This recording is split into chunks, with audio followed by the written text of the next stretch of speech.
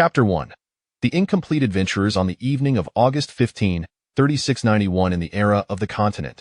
In the heart of the Neville Federation lies the quaint town of Canzer. The fading rays of the sun god Hubert continue to bathe the land, while the silhouettes of the three goddesses of moonlight slowly emerge from the horizon.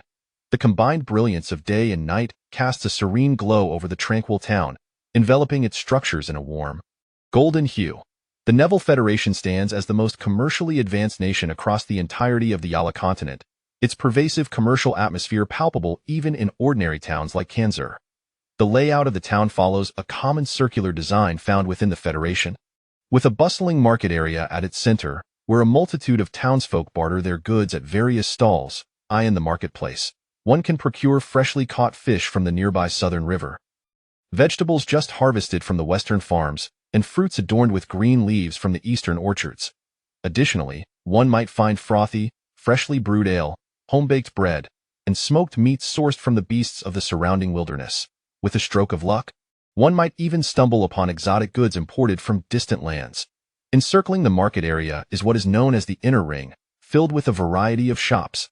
The clanging of metal resonates from the blacksmith's forge, while the air is infused with the scents of various herbs emanating from the apothecary. The potions in the alchemy shop shimmer with a spectrum of colors, and the magic shop pulsates with arcane energy. The culinary delights from the restaurants and the lively chatter from the taverns create an irresistible allure for passing travelers. Beyond the inner ring, the town's middle ring is divided into two sections. The eastern half is home to various administrative offices, while the western half hosts the churches dedicated to different deities in the Fourth Era. Although the divine barrier created by Yala prevents the gods from gracing the mortal realm, the churches still vie for the faith of the populace as their earthly representatives. The town's outermost area, known as the Outer Ring, serves as the residential zone for all townsfolk. It may appear somewhat disordered compared to other areas, yet it is vibrant with the essence of daily life. Beyond the outer ring stands a low, rudimentary wooden wall, which, rather than serving as a fortification, merely denotes the boundaries of the town. A broad thoroughfare stretches north to south, bisecting the town, as twilight descends. A steady stream of hurried individuals traverses this road into the heart of the town, occasionally interrupted by horse-drawn carriages or magically propelled vehicles passing by, disappearing into the town's embrace. As the last vestiges of Hubert's light vanish from the sky, yet another carriage emerges onto the main road leading into town. The middle-aged driver, hired for this task, sits leisurely at the reins. But the atmosphere within the carriage is far from relaxed, as an intense argument unfolds in the rear. Unable to even detect traps or locate hidden doors, how dare you call yourself the best explorer in town? A knightly maiden queries, her medium-length black hair cascading over her shoulders, clad in gleaming silver chainmail. Towering above many men, her striking visage is marred by a furrowed brow, exuding an air of authority. Do you realize that had we been insufficiently prepared yesterday, we could have all perished in that trap? Is this how you uphold your responsibilities towards your comrades? Is this your sense of professional ethics? What nonsense are you spouting? Retorts the only diminutive man aboard the carriage, his voice laced with indignation. Disarming traps is clearly the work of a dismantler. How can you place the blame on me? I've entered that cave at least 20 times and have never heard of any hidden doors. As you all saw yesterday, we searched the cave thoroughly. There was simply nothing there. You're just being absurd. Disarming traps may indeed be the dismantler's duty, but detecting traps falls squarely on the explorer's shoulders. The Adventurers Guild manual states this explicitly, interjects another maiden, a priestess garbed in light leather armor, a mace hanging on her left side and a silver spellbook on her right. Her silver hair cascades down to her waist. Swaying with the motion of the carriage, a crescent-shaped scar adorns her forehead, lending an eerie quality to her otherwise lovely features. As she speaks, she extracts a hefty tome from her satchel, pointing to an open page. Look here. An adventuring party exploring ruins must consist of at least 3 members. The defender handles combat, the explorer engages in environmental exploration, including enemy and trap detection, while the dismantler is responsible for disabling traps, both physical and magical, and opening pathways. This is the official guideline from the Adventurers Guild. It surely cannot be erroneous. Furthermore, consider those renowned explorers: Omius from the Night and the Princess, Yula from the Hymn of Light, Haines from the Destruction of the God of Ruin, Dark from the Fate of Legends, Nefarian from the rise and fall of the new empire, and Michelle from the legends of the ancient continent. Each of them is an exemplary explorer. Which of them has ever claimed that detecting traps is not their responsibility? With each name she utters, the priestess produces yet another book from her pack, creating a towering stack before her. The diminutive man's face contorts in shock, staring vacantly at the pile of tomes. What are all these books? What else could they be?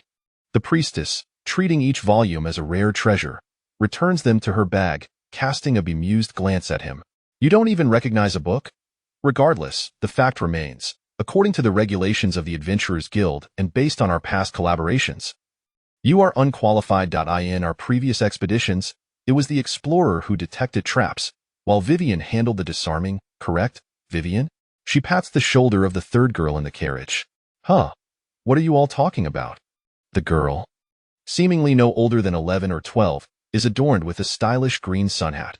Her blue hair is split into two short ponytails, and her large, round eyes are filled with confusion. Clad in a blue work dress replete with numerous pockets and waterproof leather boots, she carries an oversized blue backpack, brimming with pockets of various sizes. Upon hearing the priestess's inquiry, she glances up at the sky, bewildered. Ah, have we emerged from the cave? Why is it still dark? Oh, gods, the priestess groans, burying her face in her hands in despair. We've already returned to town. It's not that dawn hasn't arrived. It's already night. What have you been thinking about all day? Oh, all-powerful Dainia, please save this fool. I'm sorry. I was just lost in thought, the girl murmurs, her voice dwindling to a whisper before fading entirely, evidently slipping back into contemplation. You lunatics? The diminutive man grumbles as the carriage rolls into the town and comes to a halt in the center. He grabs his belongings and leaps down. I've had enough of you all.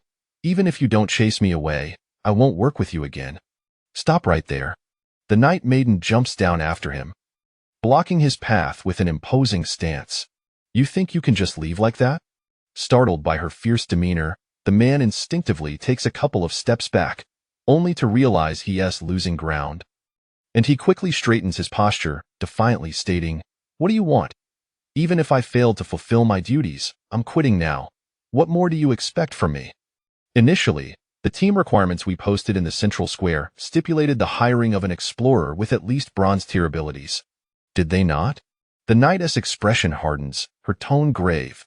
We requested your services for 10 days, offering a wage of 4 gold coins per day. After you applied, we advanced you 3 days' pay. Am I mistaken? And no. That's correct. What of it? The man's voice begins to waver. The knight's expression grows increasingly serious as she steps closer, her presence compelling the man to retreat until his back hits the carriage. Due to your actions leading to the premature termination of our hiring agreement, we reserve the right to withhold payment for the remaining 7 days, totaling 28 gold coins. I didn't want them anyway. The man exhales, seemingly relieved. However, the knight's previously tense demeanor softens into a sly smile, revealing a hint of danger. But it's not over yet. All of this is contingent upon your completion of your assigned responsibilities. As it stands, you have failed to fulfill your duties, according to the Guild's regulations. Should a task fail due to the hired party's shortcomings, we are entitled to pay you only half of the agreed wage. And if it is determined that the hired party employed deceitful tactics from the outset, we are empowered to refuse any payment altogether. You are aware of this rule, are you not? The man wipes the cold sweat from his brow and nervously retorts, Lady Knight, you preach the virtues of chivalry countless times a day. Yet being so meticulous about money seems contrary to the knightly spirit, does it not? The knight maintains her smile, her voice unwavering as she extends her left hand toward him. Humility, honor, sacrifice, bravery, compassion, honesty, spirit, and justice. Seeking recompense for one's losses does not contravene any of these 8 knightly virtues. On the contrary, my actions reflect honesty and justice. Therefore, I kindly request that you return the 12 gold coins to us. I refuse to repay you. You're merely spouting nonsense. I have not employed any deceit. The man, now thoroughly flustered, raises his voice in desperation. Is that so? Are you suggesting that you are indeed a bronze-tier high-level explorer? The female knight continued to smirk, her left hand still outstretched before the man. If you persist, I can venture to a nearby city and seek arbitration from the Adventurers Guild. It will be the guild that determines whether you have deceived me. Rest assured, I shall cover the 100 gold coins required for the arbitration. Of course, you may also choose to refuse. However, at that point, guild representatives will undoubtedly arrive to adjudicate your status as an adventurer. The man, seemingly dazed, gaped at the female knight for a prolonged moment before indignantly tossing a pouch of coins into her open hand. He scurried away as if fleeing from a plague, muttering bitterly as he distanced himself. To recover 12 gold coins, I'd rather squander 100. Madwoman, all 3 of them are mad. How am I so unfortunate to encounter such 3 insane women? Paying no heed to the man's frustrated words, the female knight hastily opened the pouch, pouring out 12 gleaming gold coins into her palm. With a soft cloth used for armor maintenance, she tenderly polished each sparkling coin, her gaze filled with affection. Lost in rapture, her face radiant with a blissful smile. Chapter 2. The Hoe and the Barley. Dania, it has begun again. The priestess girl, nursing a headache, approached the knight and exclaimed loudly, Catherine, Catherine, dear sister, awaken, please wake up. Huh? What is it? Who is shouting so loudly? What has happened? The knight. Catherine, startled awake, instinctively clutched a gold coin in her palm and glanced around until her gaze fell upon the priestess girl, whose expression was anything but amiable. She forced a chuckle and said, Ha ha.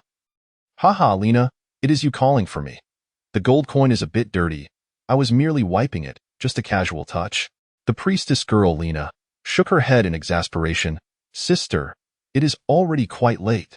Catherine, with great care, tucked the gold coin into her pouch, banishing her previous fascination, and walked over to the now stationary carriage. She wrapped her right hand against her left shoulder's armor, performing a most proper knightly salute to the driver. Kind sir, I am immensely grateful for your service over these past 3 days. Moreover, I sincerely apologize. We had initially agreed to hire you for 10 days, but due to unforeseen circumstances, we must regrettably terminate our arrangement prematurely. The driver, a man over 50, bore a sun-kissed complexion, his face a map of wrinkles etched by the trials of time. His smile was tinged with a hint of awkwardness and trepidation. No worries, young ladies. I have thoroughly enjoyed the company of you all over these days. I am already quite satisfied. Catherine's demeanor remained grave. According to our agreement, we rented your carriage at the rate of 1 gold coin per day and hired you to drive us for 10 days. 3 days have elapsed, so we owe you 3 gold coins. Following the customs of adventurers, since we are terminating the task early and have not fulfilled our agreement, we should compensate you an additional half of the agreed amount. Thus, we owe you 4 gold coins and 50 silver pieces. No, no, please. The driver waved his hands in mild panic. 3 gold coins is already quite generous. It is more than enough. Catherine shook her head firmly. That is not acceptable. An agreement is an agreement. According to our pact, this sum is rightfully yours, and we must honor it. Please, do accept it. Saying this, she counted out 4 gold coins and 5 silver coins from another pocket and placed them into the driver's hands. The driver beamed with gratitude, repeatedly expressing his thanks. I truly appreciate this. Throughout the journey, listening to your disputes with that young lad, I had thought that as long as you did not withhold my pay, I would be content. I never expected— I am a knight, Catherine interjected, a smile breaking through her serious facade. What we owe must be paid in full. What we do not owe shall not exceed a copper coin. This is the essence of knightly justice, or perhaps my own justice. Upholding justice is synonymous with preserving the honor of knighthood. It is getting late, Lena interjected, moving closer. Sister, we still need to find a place to stay. Indeed, Catherine replied, turning once more to the driver. Kind sir, we shall continue our search for suitable companions at dawn. We must take our leave now to rest early. Farewell, and may fortune smile upon you in the days to come. Wait a moment, the driver called out to Catherine as she turned to depart. Though I am not well versed in your matters, you are indeed seeking formidable allies, are you not? That is correct. Do you have any recommendations? Lena interjected eagerly. The Hoe and the Barley, the driver asserted confidently. You should head to the Hoe and the Barley Tavern. It is the largest in town, and the proprietor is the most well-informed individual in all of Kanzer. Whether you seek lodging or wish to gather intelligence, it is the place to be. The tavern is located in the inner ring, with a conspicuous sign. Thank you very much. Fearing that Catherine would delve into a lengthy expression of gratitude, Lena promptly grabbed Catherine and the little girl, Vivian, and rushed toward the inner ring, excitedly exclaiming, "The hoe and the barley? What a peculiar name!" The protagonists from Dragons and Empires have declared that such strangely named taverns are destined to offer extraordinary encounters. Catherine, Vivian, hurry, we are about to strike fortune. Huh, where are we? Vivian, being pulled along and stumbling forward, was interrupted from her thoughts, bewildered as she asked, "Where are we going?" "Never mind," Lena replied curtly. "Just think about it later. Just keep up." Oh, the Hoe and the Barley Tavern, nestled within the inner ring of Kanzer town, stands as the largest tavern in the area and is the liveliest locale in town. As the sun sets, the townsfolk, passing merchants, bands of mercenaries, and small groups of adventurers, all weary from a day of toil, gather in the tavern to unwind, ordering a mug of rich ale to soothe their fatigued bodies and spirits. They engage in casual conversations with acquaintances or strangers alike, boasting of their past heroic exploits and adding a touch of excitement to their otherwise mundane lives.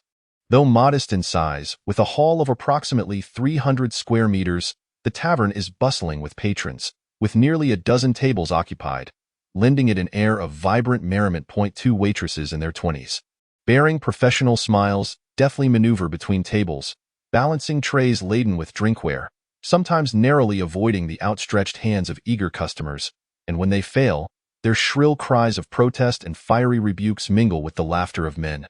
In one corner of the hall, a raised platform measuring 10 square meters provides a space for wandering minstrels to perform and earn their keep. Directly opposite the entrance stands a spacious bar where the tavern's owner and his wife busily prepare drinks for the guests. A circle of chairs surrounds the bar, offering seating for solitary patrons. For those seeking lodging without wishing to stay at a dedicated inn, the tavern also accommodates such requests, as the second floor boasts several guest rooms catering to these visitors. As Catherine pushed open the tavern's door, the cacophony of voices and the low, melodic strains of a bard's song, accompanied by a Flaren's lute, greeted the trio. The dwarven war axes sweep away evil. The elven arrows lay the dead to rest. Before the magic swordsman, sword energy and magical light flicker in alternation. With the knight's lance at the forefront, the valiant charge is unstoppable. In the shadows gleam the daggers held by sandmen. By the totem poles, the ancestral spirits of orcs chant. The berserker rends all foes asunder in a battle cry. Echoing across the battlefield is the resounding roar of the crystalline spear. The twins of light and dark enact the wrath of the divine. Leaping magical elements showcase the glory of earth, water, fire, and wind. The fangs and claws of the beasts shimmer in the darkness. The scorching breath of dragons obliterates all, descending from the heavens. The bones of the undead pile like small hills, having navigated countless perils. The heroes approach the origin of it all. The indomitable shaman dedicates everything to the ancestors, burning their lives to block the foes. Their souls return to the ancestors, transforming into the sacred wolves running across the plains, at last. The heroes confront the twisted, incomplete evil deity, each contributing their utmost. The flames of war soar. The cornered evil god lunges toward the hero's position, desiring to seize the hero's flesh and acquire the power of the living.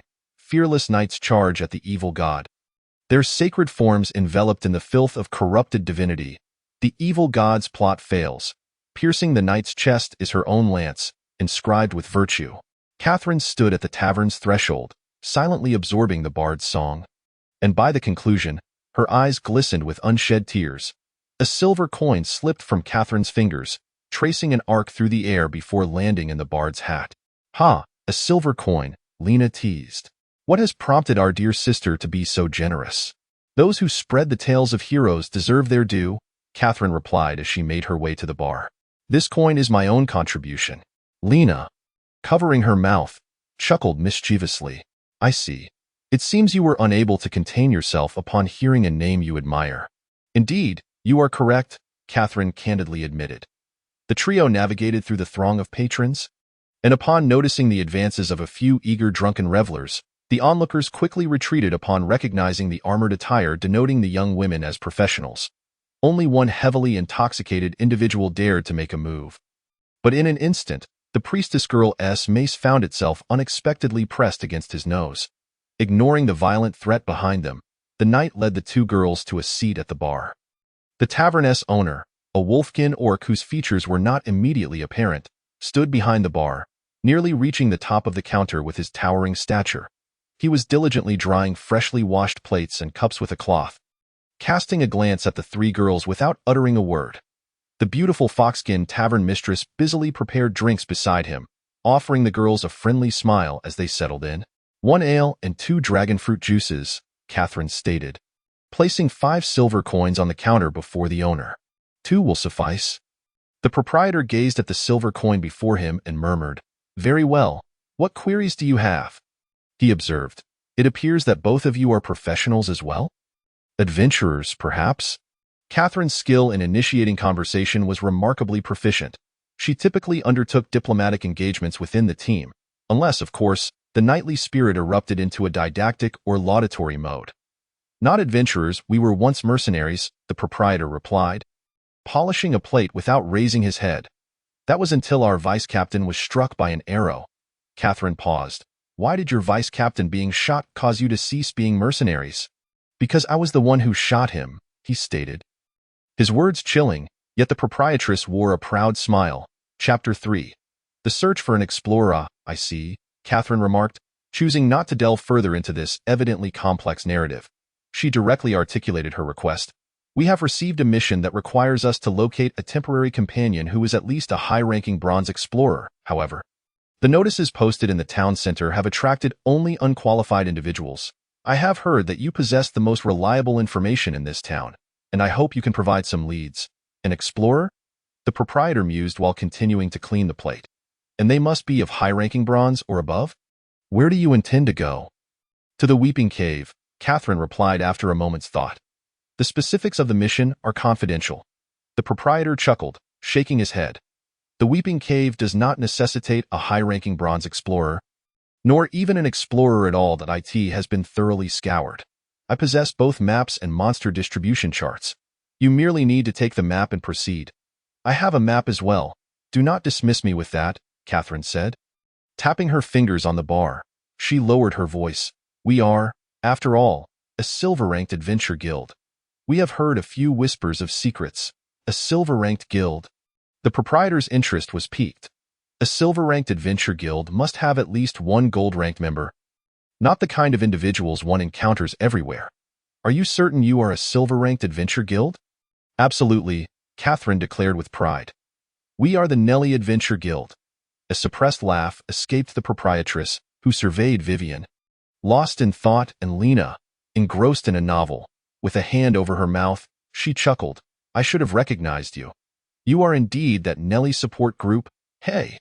Catherine glared at the proprietress, her eyes alight with indignation, and warned in a dangerous tone, "We are the Nelly Adventure Guild, not a support group." "Ah, my apologies," the proprietress replied, still smiling. "It's just that your fame is truly remarkable. Ha ha ha." The proprietor, from his elevated position, patted the proprietress on the head, silencing her laughter, although a smile lingered on his face. "Since it is you, you ought to be privy to the secrets of the Weeping Cave. Indeed, at least a high-ranking bronze explorer is needed for assistance. The higher the explorer's level, the better, should you wish to delve into uncharted territories." "What exactly is the secret of the Weeping Cave?" Catherine inquired, puzzled. "We have only heard that it is not simple, but few venture here and are not very well informed. The Weeping Cave is not nearly as small as most individuals perceive," the proprietor explained. "In fact, there is a vast space below. However, the disparity in monster strength between the upper and lower levels is significant, posing great danger to unaware adventurers. Before the lower levels were concealed, hundreds of inadequately skilled adventurers or lone mercenaries perished there each year. Over 70 years ago, it is said that the Adventurers Guild, in collaboration with the high-ranking members of several professional guilds, cast magical barriers at the lower entrance, making it accessible only to high-ranking bronze explorers. This secret is shared only with teams of silver rank and above, to protect lower-rank members. "No wonder he could not find it," Catherine fumed. "We nearly fell victim to a 12 gold coin scam. You were deceived?" The proprietress leaned in while pouring drinks for other patrons. Let me think. The explorer must be that little Scarter. He is indeed a high-ranking bronze, but alas, a bronze thief, woefully lacking in exploration skills. That is him, and not only did he deceive us, but he also overlooked several monster traps in the cave. Had we not saved him, he would have perished inside. Adventurers, after all, the proprietor remarked nonchalantly. Much like mercenaries, it's difficult to predict when one might meet their demise in an obscure corner. If he were to die here, at least someone could retrieve his remains. Let it go, Catherine sighed. Do you have any recommendations for explorers? The proprietor furrowed his brow in contemplation, hesitating before saying, There is indeed one fellow who meets the criteria. But I genuinely do not advise you to associate with such a person. In 3 months, another high-ranking explorer will return to the town. I suggest you hire this second individual. That won't do. The mission deadline is not that far off. We cannot wait 3 months. Observing the proprietor's indecision, Catherine pressed further. What makes you think we should not hire the first individual? Is he unqualified as well? No, he is certainly qualified, to my knowledge. He has previously been hired by a gold-ranked adventure guild and successfully completed their task. Moreover, he is not solely an explorer. He can adapt to various roles. Catherine's eyes lit up with excitement as she exclaimed, Wonderful, this is precisely what I am seeking. Please, share with us his contact information. The proprietor remained silent, merely smiling mysteriously while continuing to polish the plate, the smooth ceramic making a squeaky sound in his hands. Catherine, seeing this, gritted her teeth and indignantly asserted, Surely 10 silver coins will suffice. The proprietor merely smiled, raising a finger. What a jest, Catherine exclaimed in disbelief. 1 gold coin. Are you robbing me? Lady Knight, you must understand, the proprietor replied with a merchant smile. In Canshill Town, there are no more than 3 individuals aware of this person's capabilities, and you can only contact me among them. Thus, this is the monopolistic price. Of course, you may choose not to accept it. I would not mind. 50 silver coins, Catherine declared through gritted teeth. Plus, we require 3 rooms for 1 night. If you do not accept, we shall seek alternatives, agreed. Reluctantly counting out 50 silver coins onto the bar, Catherine inquired, Now can you finally tell me his name and where we might find him? 23 days. The proprietor counted on his fingers. By custom, this fellow is either residing in the abandoned shack of the gravekeeper north of the town or in a dilapidated house at the southwest corner of the outer district. The house is easy to find. It has only 3 walls and 2 pillars, with no roof at all. If he is not in either of these locations, you can check the old Buck's mill outside the town. If he is not in the first 2 places, he will surely be there. Catherine was left speechless, her mouth agape in disbelief. What do you mean 23 days, gravekeeper mill? The proprietor shrugged nonchalantly, answering, As I mentioned earlier, I do not recommend hiring this individual. What is going on? Catherine queried, somewhat displeased. You have received your payment. Can you not clarify matters? He is also a madman. The proprietor set down the plate, his expression turning serious. This individual arrived in town 10 years ago. Over the years, he has occasionally been hired by adventurers at a considerable price, thus his earnings are not insignificant. However, whenever he earns money, he promptly squanders it. He drinks the finest wines, seeks the most expensive women, and stays in the costliest rooms. No matter how much money he possesses, he manages to spend it all within days. Once his funds are depleted, he returns to his usual state, wandering the streets aimlessly during the day or sitting idly on the street corner, waiting for the central market to disperse, hoping to scavenge some food. By night, he retreats to the aforementioned places for the night, only to continue his aimless wandering the following day. This such a life? How has he survived until now? Indeed, the townsfolk find him quite peculiar. They say he enjoys indulgence and extravagance, yet he often lives in a manner that is scarcely above that of a dog. They also claim he has a strange character and enjoys suffering and poverty, yet he occasionally partakes in a life of luxury. Lady Knight, you may not comprehend. Enduring prolonged poverty and hunger is not truly terrifying. The genuine anguish arises from the sudden transition from affluence to destitution. The disparity in living conditions, the cold, the hunger can drive a person mad. Yet this individual seems to relish such sensations, repeatedly experiencing this disparity, and no one knows what he truly thinks. Everyone considers him a lunatic. The proprietor continued disdainfully. Moreover, he is not only a heavy drinker but also exceedingly lecherous. Whenever he has money, he changes beautiful women every night, whether they be nightingales, local girls seeking to earn a quick coin, or mercenaries and adventurers moonlighting as nightingales. To him, as long as they are beautiful, it suffices. So he is currently in a penniless phase? Catherine inquired with curiosity. Yes, 23 days ago, he completed his last job. Upon returning, he spent 2 days and nights drinking at my place, draining all 5 barrels of costly wine transported from Ferrer and 3 barrels of the finest Vegas malt whiskey, before taking Nana to the neighboring establishment, the best Black Swan in Idaho. Nana is the most beautiful nightingale in Kansas town. I estimate that with his earnings, he should barely manage to sustain himself for 5 days. Thus, it is undoubtedly a phase of financial destitution for him. However, I must admit that earning money is relatively easy for him. Once he enters a working mindset, he becomes exceptionally competent. Many adventuring teams he has collaborated with wish to invite him for long-term engagements, yet he has declined them all. What was the reason for his refusals? The reason? The owner scoffed, mimicking a hollow, raspy voice. I haven't spent all my money yet, so I want to go.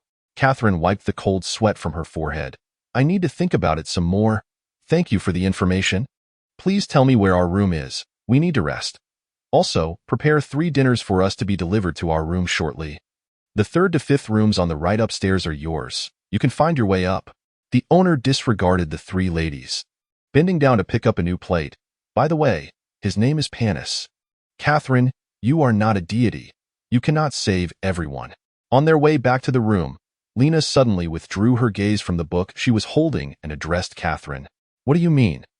Catherine inquired. Somewhat puzzled, Lena, with a serious expression, implored, I know you well. On the way, you were angry at that swindler, not because he deceived us, but because his lies and carelessness showed he did not value his own life. You withheld his wages to teach him a lesson. And having just heard about that explorer, I can tell what you're thinking. You are contemplating the reasons for his way of life, guessing the story behind his suffering, and your empathy is overwhelming, urging you to save him. Am I correct? Catherine fell silent, offering no response. Lena sighed. I do not oppose your intentions, but I merely wish to remind you that, including yourself, who among us does not harbor untold stories? If you try to save every individual like him, you will eventually exhaust yourself. You are my sister, and I do not wish to witness that day. I am a knight, Catherine asserted firmly, her tone leaving no room for doubt. Perhaps you are right. I cannot save everyone in need, but I will strive with all my might to rescue those who require help around me. It is my duty. Well, suit yourself, Lena sighed in resignation. I will accompany you on this journey, no matter how far it leads, my sister. Ah, I understand now. If I add mousetail, it will solidify. If I add lizard tail, it will become highly toxic. If I add cyclamen pollen, it will explode. Ha ha ha, how amusing. Vivian, who had been lost in thought, suddenly burst into laughter. Back to the room, you fool, Lena scolded, playfully slapping Vivian's soft hat. Oh. Chapter 4. Panis Morning. Kansas Town, Outer Ring District. The silhouette of the Sisters of the Moon gradually faded from the sky, while the brilliance of the Flame Lord Hubert once again illuminated the world. The warm sunlight of August embraced the earth, which had been apart for a night. By the riverside outside the town, the creaking sound of the water wheel in Old Buck's mill drifted with the gentle breeze, accompanied by the fragrance of ripe spring wheat wafting from the distant farm.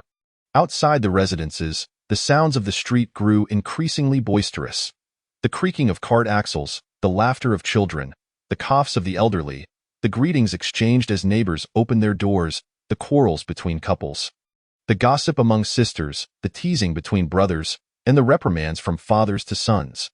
All these sounds converged, enveloping the entire Outer Ring District in a cacophony. Faintly, the sweet aroma of freshly baked bread from the bakery, the savory scent of smoked meat from the butcher's shop, and the fragrance of ale transported in large barrels drifted from afar. Various sounds and scents melded together, heralding the arrival of a new day. A new day, ordinary yet tranquil, just like any other. Huff, huff, huff. Just like every other day, Panis awoke from the relentless nightmare that plagued his nights. His golden hair, of varying lengths and greasy sheen, lay messily atop his head. Once exquisite and luxurious clothing was now tattered, the once pristine fabric now sullied with dirt and grime, emitting a foul odor. His slender hands were grimy and blackened, nails caked with filth. His once handsome visage was shrouded in a layer of gray dust. With sweat and tears from the nightmares tracing lines across his face, and scruffy stubble haphazardly dotted his features, presenting an image of utter despondency. Startled awake from his nightmares, Panis sat up abruptly without opening his eyes. Gasping for breath, his features contorted into a ghastly mask. His right hand trembled violently, each finger twitching, and his entire body shook as if the warmth of the sun and the violent tremors could not dispel the coldness and despair within him. This is my sin. As his breathing gradually steadied, Panis sighed deeply, slowly opening his eyes to the sunlight. The instant his eyes opened, he beheld a figure with black hair approaching from the once grand doorway of an abandoned dwelling, walking towards the rising sun with measured steps. Her long black hair cascaded casually over her shoulders, and her silver chainmail embraced her graceful form, glimmering brilliantly. The sunlight shone from behind, adding a touch of gold to her hair's tips and enveloping her entire being in a dazzling halo, resembling a goddess descending into the mortal realm. Have you finally arrived? Panis stared at the black-haired figure, slowly extending his trembling hand, his voice laced with regret and relief. Is this the day of final judgment? Are you Panis? The visitor's voice jolted Panis out of his reverie. Blinking rapidly, his blurred vision gradually cleared, and he finally discerned the knight who had approached him. Are you Panis? The knight reiterated her question. Upon comprehending her inquiry, Panis offered no response, instead lying back down on the hard ground. Grabbing a handful of straw to cover himself, seemingly intent on drifting back to sleep. Hey, wait! The knight exclaimed urgently, we need to speak with you. Panis ignored her, curling into a ball, the straw enveloping him as he closed his eyes once more.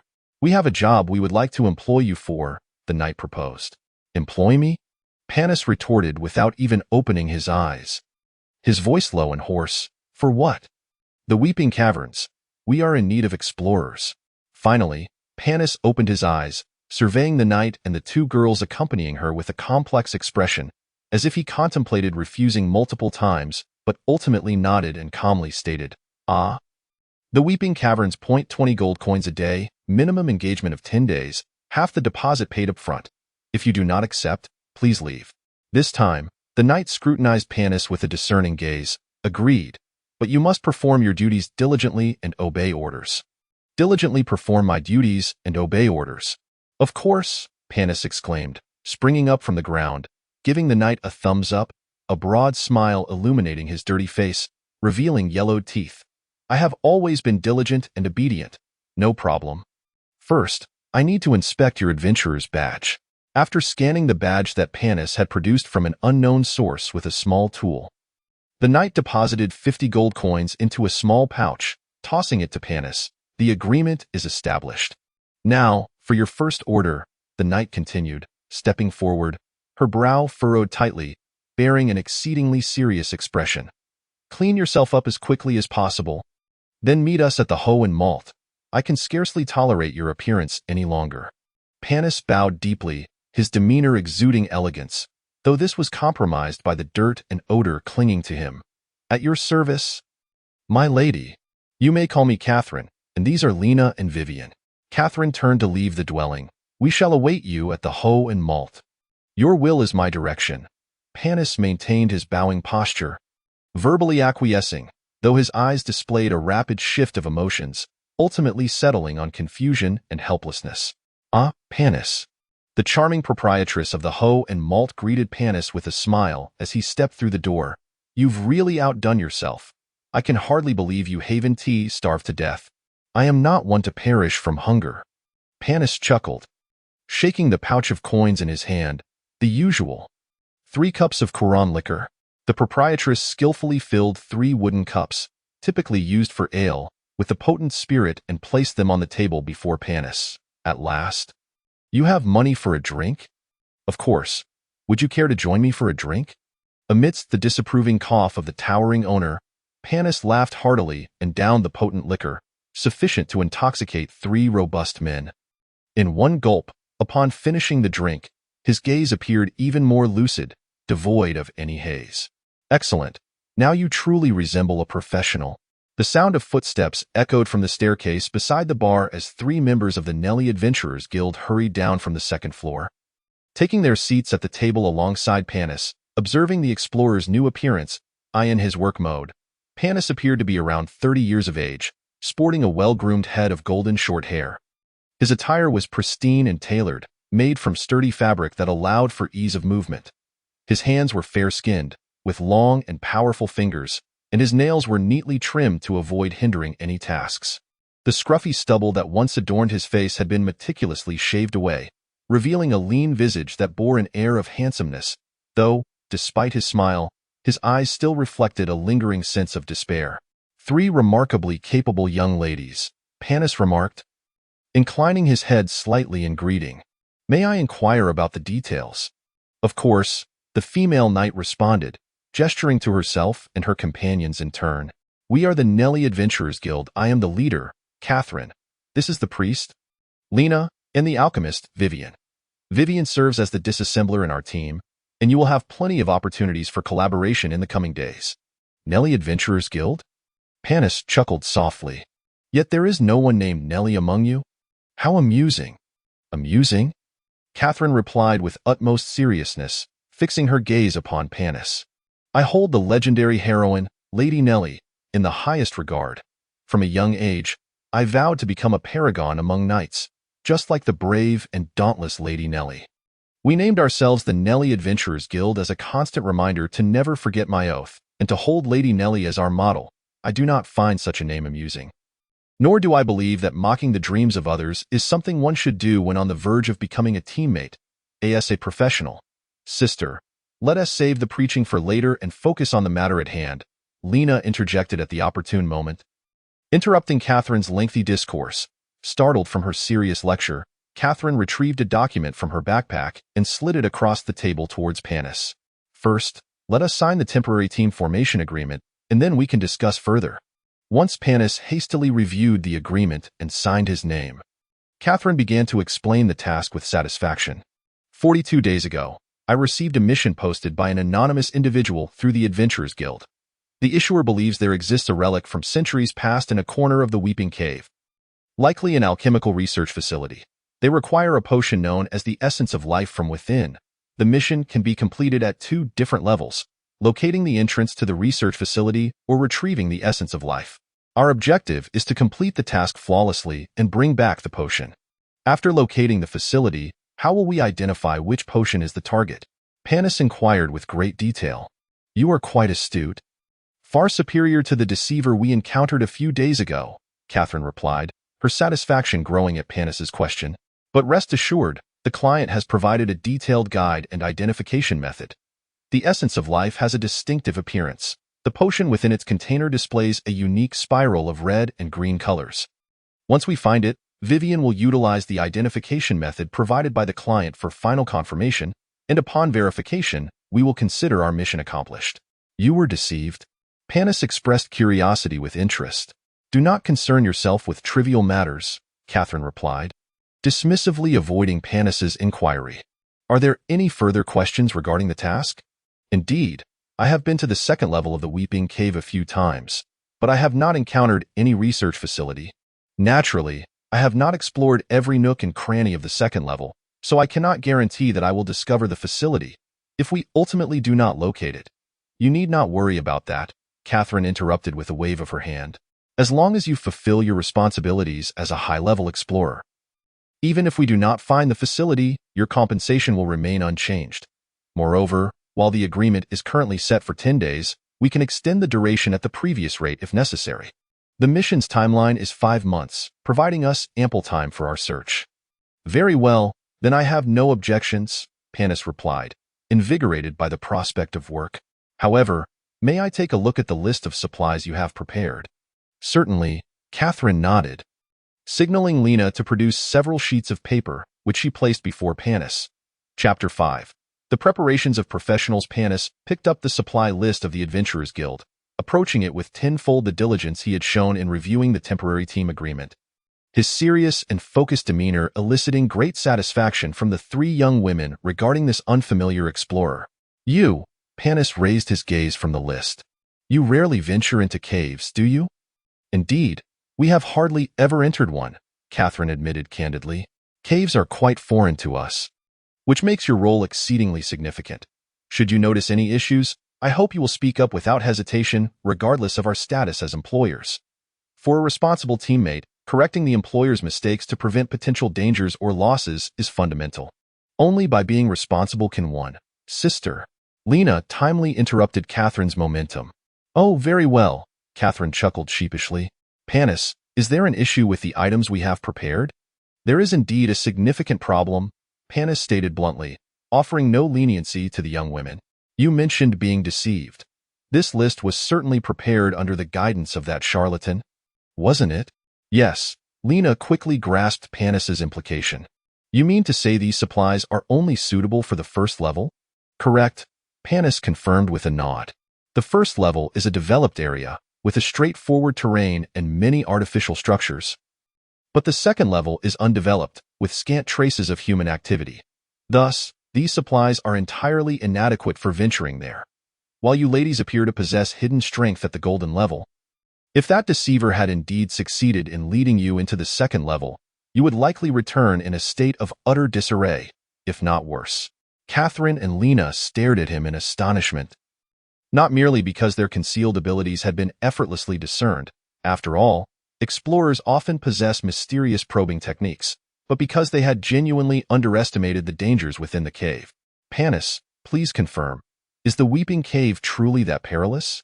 Can even golden-level individuals face life-threatening risks?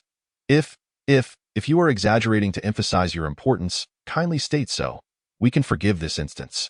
Regrettably, Panis's words utterly shattered any lingering hope within Catherine's heart. It is indeed that dangerous.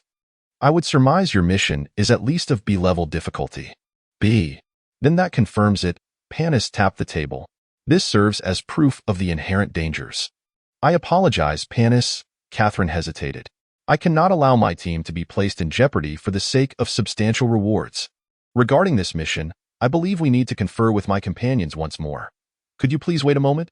Regardless of whether the mission proceeds, we will ensure your full compensation. Seeing Panis make a gesture of acquiescence, Catherine pulled Lena and Vivian aside to discuss in hushed tones. Although it was said to be a discussion among three, Vivian merely stood by, lost in thought, while Catherine and Lena engaged in a low-voiced debate. The specific content of their discourse was inaudible, but it was evident that Catherine was shaking her head repeatedly, while Lena animatedly gestured, occasionally retrieving a book from her backpack to show Catherine some proof of her arguments. After a lengthy 15 minutes, Catherine finally nodded, and the three returned to Panis's side. Panis, we have decided to proceed with the mission. Please elaborate on what additional supplies we may require. How large are your packs? Before elaborating further, Panis posed a preliminary question. I have a triple-sized pack, and Lena has a quintuple-sized pack, Catherine responded on Lena's behalf. Why are you staring at me? Vivian inquired curiously, noticing Panis's fixed gaze upon her oversized backpack. How large is your pack? Are you looking to store something inside? Vivian finally realized, shaking her head vigorously. No, it's full to the brim. Such a large backpack, and it's completely full? Panis expressed genuine surprise. Isn't this a spatial backpack? What have you stuffed inside? Indeed, it's a spatial backpack. 8 times the size? Made by my own hands, Vivian replied with a hint of pride. It contains an array of items, various types of crystal vials, alchemical substances, heaters, liquid stratifiers, filters, purifiers, medicinal analyzers, portable mineral crushers, automatic magical array etchers, self-propelled bombs, tracking devices. Stop. Panis interrupted Vivian's enthusiastic enumeration. I understand. No need to continue. So, it's simply that it is already packed to capacity. Am I right? You are quite impressive. Yes. Vivian nodded happily, her expression intentionally bright. Fool, no one is complimenting you.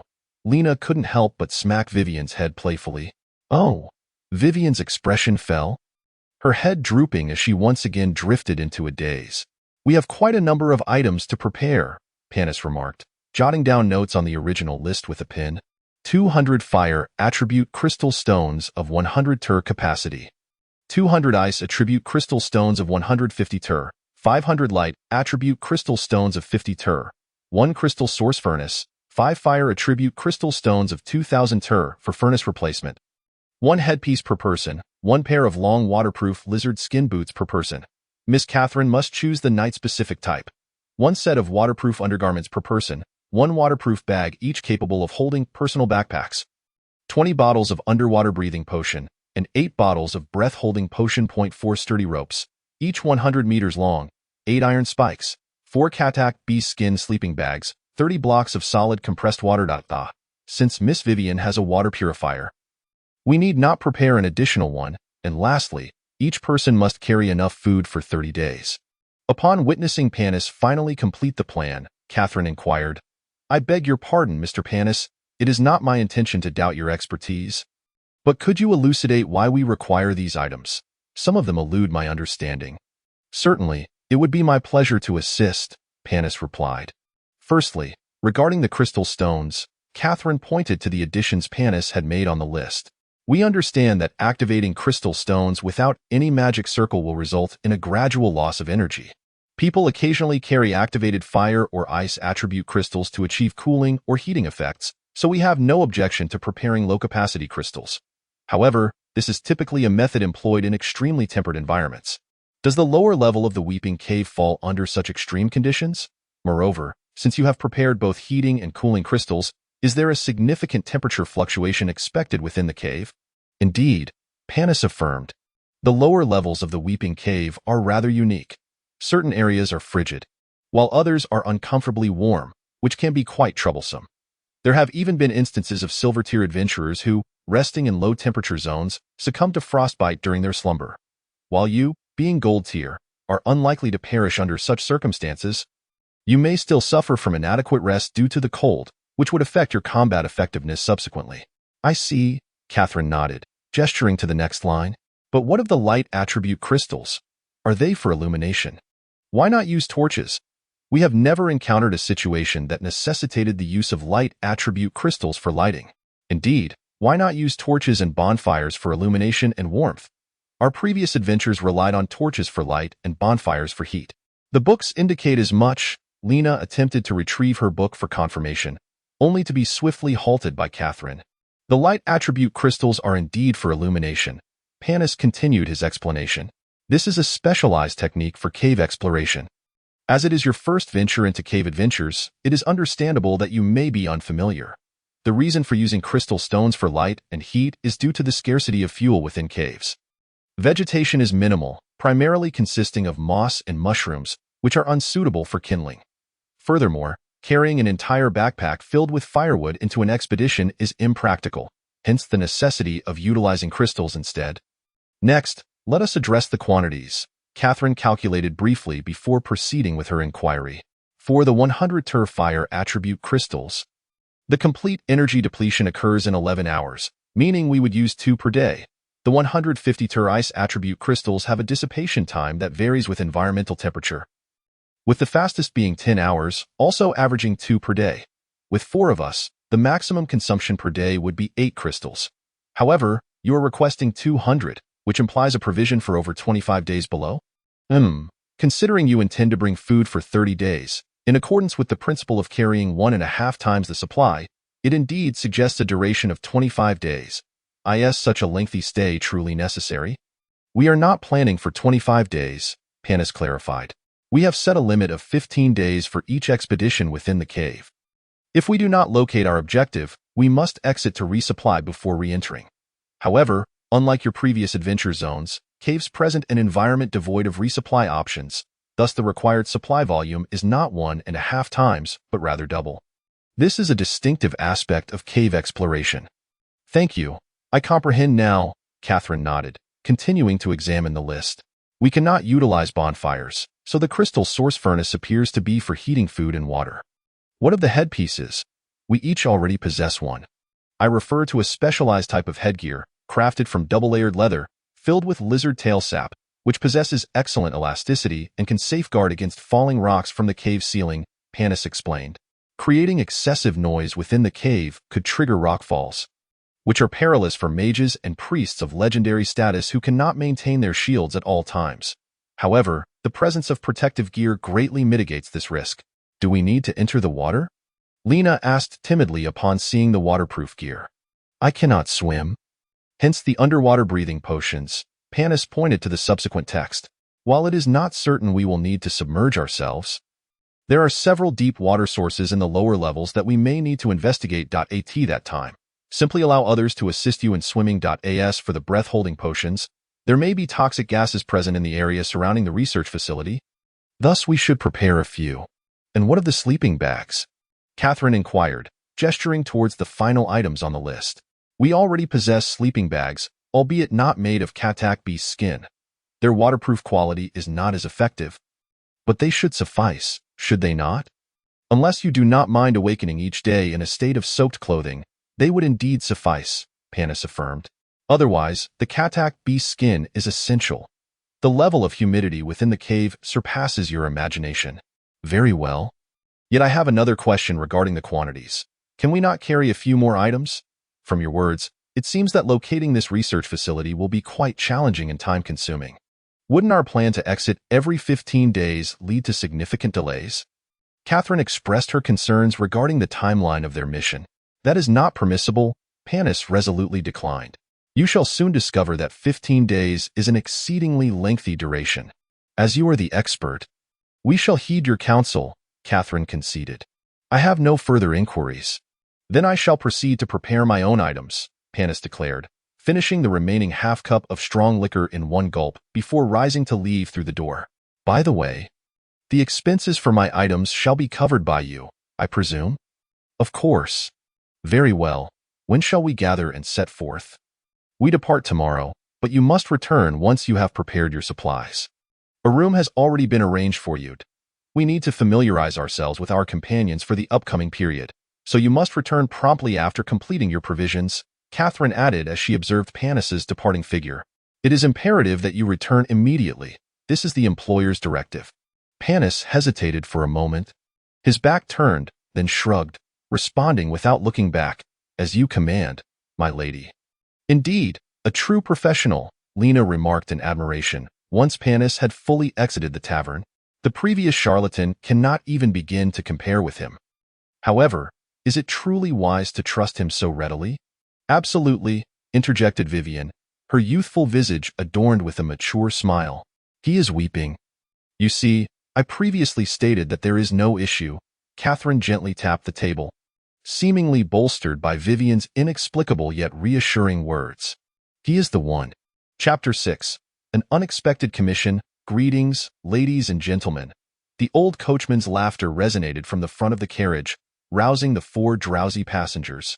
We have arrived at the Weeping Cave Camp. It is time to disembark. Although it is referred to as the Weeping Cave Camp, it is merely a flat expanse of approximately 400 square meters, surrounded by a wall constructed of stone and timber to deter wild beasts from intruding, devoid of any defensive structures or guards. The camp is divided into two sections. An outer area that encompasses only the vicinity of the camp's entrance, where four large tents are arranged side by side, two at the front and two at the back. The first tent serves as an open-air blacksmith shop, with the furnace and anvil positioned outside, solely responsible for the repair of armor and weapons. The second tent functions as a tailor's shop, tasked with mending cloth and leather armor. The third tent is a pharmacy, offering a variety of herbs and antidotes, with the occasional presence of external healing potions and internal mental recovery elixirs, but at prices exceeding twice those found in nearby town pharmacies.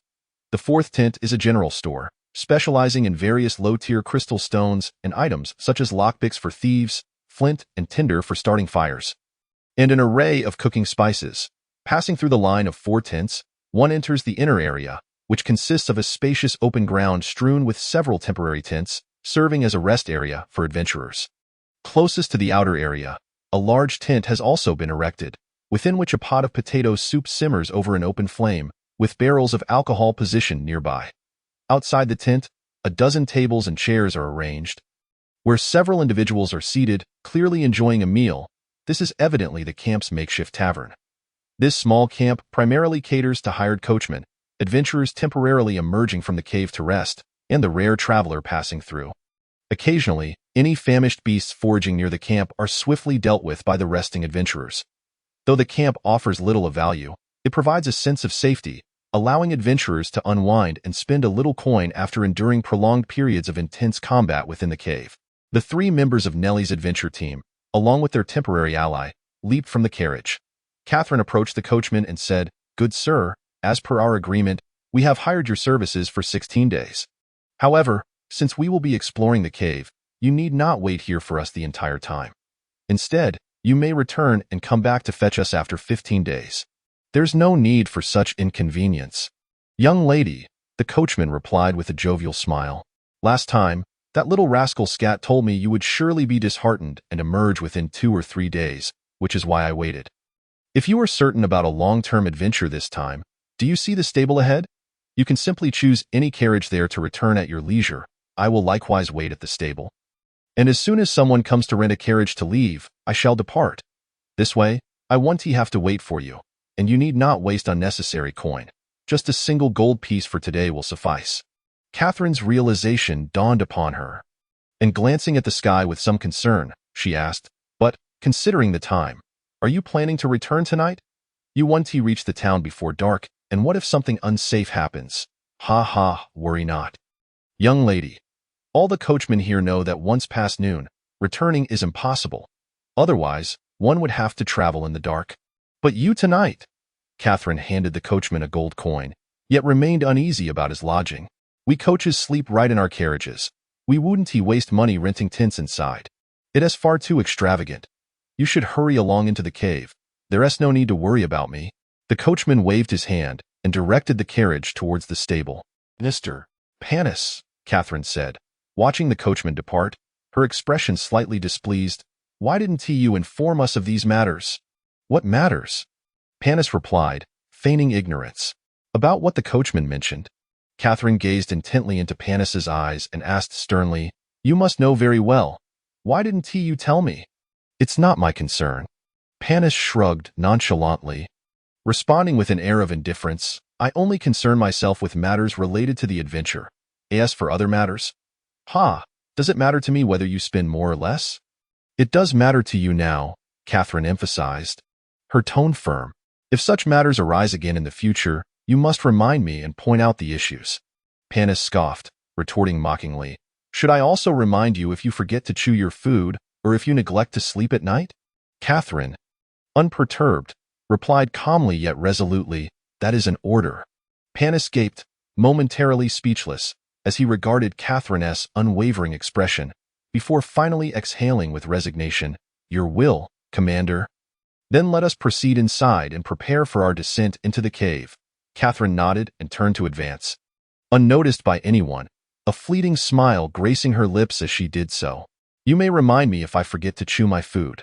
I often ponder issues while eating and end up swallowing without chewing, nearly choking several times. And you may remind me if I forget to sleep at night. I frequently lose track of time while reading and end up unable to keep my eyes open the next day. You all. It is still daytime. Do not begin dreaming just yet." Panis turned, his lips twitching as he glanced at the 2 lovely faces, leaving behind a remark as he walked away. Although, according to Mr. Panis, the cave bears no distinction between day and night, allowing entry at any time. Considering our habits, it would be best to rest at the camp tonight and commence the task in optimal condition tomorrow morning. Does anyone have any objections? Outside the tavern at the Crying Cave camp, the 4 occupied a table, and Catherine began to seek their opinions. However, it was evident that the other 3 were completely uninterested. Engrossed in their books, daydreaming, or pouring large mugs of ale down their throats. Noticing Panis downing mug after mug of ale, Catherine frowned slightly. "Mr. Panis, I suggest it would be wise to refrain from excessive drinking during the mission. Is that also an order?" Panis paused his actions. "Not at all. Merely a suggestion." Catherine murmured in a voice audible to all 4, "Once we enter the cave, you won't be able to drink any more ale." Panis chuckled wryly, shaking his cup. "In truth, you needn't worry. Ale has little effect on my body. I cannot possibly get drunk from it, or rather, the impact of alcohol on me is minimal, unless I were to drink continuously for days on end. Otherwise, it is quite difficult for me to become inebriated. Then why drink at all if you cannot get drunk? Observing the astonished expressions from Catherine and Panis, Lena first smiled mischievously at Catherine, then raised the book in her hand towards Panis. Chronicles of the Knights, page 231, chapter 58, as spoken by Onis. Perhaps it might have some effect, albeit slight? Panis replied uncertainly, his gaze drifting and forlorn, seemingly staring at his cup, yet perhaps gazing into the dim sky reflected within the drink, and for a moment, all four fell into silence. That night, the tavern at the cave camp was slightly more crowded than usual, with nearly 10 tables filled. Most of the visitors here were low-tier adventurers, unaware of the secrets lurking in the depths below the crying cave. They only had the capacity to hunt beasts and gather materials or complete tasks in the upper layers. Of course, among these novice low-tier adventurers, there might occasionally be a team of higher-tier adventurers of silver rank or above, clearly drawn by the allure of the cave's lower depths. The attire and demeanor of these higher-tier adventurers were indistinguishable from their lower-tier counterparts. Yet to the eyes of other seasoned adventurers, their comportment and essence were as conspicuous as lions hidden among sheep. Are you four also planning to descend inside? The emphasis on the word inside immediately conveyed an unspoken meaning to those in the know. The four turned to the source of the voice, a female ranger approaching leisurely from a distance. As she drew nearer, the woman's eyes widened in recognition upon seeing Panis, exclaiming, "Panis? How wonderful! You know me?" Panis inquired, puzzled. "Indeed," the woman replied, somewhat excitedly. 7 months ago, our team infiltrated the wolf bandit camp in the Carnes Hills to rescue Baron Stone's heir, and we hired you as our archer. I have a vivid memory of your archery skills. Panis lowered his gaze, trying to recall. I tend to forget irrelevant matters. The woman chuckled awkwardly. I have come seeking assistance. I implore you to help me, as it pertains to the lives of my teammates. I never help anyone, Panis replied in a calm, almost indifferent tone. Moreover, your teammates' lives are of no concern to me. This lady, Catherine interjected with a smile, one that exuded a calming reassurance. Please take a seat and share your situation with us. I am Lisa from the Moonlight Adventure team. The woman pulled a chair and sat down casually. May I ask who you are? Nellie's adventure team, Catherine responded. I am Catherine. Is it also a silver level team? Lisa's eyes lit up, her hands nervously clenching into fists as she hurriedly said, The priest and I just escaped from the cave this afternoon. We were fortunate to encounter you, or else we would have had no hope. We entered 7 days ago, but just 2 days prior, we faced a massive stir of the troglodytes. After a grueling escape, we were ambushed by 2 wizards. I had already suffered a broken arm and 3 fractured ribs, and the priest exhausted his last bit of magic to heal me. The commander, in utter desperation, decided to hold them off with the team's wizard, urging me in the priest, to escape first and find a way.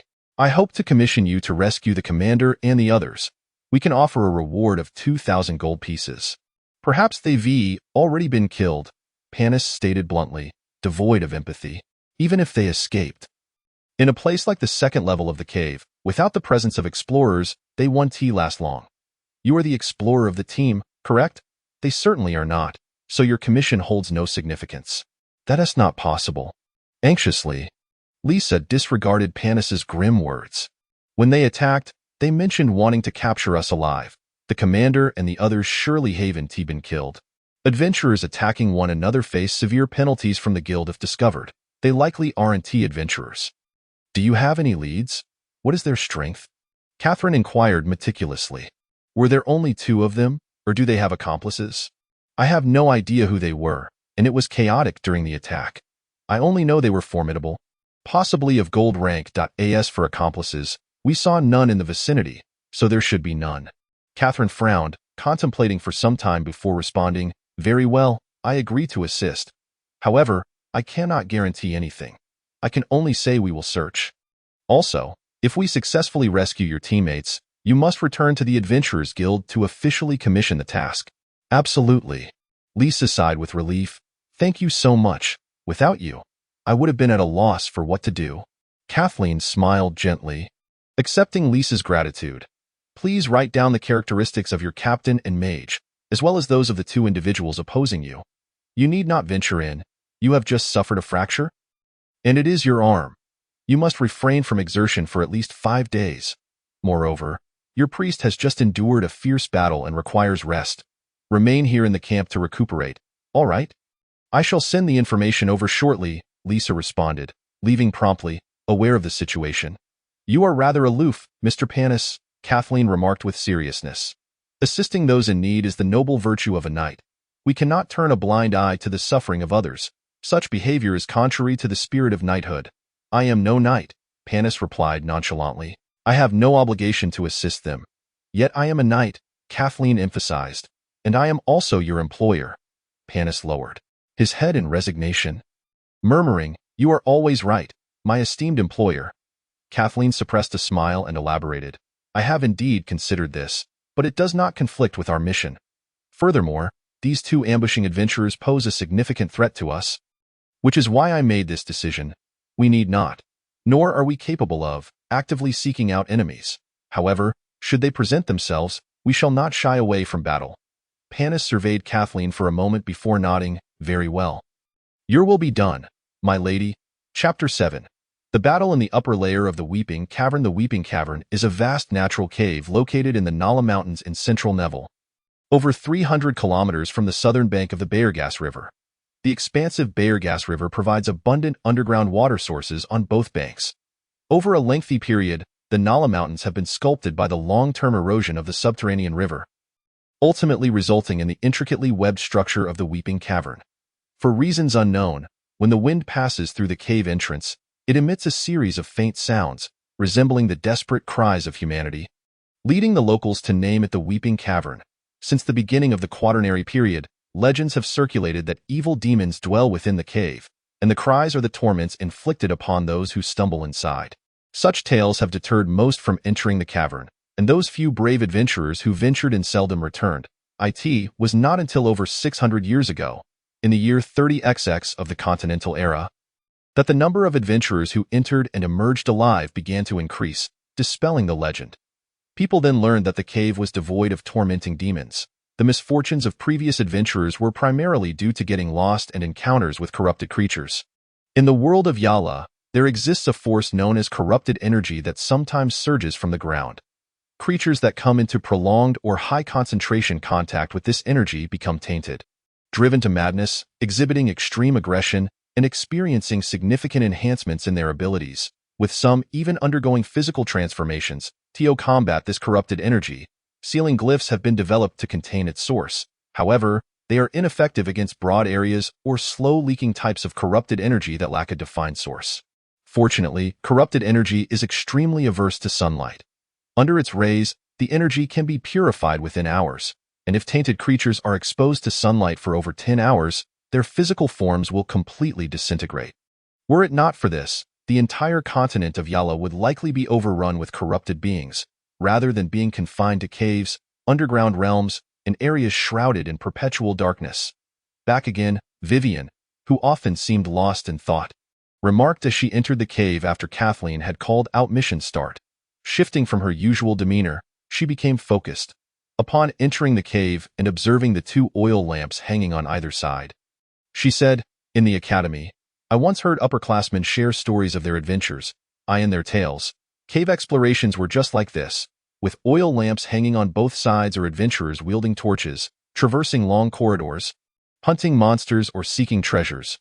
What they described were merely abandoned mines, Panis scoffed, a hint of disdain in his voice. With corridors, flat grounds, and stairs or ladders, those places are akin to paradise compared to a true cave. Will we soon encounter a real cave? Vivian inquired. Though she had scarcely spoken to Panis, let alone exchanged glances, yet she felt an unusual affinity towards him, naturally reaching out to tug at his sleeve as they progressed through the passage. Panis was taken aback and frowned, brushing her hand away. Of course, we will soon. Vivian gazed up at Panis with curiosity, her lips pursed in a pout, yet she made no protest, merely pointing ahead and saying, It's getting darker up ahead. It seems we are nearing the end of the safe zone. Indeed, there will be no more oil lamps ahead. Panis explained patiently about the adventure's context. The area illuminated by lamps constitutes the safe zone, where monsters are nearly absent, even if they do appear. They are minimally corrupted, being the weakest of creatures. The local branch of the Adventurers Guild has set up 20 oil lamps here, typically hiring a retired low-tier adventurer or a robust commoner to replace the oil every 5 days. In many low-tier adventuring areas, the guild has similar setups. They seem to relish in such mundane tasks. One could argue it is not entirely dull, Kathleen interjected from behind. Such arrangements exist in low-tier areas precisely to protect newcomers and mitigate their losses. After all, when starting out, there is always an adjustment period. They might as well assign each one a nanny, Panis quipped mockingly, though his expression was complex.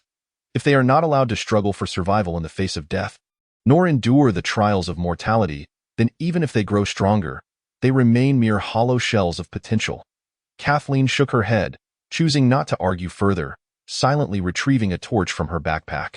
Before setting out, they had agreed to use torches for illumination temporarily, so as not to stand out too much among the lower-tier adventurers above. The guild once contemplated replacing these oil lamps with crystal lanterns, Panis said, pointing at the oil lamps as they neared the last one. Regrettably, they ultimately abandoned that notion. Why? Vivian, intrigued by crystal products, asked. Crystal lanterns would be excellent, providing stable light that wouldn't be extinguished by the wind. The cost is too high.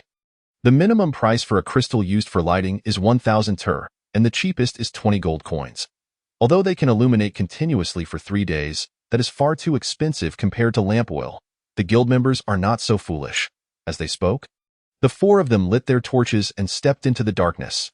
Darkness is a common trait of most caves, and one of the greatest adversaries adventurers face within.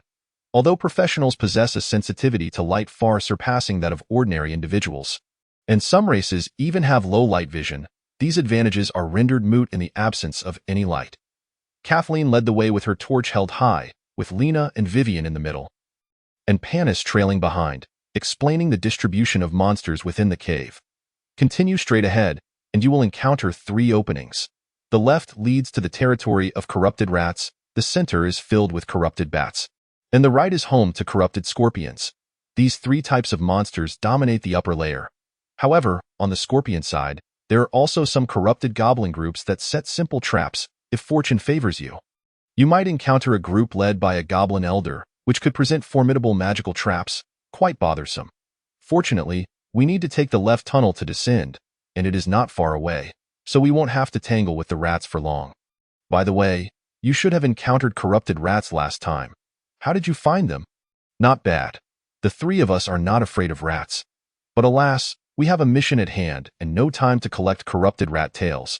Otherwise, we could have made some money on the side. Kathleen's nonchalant response relieved Panis, who pointed ahead, saying, Be cautious, the first group is approaching.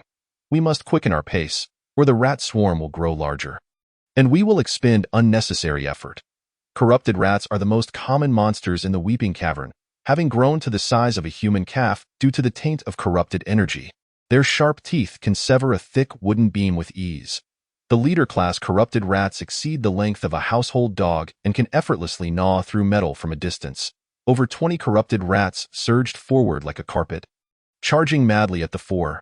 No leader in sight, Kathleen murmured to herself, yet she remained still. It was Vivian who acted. She quickly produced an orange potion from her numerous pockets, deftly brushed her finger across the bottle's neck, murmuring something under her breath, and tossed the crystal vial towards the rat swarm. The vial traced an elegant arc through the air, landing precisely in the path of the advancing rats, shattering at the center of their mass.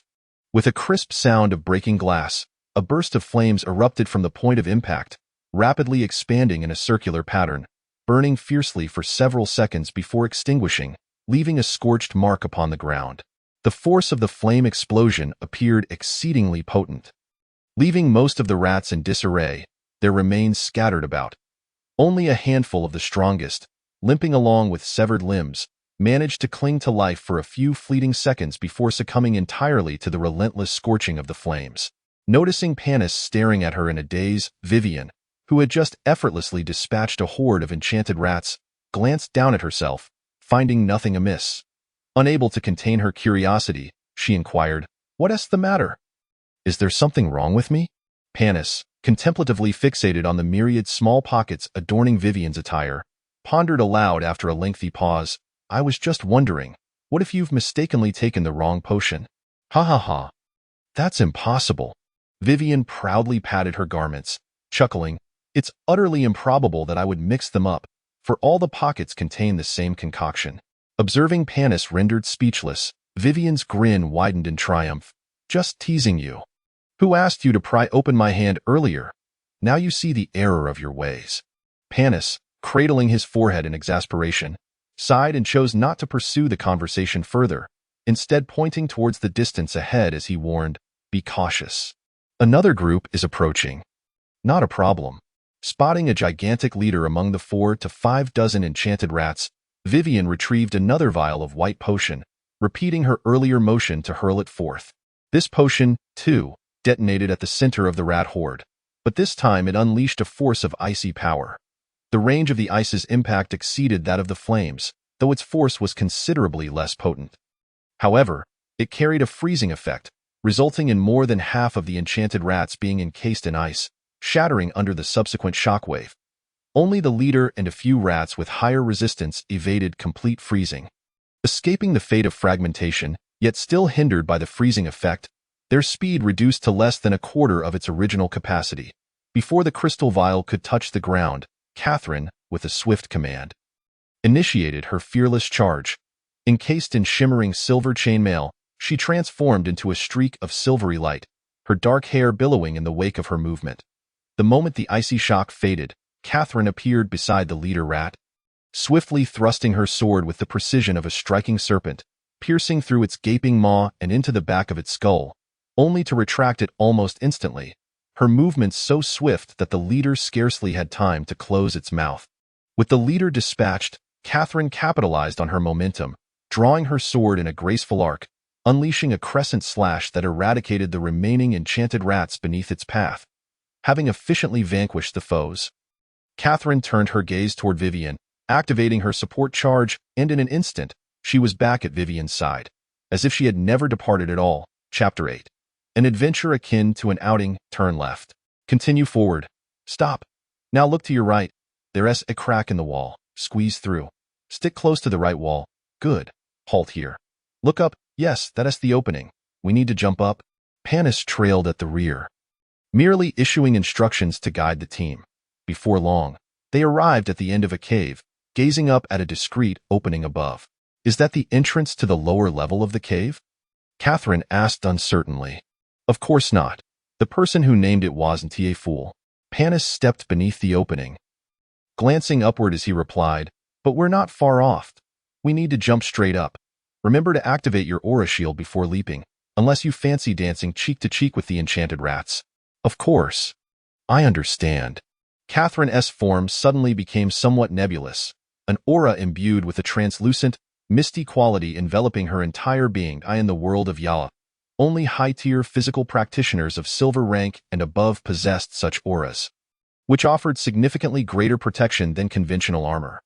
When a physical practitioner activates their aura shield, they can only be attacked in 2 ways: through a war of attrition, as the aura shield's energy consumption far exceeds that of attack skills, leading to its eventual depletion after prolonged combat, or by employing an energy output far surpassing the aura shield's total energy in a specific area, including using skills with special penetrating properties, such as piercing arrows or knight-like thrusting techniques to break through. For golden and silver rank practitioners, the energy expenditure of the aura shield is staggering, with the total consumption greatly exceeding the recovery rate. Thus, it is rare for anyone to maintain an aura shield for extended combat. Otherwise, within mere minutes, even the most elite golden rank practitioner could find their aura depleted, leaving them to rely solely on physical prowess. Only upon ascending to legendary status, where the recovery rate nearly matches the shield's expenditure, could one hope to sustain the aura shield over time. Even so, prolonged or excessively intense battles could still lead to depletion. Only demigods, having reached the pinnacle of existence, can instantaneously convert energy from their surroundings to replenish their own, rendering any consumption issues moot, allowing them to solidify their aura shield around their bodies. Hence, it is universally acknowledged in the world of Yala that only a demigod can slay another demigod. With her aura shield activated, Catherine wasted no time in leaping toward the overhead opening, carefully surveying her surroundings before calling out, "It's safe. Come up." Although Lena was a priestess, she exhibited remarkable agility, effortlessly leaping into the opening as though the 3-meter distance were mere flat ground. Vivian, however, struggled to make the jump. Yet, she pointed to the ground, and a rope, as thick as her finger, materialized before her, wrapping around her waist and lifting her steadily into the cave. Everyone seems quite spirited. Panis, initially trailing behind with the intent to assist, shrugged and jumped up as well. The upper level of the cave was narrower than the lower level, allowing passage for only one person at a time. Yet it was riddled with numerous paths, densely packed like a beehive. As Catherine felt a sense of disorientation amidst the maze of routes, Panis did not provide directions. Instead, he pressed against the wall, his body twisting oddly as he maneuvered closer to Catherine, taking the torch from her. "Allow me to lead. This path can be quite troublesome." "Certainly, you are the explorer. Your word is law." Catherine fell silent, following behind Panis as the four of them settled into a quietude, the only sounds accompanying them being the echoes of their footsteps and the crackling of the torch's flame. "Be cautious. We need to jump." Panis halted in a slightly more spacious area, pointing to the ground below. "How treacherous." The 3 young women of the adventuring party gathered around. Startled, a gaping hole had unexpectedly appeared in the ground, its dark entrance obscured by the flickering light of the torch. Unwary passers-by would be at great risk of falling in unprepared, suffering potentially grave injuries. Falling in would be the least of our worries. Panis produced another torch, ignited it, and tossed it into the hole, peering down before stating, "This is the only entrance from our current level to the domain of the enchanted bats." Enchanted bats? Lena, who had not read any books recently, sounded somewhat disinterested, responding weakly, "Didn't you say the lower entrance was in the territory of the enchanted rats? Entering through the domain of the enchanted rats is the quicker route. It brings us directly to the entrance. If we were to take the long way around, it would take 2 days." As Panis spoke, he leaped down first, calling out, "Hurry down and follow me. This is the territory of the enchanted bats, which rely on sound to locate their enemies. If we don't move quickly, the bats will swarm us." Hearing Panis's words, Catherine caught Vivian as she jumped down, not letting go as she directly embraced her and followed Lena in a sprint. After a few turns, the 4 of them dashed into a narrow passage, the sound of flapping wings growing closer in the distance. Panis pointed to the ground, saying, "Miss Catherine, the entrance is right inside. Miss Vivian and I will enter to activate the passage, while you all guard the entrance to prevent the bats from interfering." "No need. Do not underestimate me." As the 4 entered the narrow alley, Lena extended her right index finger and slowly traced a quadrilateral in the air before her chest, murmuring softly, "In the sacred name of the earth goddess, Dynea." As the quadrilateral neared completion, tiny points of light began to gather around Lena's fingertip, quickly illuminating it to a blinding brilliance. Upon finishing the quadrilateral, Lena pointed her glowing finger toward the entrance of the narrow passage, declaring, "In the name of Dynea, divine word, barrier." Following her gesture, the points of light erupted, evenly dispersing at the entrance of the passage, forming a radiant wall of light. Several fast-flying bats had already approached, colliding directly with the shining barrier, slowly sliding down its surface. "Let us proceed. If it's merely enchanted bats, this barrier should hold for at least 10 minutes. Mimicking the actions of a crystal marksman from a novel, Lena nonchalantly blew on her fingers, tossed her hair back, and disregarded Panis's curious gaze as she confidently strode into the narrow passage. "This is the place." As they rounded a corner, although the light from the barrier dimmed significantly due to the bend, the 3 young women still spotted Panis standing still. The long passage continued forward. Where Panis stood was simply an unremarkable section of the cave wall, lacking any distinctive features. "How insidious." Lena reiterated her assessment. "Those guys at the Adventurers Guild are truly cunning. Placing a trap here, who could ever discover it? It's precisely to prevent novices from inadvertently stumbling in. Seasoned veterans can easily detect it." Panis gently caressed the rock face with his hand. Suddenly pausing at a specific point, he addressed Vivian, saying, "Miss Vivian, please point to this spot with your finger." Once ready, Prepare to unleash fire elemental energy to resonate at this point 9 times, ensuring that it is completed within 3 seconds. A silver tier mage should be capable of this, correct? No problem at all. A look of keen interest adorned Vivian's youthful face. What an intriguing mechanism. How delightful. There are even more thrilling aspects ahead. Remember, the next step involves ice elements, Panties remarked, feeling the rapid conclusion of the fire element's resonance. His hand continued to explore the rock face until it settled just below the first point. He lightly tapped the wall, silently calculating the time, before abruptly stating, "Here, ice energy, 5 times in 2 seconds, immediately." Vivian, well prepared, swiftly moved her finger to comply, murmuring, "This is a piece of cake. One should never underestimate an alchemist. Perfectly executed. The remaining task is mine, Panties." Unusually generous with praise beyond merely guiding and introducing the surroundings, deftly located the third point. After a few seconds, his energy resonated 11 times at that point before he withdrew his hand and brushed off the dust. Completed. The passage will open for 1 minute. The 3 young ladies gazed curiously at the wall before them. Yet it showed no signs of change. Where is the passage? Follow me, Panties instructed, and without turning, he stepped back a few paces towards the direction opposite the mechanism. The cave passage was not particularly narrow. Yet as Panties stepped back, he unexpectedly collided with the rock wall. Strangely, he seemed to meld into the wall, as if it were non-existent. What a treacherous mechanism! Lena couldn't help but exclaim, being the first to follow Panties and bump into the wall, only to find herself enveloped in darkness. Contrary to her expectations, traversing through the wall did not feel like a collision but rather akin to sinking into a viscous substance. It wasn't devoid of sensation like passing through an illusion. Instead, it felt as if she were ensnared in a gelatinous mass. After taking 3 tentative steps forward in the dark, she emerged through the wall, regaining her sense of normalcy. Upon crossing the rock wall, Lena discovered she had entered another cavernous passage that was not particularly spacious. Strangely, even though Panties had extinguished the torch, the walls still emitted a faint glow in that dim light. Lena realized the place she had entered was also a rock wall, which suddenly rippled with movement. Vivian and Catherine arrived one after the other. "What is this?" Lena inquired, examining the wall. Just as she reached out to touch it, the rock before her reverted to its original state, cold and hard, eliciting an involuntary gasp of amazement. "Remarkable.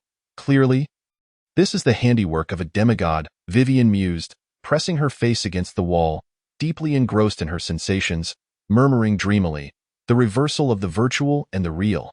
It must be a magical master who has amalgamated the disciplines of alchemy, metamorphosis, and energy conversion, and only under the influence of a demigod could such an effect be achieved."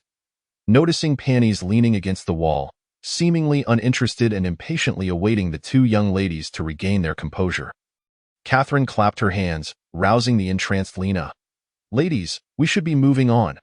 Awakened from her reverie, Lena forcibly tugged at the still-immersed Vivian, continuing forward while curiously asking, "What is on the wall?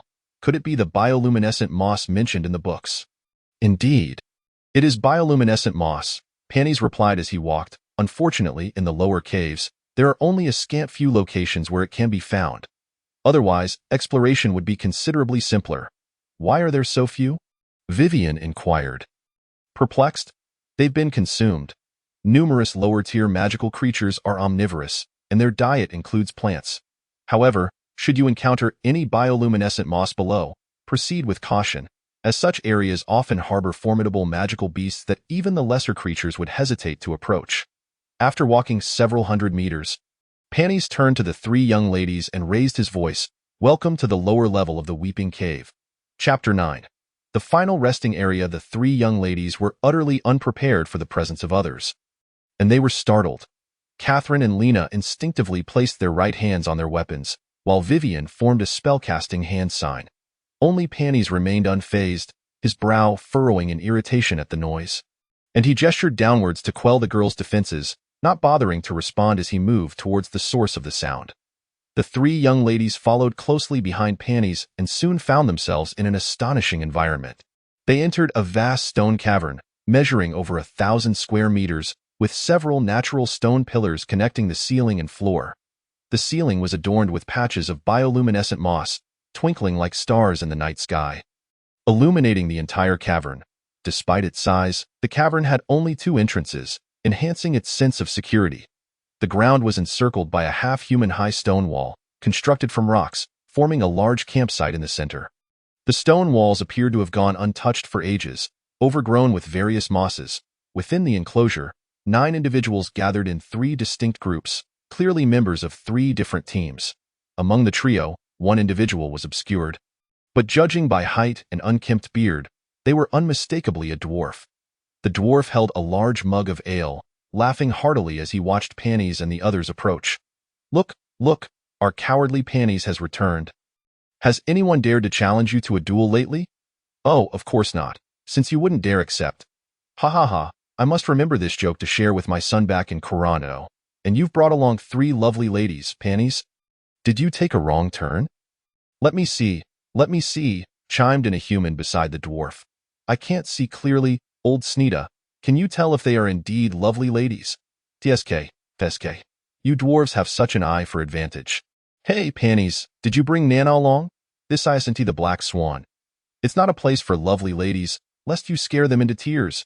Ha ha ha. Bester, keep your mouth shut if you don't want to get punched, called out a slender figure from the 4-person group. Damn it. Para, I wasn't speaking about you, Bester retorted with a hearty laugh. Besides, you're not even a lovely lady, so why worry? Ha ha ha, oh damn, this is boiling water. Do you really want to fight? Pannies disregarded the raucous shouts. Treating them as if they were invisible beings, he simply turned to the 3 young ladies and said, fellow travelers, before passing by them to find a quiet spot to sit and organize his backpack.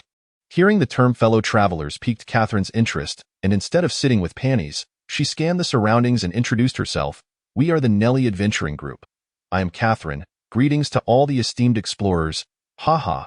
A laugh erupted from the 4-person group, quickly silenced by another robust figure, who admonished with a low voice, mind your manners, before rising to address them. Are you from the Knowledge Holy City's Nelly Adventuring Group? Indeed, that is us, Catherine replied, disregarding whether others could see her, and performed a knightly salute. A pleasure to meet you all, my honor. The sturdy figure did not approach. In fact, there was a noticeable distance between the 3 groups, including the spot Pannies had chosen. I am Vitch, the leader of the Iron Lion Adventuring Group. Welcome to the only safe zone in the lower cave. How may I assist you, Miss Catherine? What recent news have you had from within? Catherine inquired casually, as if accustomed to such conversations. What news could there be? The dwarf Snida bellowed with his signature loud voice. The magical wolf pack has initiated a new round of hunting. The spore spray has claimed the Mouse King's territory. The cave lizards are entering their active phase. Oh, my anvil, it's the same every time, year after year. Young lady, this is the Weeping Cave. There won't be any fresh news here. None at all, do you understand? However, I do have some news, Catherine replied mysteriously. News related to the interior. Would you like to hear it? Speak up. Snida, unable to contain his curiosity, interjected eagerly. What news? Has someone made a new discovery? Not really, Catherine shook her head. The Phalar Moonlight Adventuring Group was ambushed by others inside after a battle. The leader and the team's mage have gone missing. Is that considered news? What? Vitch of the Iron Lions was taken aback. Was it also adventurers who did this? It's rare for adventurers to attack one another these days. I am not sure if they were adventurers. It was said that the assailants were a duo, as Catherine spoke. All eyes turned to the only 2-person group present. The duo had remained silent, not moving an inch, cloaked in shadows, maintaining their air of mystery. Only when everyone focused on them did one of them speak in a slow, deliberate voice. It wasn't us. We arrived not long ago, and you must have seen us enter from the entrance. Besides, we are not adventurers. Another person's voice was short and sharp, yet their speech was remarkably brief, merely uttering 2 words, Shadow Hand Executioner. As those words were spoken, the other 2 groups of adventurers instinctively swayed back, a subconscious desire to retreat, but thankfully halted before they could embarrass themselves. Catherine shook her head and said, It's not them. I have a silhouette of the assailant here. One of them is quite tall and stout, while the other is likely a mage. After passing the image around for her companions to inspect, and ensuring that the duo from the shadow hand had also seen it. Catherine retrieved the image and returned to Panis's side. Everyone, please pay more attention to these two individuals as we proceed. Moreover, the two members of the Moonlight Adventurers may have merely been captured, rather than killed. How kind of you, Panis scoffed, pausing his packing. Worrying about the safety of these individuals, when we don't even know if they appreciate it. The captain merely wishes for them to help share our burden, not because she is concerned for their well-being, Lena retorted. Upon noticing the horrified gazes of her three companions, she immediately inquired, "What are you all staring at me for? Have you finished that book?" "It's quite the hefty tome," Catherine exclaimed, astonished at Lena. "Have you already switched to a new one?" "Of course. You all cannot comprehend the speed at which I read. I just started a new book this morning," Lena declared, sitting on the ground with her hands on her hips, beaming with pride. "What is it this time?" Catherine sighed, pressing her forehead. "Look." Lena produced a book from the darkness and waved it. "It's called Familiar and Me." "Louise, but what a ridiculous title." "I would like to know as well," Vivian chimed in, pulling at Lena's sleeve. "Lena, perhaps you should choose another book. This one seems quite frightening." Panis, who had long recovered from the initial shock, ignored the three girls who seemed to be lost in their own world as he meticulously arranged 3 modified leather helmets and handed them out. The girls' attention was drawn to the helmets, which they examined closely under the light of the bioluminescent moss. The modifications consisted of a small, concave silver metal plate embedded in the upper forehead area, which was so smooth that it could reflect a person's silhouette if placed in a well-lit environment. Panis then retrieved a shard of white crystal, about the thickness of a fingernail, activated it, and a soft glow, slightly brighter than the moss, enveloped the area around the crystal for about half a meter. As Panis affixed the crystal to the metal plate, the previously scattered light converged in one direction, significantly increasing the brightness and illuminating the area a few meters in front of the helmet enough to discern faces. "This is quite fun," Vivian exclaimed, snatching the helmet from Panis's hands and inspecting it curiously from all angles. "But we're not done yet," Panis said, producing another crystal, activating it, and handing it to Vivian. "This one goes on the top of the helmet?" "No, not inside, but outside." "Yes, right there. This will illuminate our surroundings, while the one on the forehead only lights the area in front, not ourselves." The girls, following Panis' instructions, assembled the crystals and donned the helmets. Lena cheered, "Ha, this brightness is perfect for reading. Do you wish to go blind?" Catherine snatched the book Lena had pulled out again. "You are absolutely forbidden from reading in the cave from now on. I refuse to be dictated by you," Lena retorted, hands on her hips, glaring. "Oh, please don't hit my head." All right, Captain. I was wrong. I won't read any more." Panis looked at Catherine with a questioning gaze, but she merely shrugged in resignation and avoided the topic. Putting on her helmet. "Shall we proceed, Mr. Panis?" "Let us go," Panis replied, rising to lead the way toward the cave's solitary exit. However, Catherine did not follow immediately, lingering behind to bid farewell to the others politely. "Farewell? Fellow travelers, we shall take our leave now." "Wait, lass, no, I mean miss," the dwarf Snetta suddenly called out. "I just remembered. I think I saw that stout fellow from the drawing a few days ago.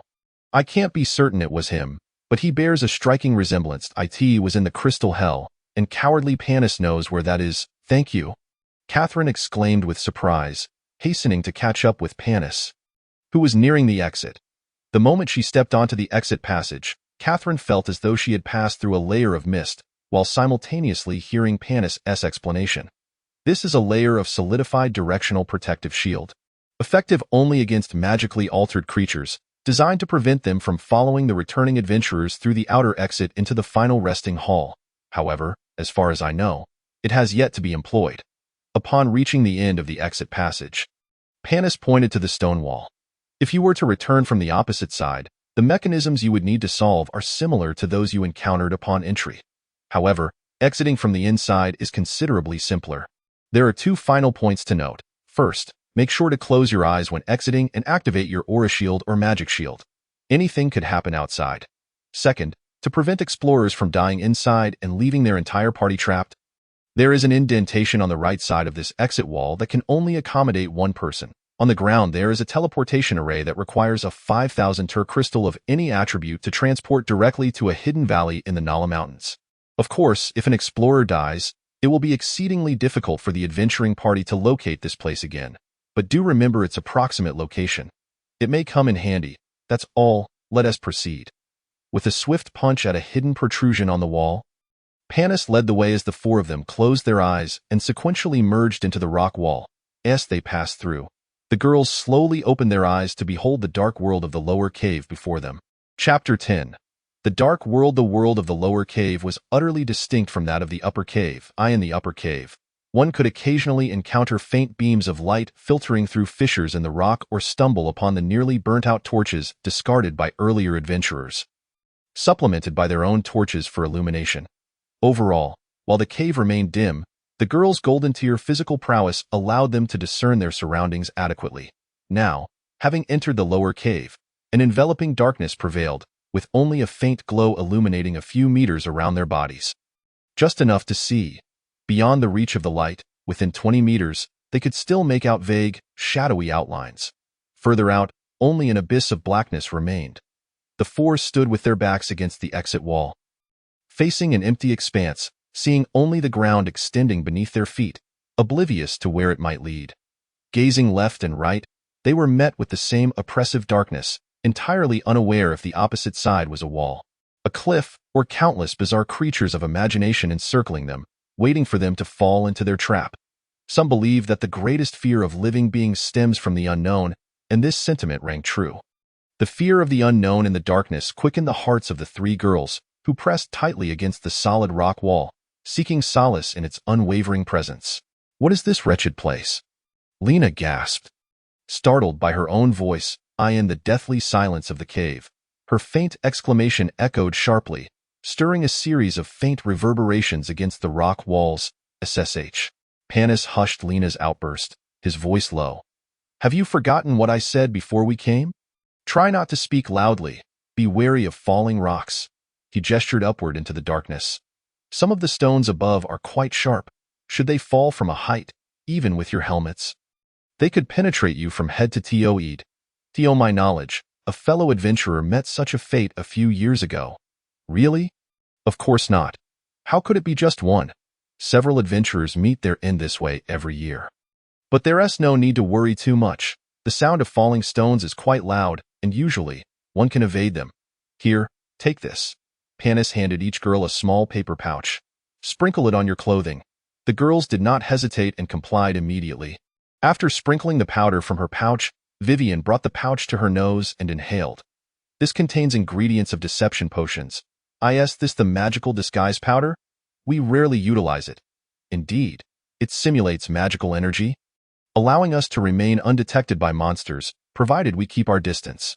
Panis began to walk forward, tapping the rock wall beside him.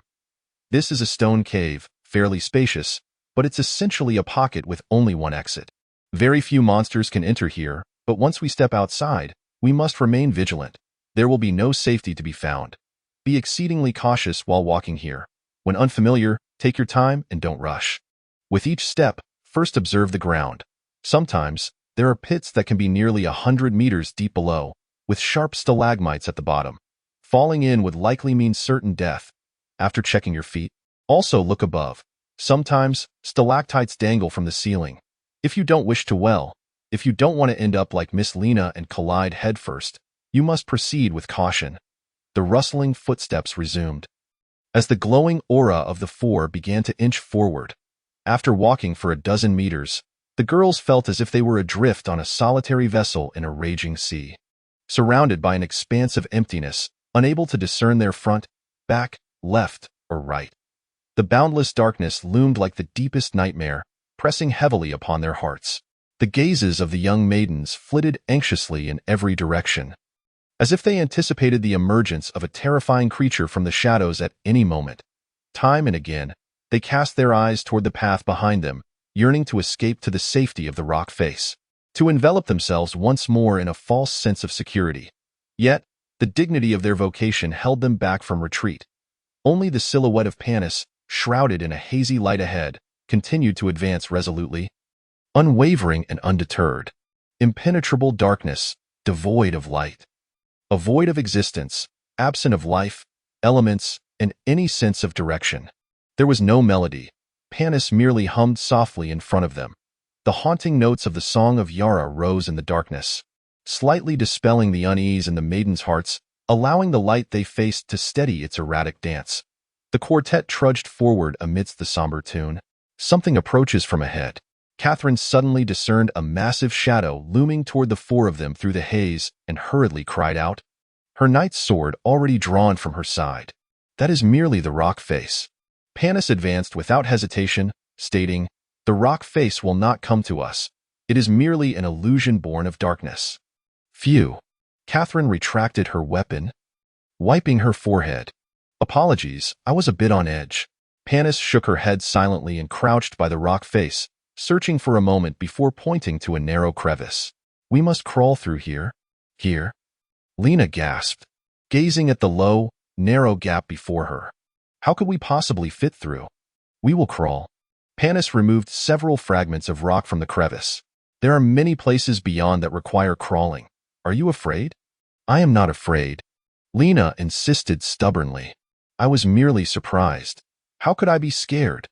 Panis paid no heed to Lena's contradictory bravado, leaning down to slither into the crevice like a serpent. Her voice echoed from within, I will go first. Miss Catherine will follow last, with Miss Lena and Miss Vivian in the middle. You are all spellcasters, so be cautious. Even if you worry about me, it won't make me happy, Lena grumbled, hesitating at the gap before turning to pull Vivian along. Vivian, you're small. You go first. Vivian shot Lena an exasperated glance, then crouched at the crevice to test it, discovering that it was indeed spacious enough for a person to crawl through, and thus confidently entered, inquiring, Panis, what if we encounter an enemy now? If your hands have room to move. Attack. Panis's voice came from deeper within.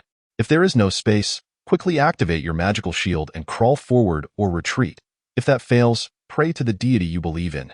Panis. Lena's voice echoed as she too entered the crevice. Is this path descending? We won't end up falling headfirst, will we? It's not that steep. Panis crawled swiftly, her voice growing fainter. Mr. Panis, you should slow down. Vivian is second and cannot crawl that quickly. Catherine's voice rang from the back. And Lena, perhaps you should speak less. I hereby lift the ban on your reading in the cave. Find a book to exchange for tonight during rest. You're acting unusually today. What is wrong, big sister? Lena retorted, somewhat disgruntled. I think I'm perfectly normal. It's merely an illusion born of darkness. Catherine quickly adopted the phrase. You've never been normal. Today you are exceptionally abnormal. Now be quiet and focus on crawling. The four of them fell silent, laboriously advancing in single file through the narrow gap. Initially, although the crawling was challenging, the maidens found the tangible rock walls around them far more comforting than the previous oppressive darkness. However, after 20 minutes of crawling, an indescribable anxiety began to swell within them. There was no end in sight, and the monotonous repetition of their movements made time stretch endlessly, leading them to feel as though they had been crawling for hours. How far had they traversed? How much longer must they crawl? Had they lost their way? Would they be trapped in this passage, unable to even sit up? Could they ever escape? Was this the entrance to hell? Despite their extensive experience in countless adventures and their resolute spirits, the suffocating darkness birthed various unsettling thoughts that gnawed at their courage. Attention! Panis's voice pierced through their torment, offering a glimmer of hope. We are almost there. Ha ha ha. May Dynea show mercy. Lena, evidently forgetting Catherine's admonition, burst into excited laughter. However, she quickly tasted the bitter fruit of her recklessness. Before her laughter could fade, she collided headfirst with a protruding rock. Oh, damn it. Be cautious ahead, Panis warned.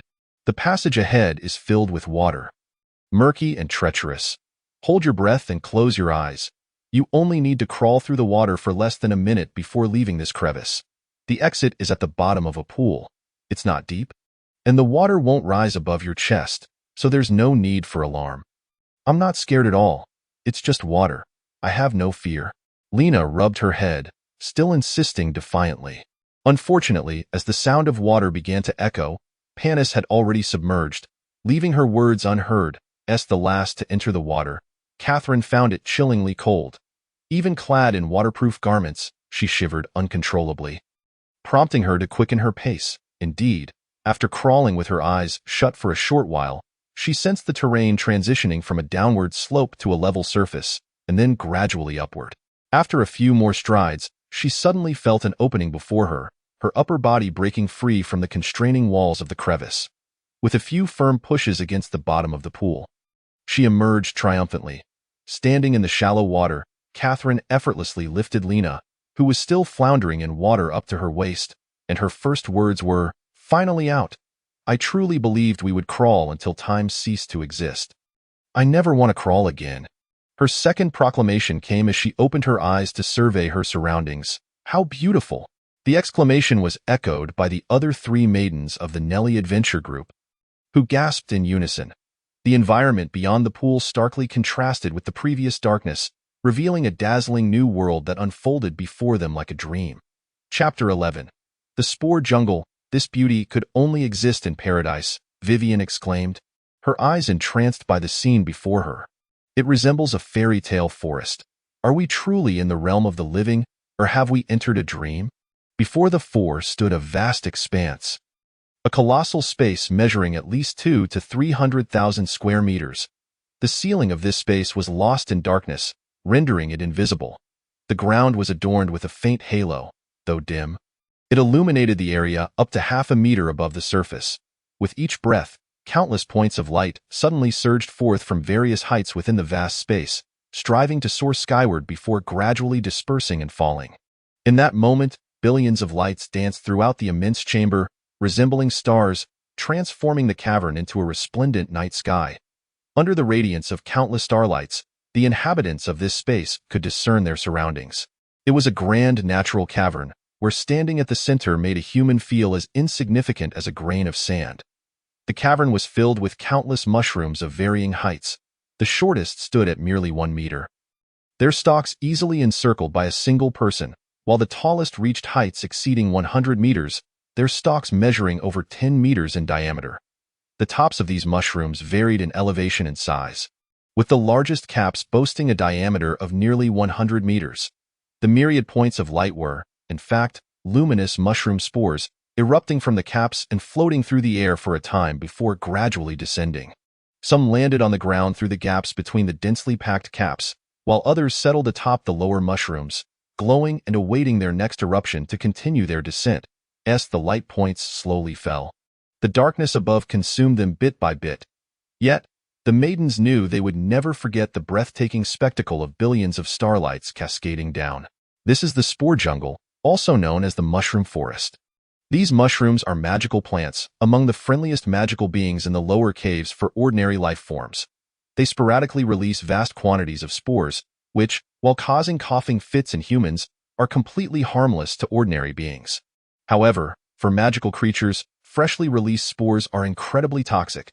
The slightest contact can lead to death for weaker magical beings, and even for formidable monsters, being completely covered in spores can be lethal, Panis explained, pulling a silk cloth from her backpack to cover her mouth and nose as she exited the pool's confines.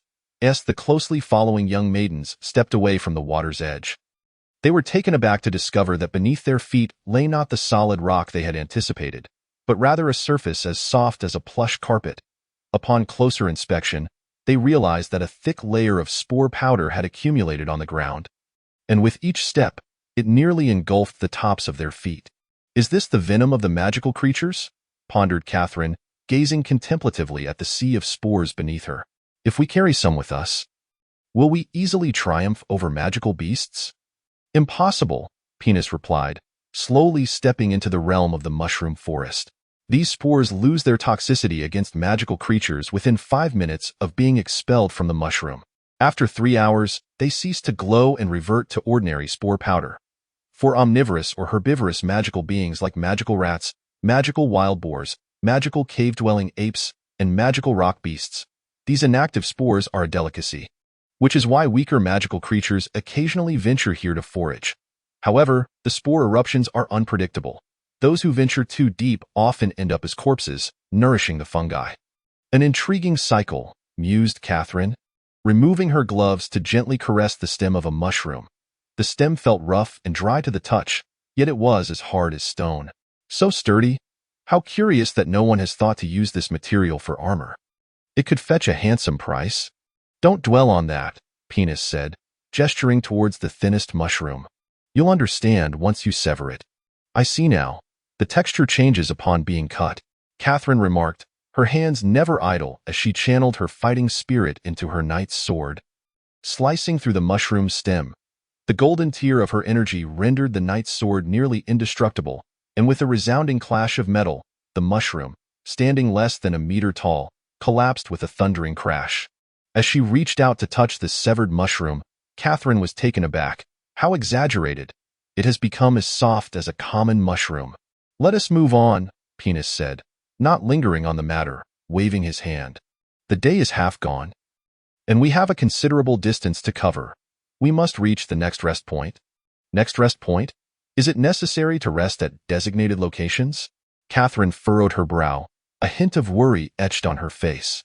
This often signifies that danger is prevalent elsewhere. A principle that likely holds true in caves as well? Indeed, Penis affirmed. Moreover, even the rest points are not absolutely safe. They merely present a relatively lower level of danger. As they conversed, the four had already approached the edge of the mushroom forest, the boundary of the spore-laden terrain. The further they ventured, the sparser the light emitted by the spores became, plunging the ground into darkness a mere dozen meters away, as if stepping upon it would lead one into an endless void. It's dark again, Lena muttered discontentedly. I really don't want to go in. It feels as though monsters are lurking inside. Hey, Vivian, what are you still squatting there for? Hurry up and catch up with us. Vivian, unbeknownst to them, had already come to a halt, crouched on the ground, entranced by the thick remnants of spores. Occasionally, she would pick up a handful for a closer inspection, even dabbing a bit onto the tip of her nose, utterly absorbed, oblivious to Lena's call. Penis, wait a moment, Lena called out, stopping him. I'll go fetch that fool. She's at it again. She usually doesn't act like this during an adventure. Hey, Lena, what are you doing? Vivian protested as Lena yanked her by the collar, lifting her off the ground. Like a cat, Vivian flailed her limbs in midair. Put me down. Put me down. This is a treasure. The most wondrous treasure. Let me down. I need to confirm it. Confirm what nonsense? Lena snapped. If you don't hurry, everyone will leave and you'll be left behind. No, absolutely not. Vivian was unyielding this time. If I'm not mistaken, this could lead to the greatest invention in 200 years. I would rather perish with these spores than let this opportunity slip away. All right, Catherine said gently, now having pulled Vivian closer. She softly patted the short ponytail that hung outside Vivian's helmet. You won't miss it. Vivian will return this way, and when we do, you can study it thoroughly. By the way, Mr. Penis, we will indeed pass through here on our return, as I recall you mentioning this passage. That's correct, Penis nodded in affirmation. Additionally, in the lower caves, there are 3 known spore jungles, and this is the largest. There are 2 smaller ones nearby. Our resting point tonight will be at one of the smaller ones, giving us ample time. See. Vivian, Catherine encouraged, patting her shoulder with a smile. So let us move quickly. Fine, Vivian relented, her face filled with reluctance as she gazed longingly at the carpet of spores on the ground. She quickly crouched down to gather a handful, stuffing it into an empty pouch, her voice nearly choked with emotion. Let us go. As Catherine offered an apologetic smile, ready to explain, Penis shrugged nonchalantly. I understand. Passionate researchers can be quite like this. I've even seen madmen who dissected themselves. Turning around, he led the 3 young maidens back onto the darkened ground. With each step forward, the luminescent spore jungle gradually faded from the group's sight. Although they were once again engulfed in darkness, the maidens seemed to have adjusted psychologically after witnessing the beauty of the spore jungle, now acclimatized to the surrounding abyss of blackness, regaining the composure they had exhibited during their past adventures, completely shedding the tension they had felt upon entering the lower caves. Just as they were nearing one of the giant cave's several exits, Penis suddenly halted. What's wrong? Catherine immediately drew her knight's sword, entering a state of alert, but upon realizing there was no immediate threat, She voiced her confusion. However, before she could finish her sentence, Penis gestured for silence.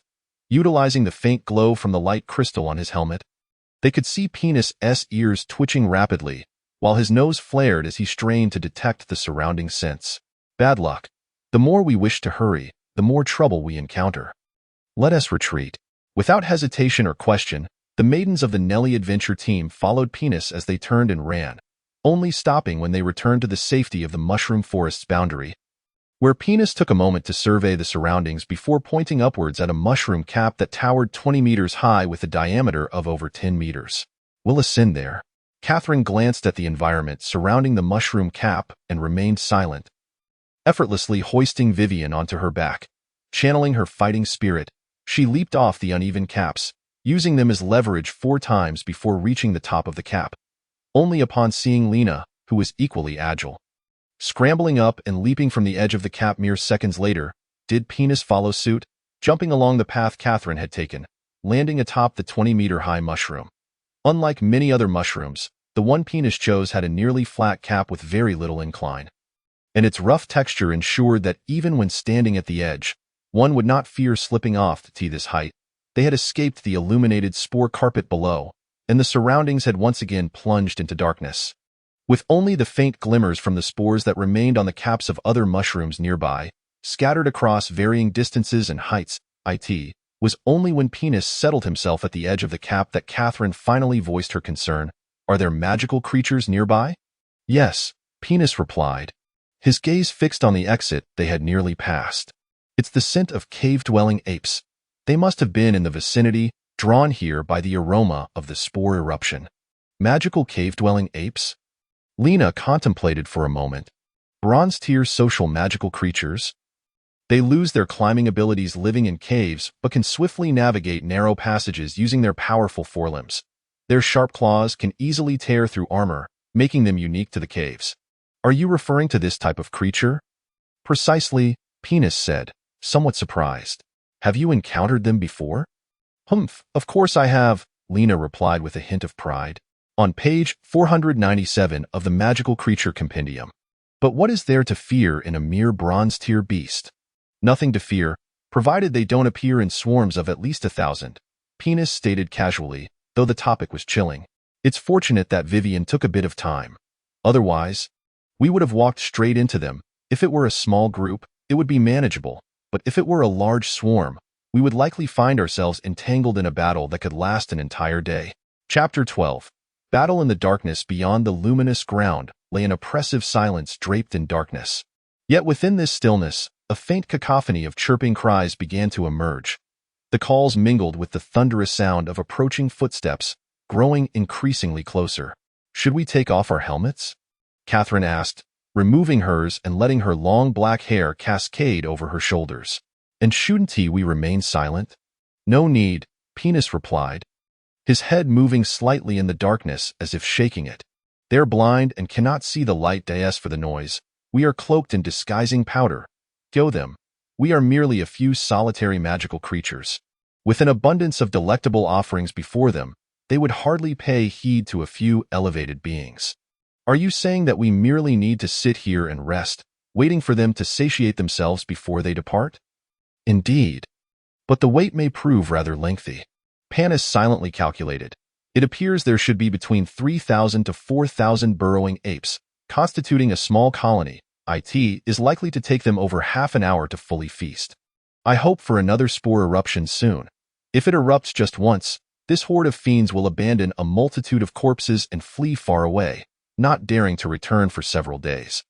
Most of the monsters here possess their own territories. It is these monkeys and another breed of wall beasts that pose the greatest trouble, as they swarm in packs and roam about, making it difficult to evade them in advance. They're coming. The keen-eyed Catherine was the first to notice, as countless indistinct shadows began to writhe in the darkness at the edge of the spore carpet. The shadows multiplied, and the chattering grew increasingly dense. Initially, the shadows merely consumed the spores on the ground, but before long, a multitude of impatient shadows surged past their already feasting kin, crawling into the light to feed. The dark figures resembled a troop of monkeys, yet their fur had all fallen away, leading one to mistakenly perceive them as humans at first glance. Their skin, originally white, appeared ghastly pale under the glow of the spores.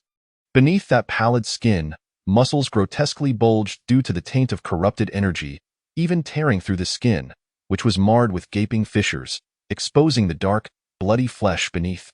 Occasionally, upon hearing sounds from above, they would perk up their ears and raise their heads, revealing their twisted, menacing faces, with pure white eyes devoid of pupils, fixating on the source of the sound before resuming their gluttonous feast. How repulsive! Lena grimaced in disgust. I thought that the corrupted brown bear we encountered last time was the most revolting creature. Yet here we are, faced with an even more grotesque horde. Hey, Panis, are we just going to watch them feast? There is no alternative. We must wait. We can seize this opportunity to rest, but remain vigilant, as we have yet to erect the defensive magical array. A brief recovery of our strength will suffice, Panis replied, his gaze still fixed on the grotesque, burrowing apes below. Just as he finished speaking, Vivian gasped in surprise. Upon turning back, she saw the two crystals on her helmet flickering several times before extinguishing entirely. Noticing that the illumination crystals of several individuals had depleted their energy, leaving only Panis's helmet crystal still providing a faint glow, Catherine nodded in understanding. It's nothing. The crystals have simply run out of energy. We must change them quickly. When doing so, be mindful. Replace the front one first, and delay the change of the one atop your head, so we don't end up completely devoid of light as we are now. Panis turned his head, shooting Catherine a surprised glance before reverting his attention to the monstrous throng below. Lost in thought, following her instructions, Vivian clumsily replaced two crystals, redonning her helmet, and tentatively turned her head side to side to test if the front crystal was functioning properly. However, as she moved her head, a ghastly, pale human face loomed nearby on another umbrella canopy, its blood-red eyes reflecting the light from the crystals with an eerie glow. The gaping mouth of the face opened wide, issuing a silent roar towards the group. Enemy attack! Vivian shrieked, and a spear of flame shot from her hand towards the gaping maw of the pale face. No! Close your eyes quickly. Panis's warning came too late. The fiery spear traversed the 20 meters in an instant, striking the center of the open mouth and exploding in a burst of flames. Midway through the flight of the fire spear, Vivian realized her error. The visage wasn't a giant human face, but rather a monster. The creature's body resembled that of a flattened lizard, sprawled across the umbrella canopy, with its robust limbs poised as if ready to leap down. The human face Vivian perceived was merely a pattern on the creature's back that bore an uncanny resemblance to a human visage. The fire spear struck the open mouth located on the creature's back, erupting into a raging inferno that flooded the space with blinding light, transforming the darkness into a brilliant white, rendering Vivian and Lena momentarily sightless. Fortunately, Catherine was the quickest to react. Upon hearing Panis's command to close her eyes, she promptly complied and did not open them until the explosion subsided, remaining unaffected by the blinding flash. Realizing she could still see, Catherine unsheathed her sword and glanced back at Lena and Vivian, noticing that both had instinctively conjured their magical shields for protection upon losing visibility, which brought her some relief. Do not let your guard down. Panis's voice rang out from behind. This is a human-faced wall beast, the most united of monsters. If one is injured, the entire colony will pursue vengeance relentlessly. Seemingly to validate Panis's assertion, the sound of claws striking the umbrella canopy echoed around the four, accompanied by the relentless rush of wind as countless creatures drew closer in the darkness. Hearing an especially fierce wind approaching, Catherine directed her gaze towards the source, as the crystal atop her helmet illuminated the area. Two robust forelimbs emerged abruptly from the shadows, lunging towards Vivian's body with tremendous force. Catherine understood that while the magical shield could defend against all attacks, similar to a fighting spirit shield, each impact would significantly deplete the caster's mana reserves, and thus no mage below the demigod level wished for their magical shield to sustain damage. Damn it! The first battle in such a dark environment caught Catherine off guard. Just as the claws were about to make contact with Vivian's shield, her sword arrived just in time, severing the claws and swiftly decapitating the attacker. Yet before she could catch her breath, the sound of wind roared again near Lena, forcing her to pivot and slay another wall beast that had lunged at them from behind. Fortunately, in that brief moment, Both Lena and Vivian regained their sight, deactivating their shields to join the fray. Lena gently tapped her forehead with her right hand, softly murmuring an incantation, "Holy word, armor," as an ethereal suit of armor materialized around her, faintly enveloping her form. With her defense established, Lena drew her mace with her right hand, positioning it before her, while her left arm raised, palm upward, cradling a silver spellbook that floated gently from her right side, hovering at a height just low enough for her to read. The spellbook opened automatically, pages flipping without wind, as a soft, holy light coursed over its pages. Suddenly, the fluttering of the pages halted, and an otherworldly light began to rise from the open pages. Lena's gaze filled with devotion and reverence as she focused on the pages, reciting each word with care. "Element of the earth, in the sacred name of Dynea, I command you to gather." The ascending light converged upon the mace she held before her, until it was entirely absorbed, causing the mace itself to emit a gentle glow. Holy word, true sight. The pages flipped again, and Lena touched her forehead with the blunt end of her mace, her voice resounding once more. This spell could be used thrice a day, with each casting lasting an hour, as a realm of true vision unfolded before her eyes. In this realm, darkness held no significance. All was rendered in shades of black and white. Solid entities appeared black, while voids were white. The two perspectives could be switched at will, allowing Lena to disregard the constraints of darkness entirely. With all preparations complete, the three young women shared a brief glance before Lena bravely stepped forward. Positioning herself at the forefront of the group, as the monsters charged, Lena wielded her glowing mace with divine strength, each seemingly effortless strike wielding the power to shatter a monster's skull. Observing Lena's advance, Vivian planted her right hand holding her staff firmly on the ground, summoning a silver orb the size of an infant's fist that radiated a bone-chilling cold, which materialized atop her staff. Suspended before her, with her left hand, she cautiously grasped the orb, her breath laboring as she leaned on her staff, retrieving a potion from her right side pocket and draining its contents in one gulp. Exhaling a sigh of relief as she tightened her grip on the staff once more, Vivian reasserted her hold, both the orb and staff illuminated with a soft silver glow. When a monster lunged at Lena from an angle, Vivian extended her left index finger towards it, and without incantation, a trajectory of ice formed in the air, 3 ice arrows swiftly piercing the creature's head, sending it flying from the impact. Catherine, meanwhile, shifted aside from Vivian's front, the swiftest and most responsive among them, darting between Vivian's left and right, dispatching each creature that charged forth.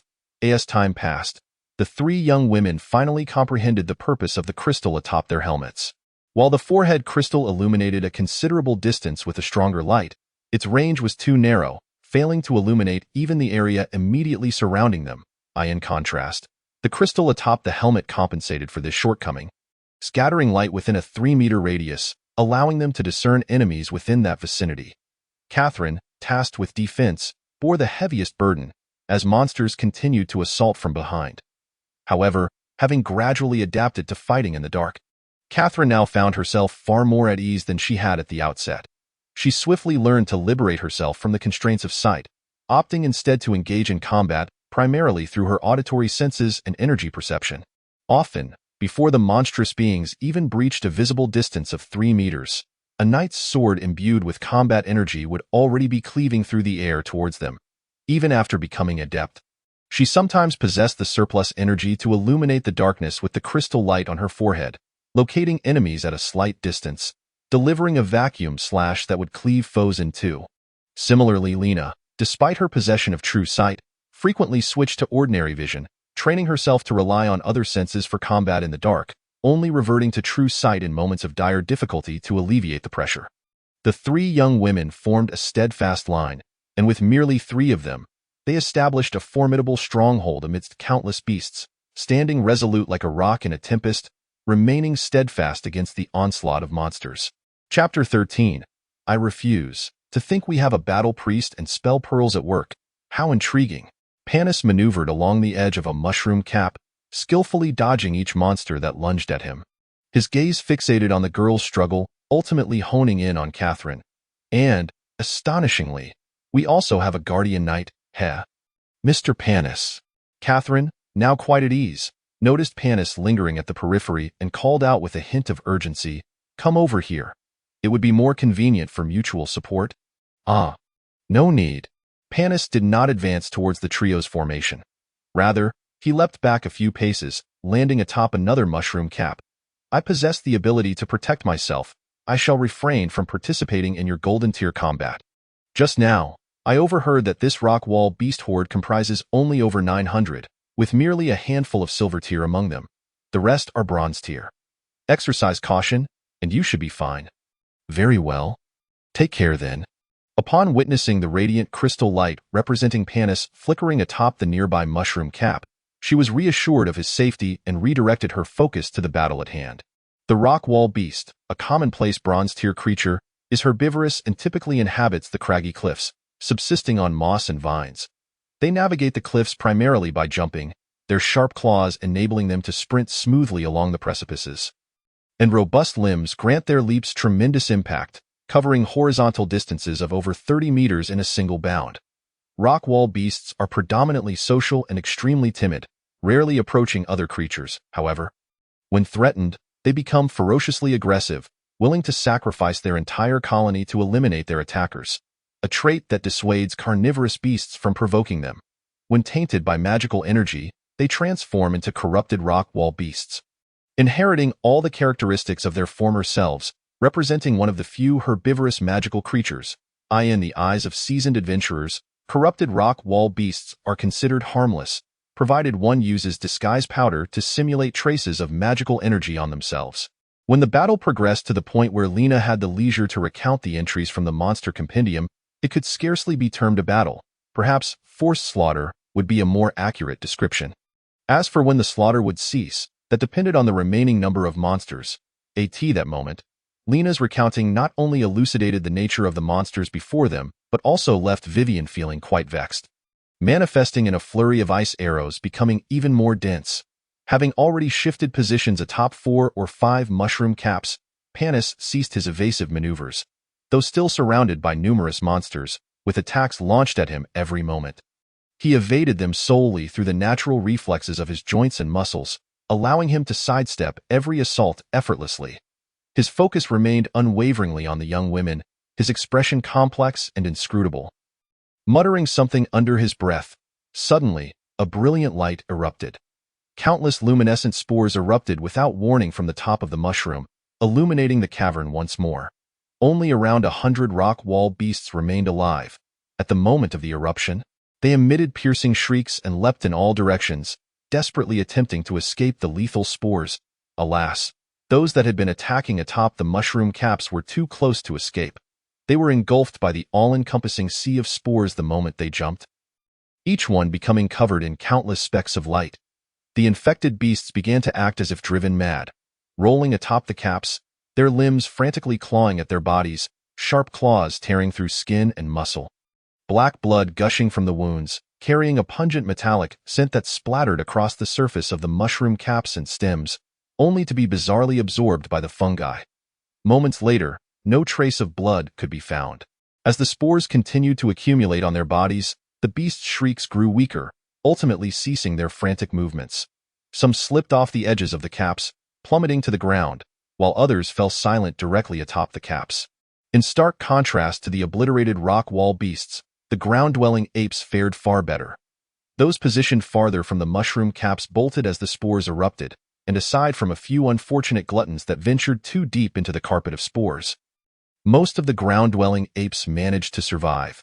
Just as Panis had stated, the frightened apes swiftly vanished into the darkness of the cave, their terrified chattering and frantic scurrying gradually fading away until they were entirely gone.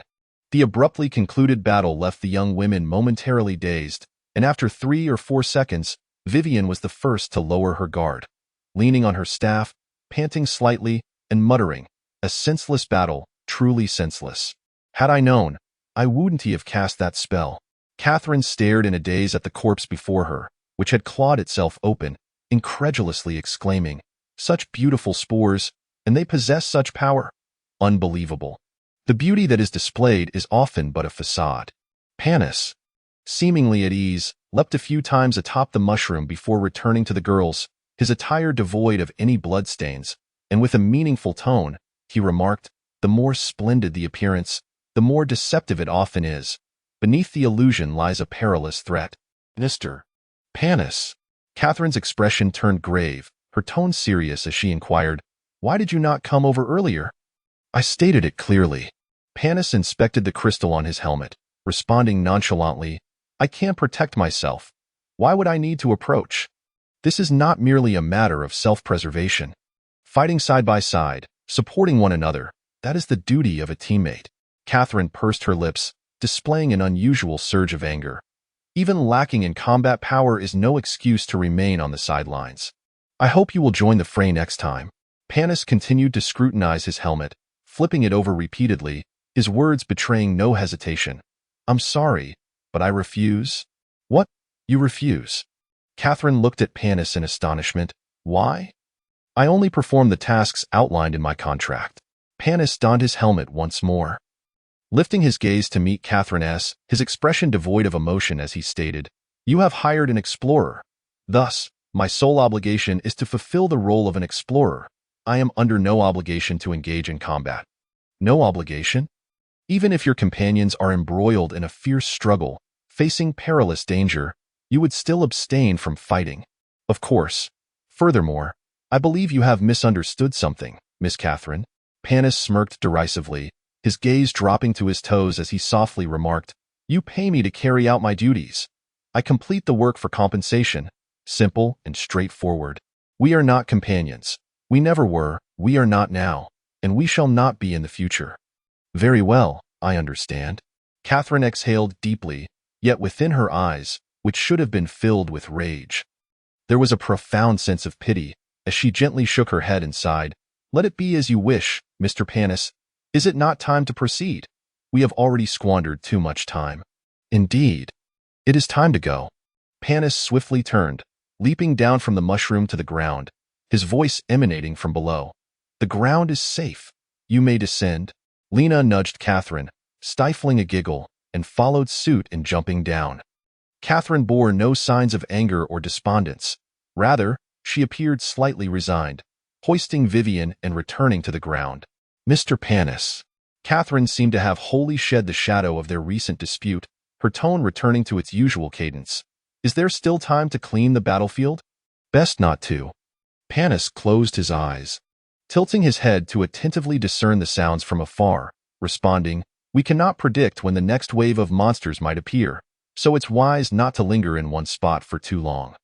"That is truly unfortunate."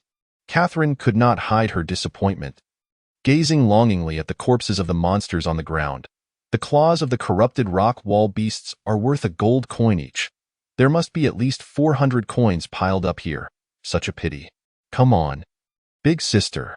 Lena tugged at Catherine, urging her to move. "Gold coins are of no concern to me." "I care," Catherine retorted, maintaining her forward momentum. But turning to Panis, she asked, "Mr. Panis, do you recall our first meeting just a few days ago?" "Of course. I remember. Is there an issue?" Panis inquired, a hint of confusion evident in his tone. "Do you understand why, upon our first meeting, we placed our trust in you and allowed you to guide us into this perilous world? Although we have come to recognize your professional capabilities, we remain unaware of your character. Even so, we have entrusted our lives to you. Is such a decision not somewhat rash? Do you know the reason behind it?" "I do not." Panis furrowed his brow, seemingly growing impatient. "Nor do I wish to know." Unbeknownst to Panis, a sly smile danced at the corners of Catherine's lips, a grin unbefitting a knight. "Because I do not believe that one who is haunted by painful memories, waking each day from nightmares, one who torments themselves with their past, and one who languishes in self-imposed exile due to regret, could possibly be a villain. The crux of the matter is that even if you wish to shut yourself off from the world, to exile yourself, even if you wrap yourself in a shell, the very excuse of being hired has freed countless teams from certain doom. For the sake of commission, those earnings vanish within days, only to plunge you back into the torment of hunger and cold. Do those commissions truly hold any significance for you? What do you know?"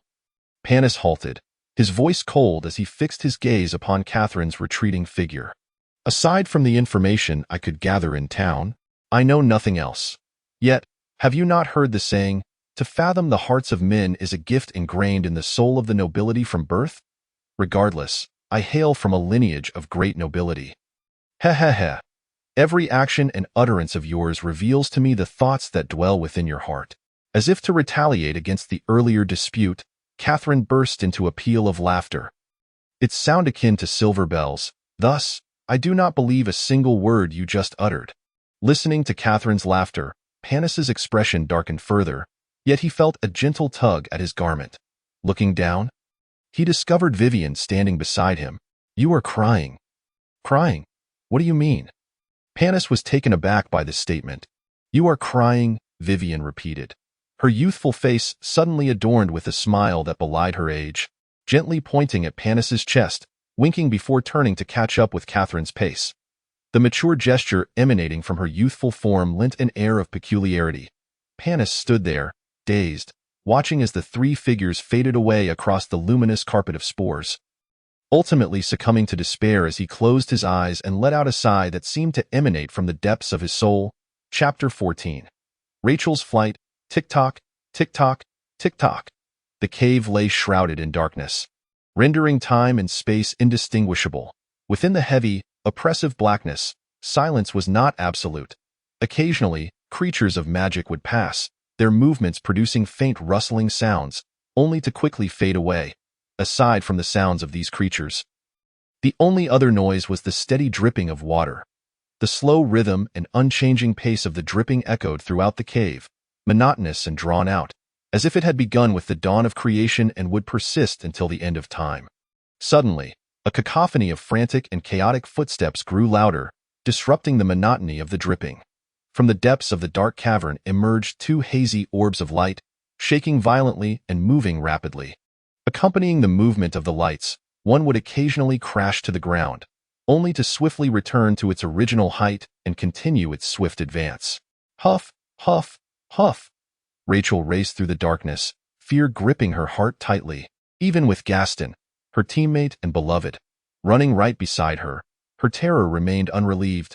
A parched throat felt as though it were ablaze, while the sharp pain in her lungs felt as if they were tearing apart. Her legs, in the midst of her frantic flight, had transitioned from fatigue to numbness, nearly devoid of sensation. She stumbled countless times, colliding with rocky walls or the stones that dangled overhead. Blood trickled down her forehead, blurring her vision, and she longed to pause and wipe it away, to simply sit down and rest. Yet, the remnants of her sanity incessantly urged her to flee, to escape as swiftly as possible. Ah! Rachel cried out as her left foot landed in a depression in the ground, her ankle emitting a faint groan.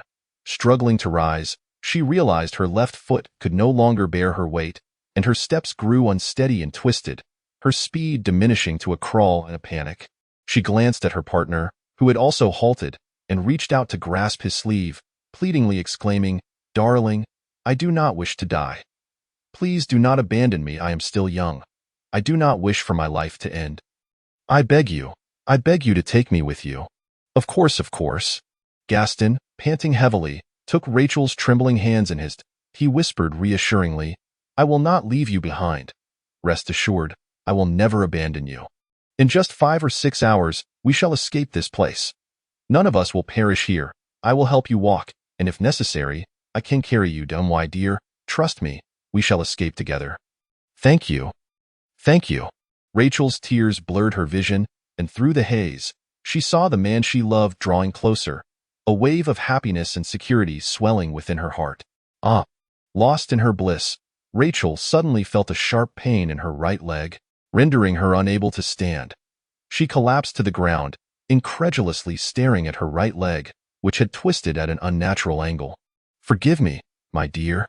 Gaston, devoid of the tenderness he had just shown, retreated a few steps as he kicked Rachel's leg, his voice frantic. "I was lying to you. At this rate, none of us will escape. I do not wish to die either. We are so deeply in love. You would not want to witness our demise together. Would you? Please, hold them off. I can surely escape."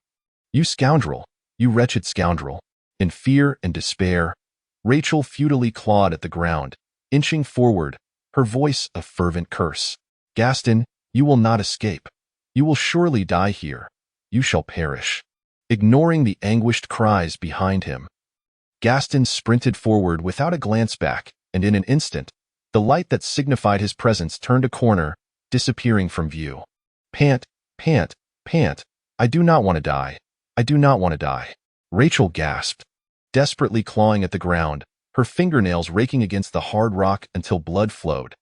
Yet, her fierce will to survive overshadowed the pain. She pressed on, allowing her fingers to leave trails of crimson on the earth. I must live. I shall not die here. There are still dreams I have yet to fulfill. I will never perish in this place. Alas, several minutes passed, and despite her utmost efforts, she had only advanced a mere 5 meters. Pat, pat. The slow, heavy footsteps echoed from the darkness behind her. Hearing this sound, Rachel's anxiety caused her to bite her lip, fear preventing her from even daring to look back. She scrambled forward like a madwoman, her speed increasing. The heavy footsteps echoed steadily, methodically, each step a grim tolling of a bell in the darkness, resounding in Rachel's ears. I am not afraid of you. You cannot catch me. You cannot. Repeating a lie that even she could not convince herself of. Rachel's once lovely face was now soaked with tears, her crawling speed slowing considerably. The footsteps in the darkness behind her continued at a leisurely pace, yet the distance between them steadily diminished. There is light ahead. And voices. A voice, as melodious as a celestial choir, emanated from a narrow passageway beside Rachel. Shall we go take a look? Mr. Panis, could there be danger? Help me, please help me. Rachel yearned to cry out for assistance. But the more she urged, the more her parched throat betrayed her, yielding no sound. Fortunately, another man's voice arrived just in time, igniting a flicker of hope within Rachel.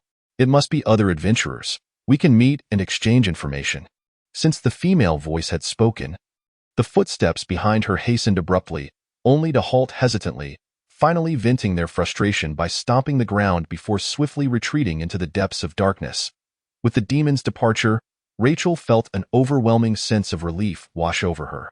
She struggled to flip herself onto her back, gazing up at the dark ceiling, and in that moment, pain, fatigue, sorrow, and hatred surged forth, causing her vision to blur as she blissfully slipped into unconsciousness. Ah, there is a person lying here. Lena, walking alongside Catherine, was the first to spot Rachel. She must be injured. Allow me to examine her. Though she uttered these words, Lena made no move to approach. The advancing footsteps halted, transitioning into a state of readiness. Catherine, too, readied herself, her knight's shield, previously slung across her back, now held defensively before her as she cautiously approached the unconscious Rachel. Catherine's focus was entirely on Rachel, while Lena and the approaching Vivian remained oblivious to her. Their attention fixed on their surroundings. After Catherine checked Rachel's condition, she quietly declared, "She is confirmed to be unconscious." Mr. Panis. Catherine lifted her gaze to address Panis, who had walked over. Is there a particular reason for such occurrences in the cave? Or is it akin to the outside? Nothing unusual. Panis shook his head, saying, the most likely scenario is that they were annihilated by a monster attack. I concur, Lena replied, approaching and crouching down to inspect Rachel's body closely.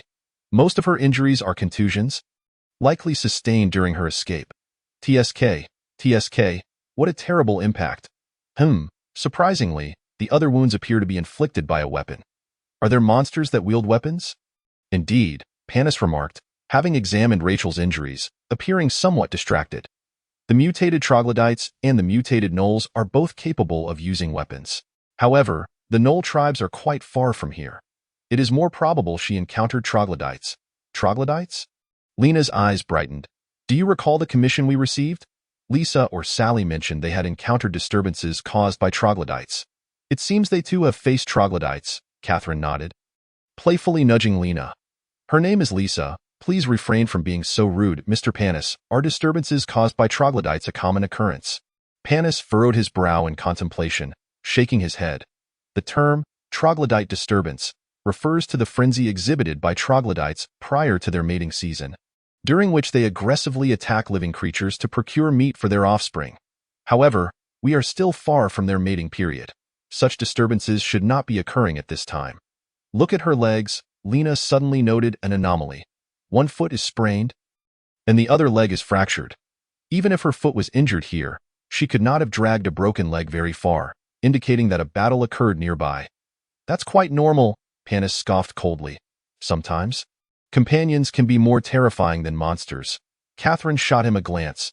We agreed not to discuss such topics. I was merely commenting on her condition, Panis retorted defensively. It pertains solely to this matter. Catherine chuckled lightly, shaking her head. However, in my view, having no companions is far more alarming than the so-called terrifying companions you speak of. Panis seemed about to object but suddenly paused, exhaling deeply. It can now be confirmed that she indeed encountered a troglodyte disturbance. Catherine grasped the implication of Panis's words, abruptly standing up. Are they pursuing us? Yes, Panis indicated a spacious passage wide enough for all three to walk side by side. I can smell their presence. Catherine furrowed her brow as she glanced at the unconscious Rachel. Issuing orders. Prepare to evacuate. If we engage, prioritize retreat. Do not get separated and avoid encirclement. Ensure the safety of the injured. Wait. Panis felt a headache coming on. Are you suggesting we take her with us? What other option do we have? Lena looked at Panis with disdain. Do you expect a priestess of a benevolent goddess and a steadfast knight to abandon a defenseless girl to her fate here? Catherine regarded Panis silently for a moment. Speaking softly, Mr. Panis, I do not wish to force you into battle against your will. However, providing some protection for the injured during the conflict, along with offering us advice, should not be too much to ask. Right. Panis lowered his gaze, contemplating for a moment, before reluctantly nodding, still pointing towards the passage. Do not retreat. Even during a troglodyte disturbance, mutated troglodytes fear for their lives. Therefore, if we hold our ground here and inflict a certain level of damage, making them believe victory is impossible, they will inevitably flee. Remember, they must see no hope of triumph. The more dominant you appear, the more they will fear you. Do not consider retreat. If you do, they will pursue you until you are utterly exhausted. Thank you, Catherine smiled, turning to Lena and Vivian, casting a triumphant glance before making her way toward the entrance pointed out by Panis. Chapter 15. Troglodyte Disturbance in the Yala Continent. Troglodytes are a species unique to caves. They are smaller and leaner than typical humans, with hunched backs and robust arms, their elongated bodies allowing them to navigate caves with ease. Their heads are diminutive, with mere slits for eyes that afford them no sight.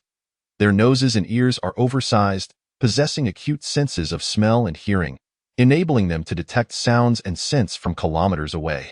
Having never seen sunlight, their skin is pallid, devoid of hair, leaving only bare skin. Troglodytes possess a limited degree of intelligence, living communally in tribes within caves, in large cave systems.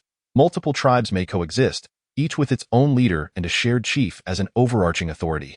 When a troglodyte tribe is besieged by corrupted energy, its members are often transformed into monsters. These corrupted troglodytes still reside in tribes, exhibiting diminished intelligence but significantly enhanced strength. The lowest members of a corrupted troglodyte tribe possess the strength of black iron tier practitioners.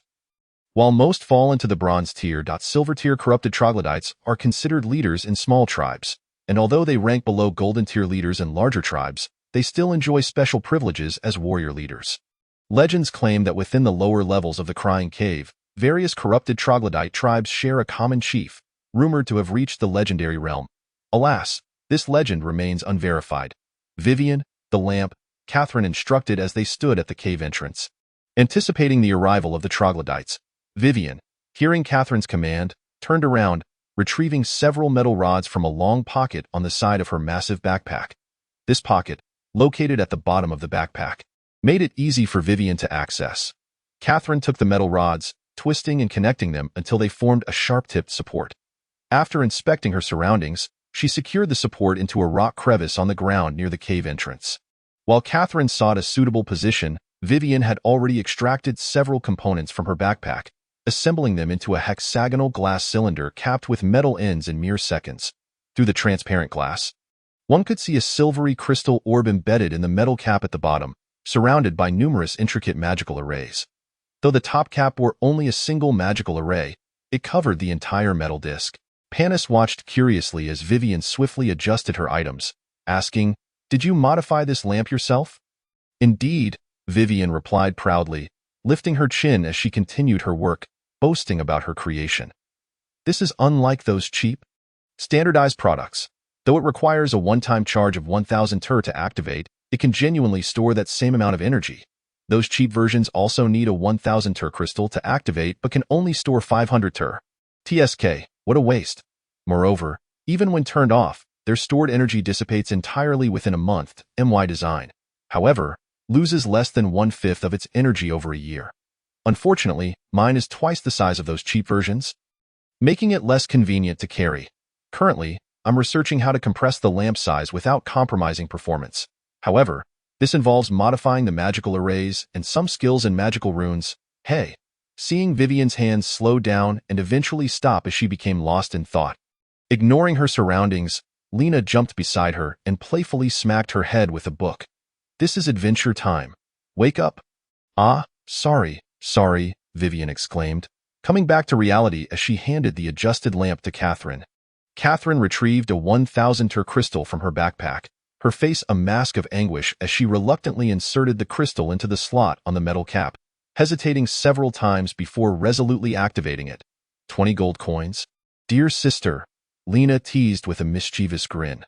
Just like that, 20 gold coins gone, never to be recovered. Shut up, Catherine retorted as the magical array within the lamp flickered from top to bottom until all the patterns glowed brightly before returning to their previous dim state. Only then did she extract the now dull crystal, assembling the charged lamp with the metallic support through a small hole at the bottom. Finally, she pressed a miniature magical array switch on the lamp's base. As the switch was activated, the crystal orb within the lamp illuminated instantly, its blinding light softened by the surrounding glass enclosure, filling the entire space. The four found themselves in a narrow passage, with several openings dotting the sides, the largest being the one from which the troglodytes were expected to emerge. Now, it is my turn to shine. Upon entering the cavern, Lena, intoxicated by the first experience of normal brightness, cast her gaze around. She approached the entrance, kneeling on one knee, her left hand reaching into the depths as her spellbook automatically opened, hovering above her palm. With her right hand, she lightly tapped the ground at the entrance, softly reciting, "In the name of the earth, in the name of my lord, I hereby summon the spirit of the earth element, divine art, terrain alteration, create stone." As Lena's incantation flowed forth, the hardened rock beneath her suddenly rippled like water, and a massive boulder began to rise slowly from the ground, as if emerging from the depths of a liquid. The stone, several meters thick, continued to grow upwards until it reached the ceiling, where it finally ceased its ascent. Perfect. Observing the rock that had sealed off half of the spacious cave entrance, Catherine raised her thumb in admiration and stepped before the remaining open section, resting her sword before her as she awaited the arrival of the troglodytes in silence. Panties, is it truly impossible to seal the entrance entirely? Lena, undeterred, sought confirmation once more. The stone I conjured will last for 6 hours before vanishing. That should be sufficient for our escape. Right? No, Panties replied without hesitation. The troglodytes have already locked onto our scent. Wherever we flee, they will pursue us. There is simply no evading them within the cavern. We must frighten them into submission, instilling fear that will last a lifetime. Then let us prepare for battle, Lena spoke, for once sounding like a normal person, her face adorned with compassion. I am loath to engage in combat against humanoid beings, even if they are monstrous. Alas, may the benevolent Lord forgive my transgressions. Hearing Lena's soliloquy and witnessing the formation that starkly contrasted with their previous battle atop the mushrooms, Panties nodded in understanding. You must be able to hear them. They are approaching.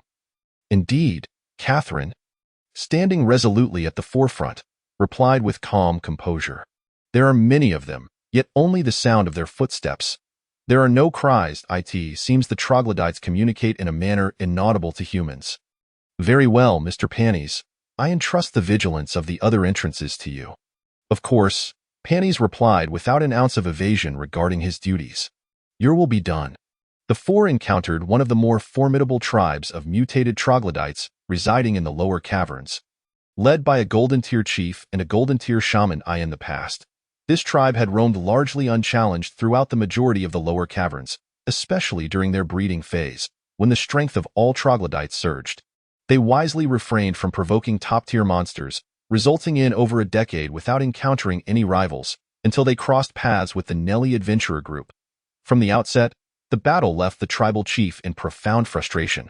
Just as his army of thousands was closing in on their five prey, he discovered that the familiar terrain had undergone a transformation.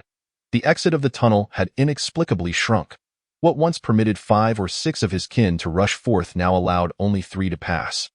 With one of their quarry barricading the entrance, each of his tribesmen that charged forward was met with decapitation. This prey appeared to be even slightly stronger than himself, although the chief harbored doubts. He continued to command his kin to assault the entrance, believing that sheer numbers could overwhelm the opposition. Unfortunately, this line of thinking could not endure for long, lasting only until he heard the shattering sound of a crystal vial breaking among the throng. An orange crystal vial soared overhead, detonating amidst the troglodytes, igniting a raging inferno at its epicenter that blazed for 30 seconds before abruptly extinguishing. The vial's landing was executed with remarkable precision, with the fiery expanse extending just a meter before Catherine, causing her no harm whatsoever. As the flames subsided, a white crystal vial exploded in the same location, unleashing a chilling frost that enveloped the space recently heated by the inferno. The moment the frost dissipated, another conflagration ignited, the relentless alternation of fire and ice tormenting the troglodytes mercilessly. The chief, horrified, realized that his kin were already struggling to transport the fallen bodies of their own while advancing. And now, in the throes of extreme temperature fluctuations, even more of his tribe succumbed to agony, including 2 silver-tier warrior leaders who could not withstand the onslaught, their skin and muscles reduced to shattered remnants. Shaman. Where is the shaman? Eliminate that prey. The chief silently implored his shaman, who obediently wielded his staff, conjuring a fireball that soared over the heads of the tribesmen toward the quarry. Yet, the prey did not even attempt to evade.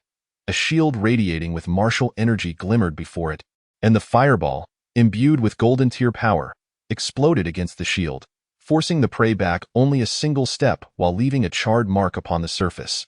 The explosion, however, claimed several of the chief's own kin, with multiple tribesmen perishing in the aftermath of the blast. Fall back, retreat. Witnessing his kin wailing in the hell of fire and ice, the chief urgently commanded, hoping they could regroup and assault anew. Yet, holy word, barrier, a melodic voice interrupted his hopes. Unbeknownst to the chief, a shimmering wall of divine light manifested at the perimeter of the inferno, cutting off the retreat of his tribesmen. Although invisible, the chief could sense the unfolding events. With no other choice, he leaped, stepping atop the heads of his densely packed kin to reach the sacred barrier, swinging his stone axe, infused with golden tier power, to strike the barrier thrice. The instant the barrier shattered, the chief felt no triumph but instead a chilling dread emanating from deep within his perception. The quarry that had remained motionless at the entrance finally stirred. Holy word, petrifying skin. Spell, weapon enhancement. The harmonious incantations of Lena and Vivian resonated simultaneously, their magical brilliance enveloping Catherine. With her gaze fixed upon the chief hovering above, a cold smile graced Catherine's lips as she raised her knight's sword in a dangerous arc, disregarding the assaults of the surrounding troglodytes. Charging fearlessly at the airborne chief, the sword's radiance shimmered. The 2 figures in the air collided, only to separate in an instant. Catherine pivoted and dashed back to her original position, blocking the advancing troglodytes. The troglodyte chief, bleeding black from his chest, fell directly into the midst of his own kin, as if responding to some command. The rushing troglodytes suddenly froze, standing in bewilderment for a moment before retreating like a receding tide. Leaving behind several hundred dismembered corpses, as the troglodytes withdrew, in the depths of another tunnel, 2 cloaked figures shook their heads in regret before silently vanishing into the darkness. Chapter 16. Rachel's memories. Rachel jolted awake. Startled from her nightmare, as she sat up, a wave of excruciating pain coursed through her entire body. Every inch of her muscles felt as though they had been torn apart, sore, swollen, and powerless. This unprecedented sensation overwhelmed her, causing her to collapse back to the ground. What had happened? Rachel felt dazed, and after a moment, the nightmarish memories surged forth like a tide, reluctantly reminding her of all that had transpired. That's right. The captain is dead. The companions have all perished, and she and Gaston managed to escape. And then, you're awake? Feeling a bit better? A gentle female voice sounded nearby. Rachel recognized that voice, one that had emerged during her most perilous moment. Like a melody from the heavens, straining to turn her neck, Rachel beheld Catherine, clad in silver chainmail, her beautiful and heroic visage framed by cascading dark hair. Quickly escape, escape. Rachel's lips trembled as her weak, hoarse voice uttered those words. You must flee. There is danger. Quickly, quickly. It's all right. It's all right. Catherine crouched down, softly touching Rachel's forehead, soothingly assuring her. The troglodytes have been repelled. They do not dare to return. It's safe now. No, no, it's not the troglodytes. It's too terrifying. Run. Regaining a fragment of her senses, Rachel wrestled internally, ultimately allowing her conscience to triumph over her survival instinct. Don't worry about me. You must flee, or it will be too late. Calm down. Calm down. It's all right. You are safe here. You've been rescued. You are safe now. Catherine gently supported Rachel, helping her sit up, cradling her in her arms while her right hand tenderly stroked Rachel's hair, her voice calm and warm. See? It's safe here. No one can harm you. Everything will be all right. Don't be afraid. Don't be afraid. I am safe. I can live. Rachel murmured in disbelief, surveying her surroundings. It was a small cave, with only a narrow crevice serving as an exit, now completely blocked by debris. Despite the lack of alternative exits, occasional gusts of cold wind swept through the cave, indicating unseen tiny gaps leading outside, preventing suffocation. In the center of the cave stood a strange crystal lamp, and beneath it lay a silver disc engraved with intricate magical patterns, shimmering with arcane light. A pale blue beam of light shot from the silver disc into the air, dispersing into a hemispherical blue shield that enveloped a spherical space with a diameter of 15 meters. Surrounding the blue shield, half a meter away, 6 small silver magical discs were arranged in a hexagonal formation, with a faint purple magical glow continuously flowing between the discs, forming a larger purple shield that enveloped the blue within. As a seasoned adventurer, Rachel understood that the blue formation was a defensive array. Even those possessing golden tier strength would require at least 2 minutes to breach it. Regarding the purple formation, while her team typically utilized a gray formation, equipped with only 3 nodes of mithril discs, it was evident from the similar layout that this was also a concealment array. Judging by the number of nodes, its efficacy would likely far surpass that of the one she was accustomed to. Observing these arrangements, Rachel comprehended that she had encountered a well-prepared and experienced senior adventurer party. If nothing unexpected occurred, although she could not see it, there would likely be an invisible alert array inscribed upon the cave's rocky walls, crafted from spellcasting materials. Beside the crystal lamp, a silver-haired girl sat cross-legged on a package beneath the light, engrossed in a thick tome. Her silver locks cascaded smoothly to the ground, remaining impeccably clean. Sin. Upon glimpsing the crescent-shaped mark on the girl's forehead, Rachel, possessing some knowledge of minor sects, could not suppress a low exclamation.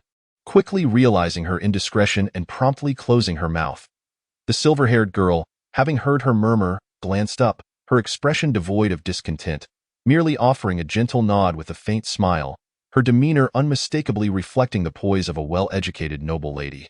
A short distance away, a blue-haired girl, merely 11 or 12 years of age, sat in a lotus position with her back against a massive backpack, her left hand cradling a crystal box. She stared intently at the contents within, occasionally dipping her fingers into the box to taste whatever was inside.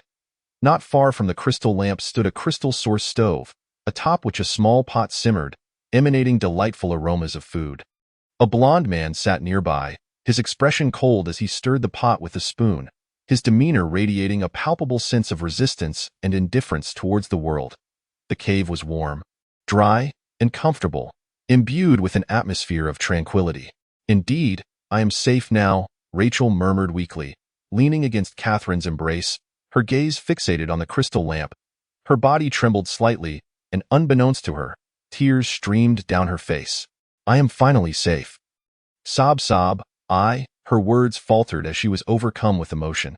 Sensing Rachel's tremors, Catherine understood that this was the most vulnerable moment for Rachel after narrowly escaping death, and she tightened her embrace, softly comforting her.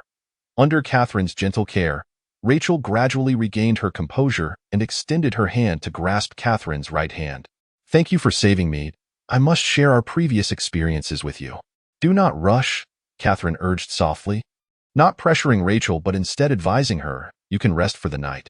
It would not be too late to discuss it when your emotions have settled tomorrow." At that moment, Panis, who had been stirring the pot, paused, casting a peculiar glance at Catherine, yet he said nothing and resumed his task, his expression growing even colder. "No," Rachel firmly refused. "I do not know if I will have the courage to recall it tomorrow. I prefer to tell you now." "Very well. Speak. We are all ears," Catherine replied with a gentle smile, her focus unwavering on Rachel's eyes.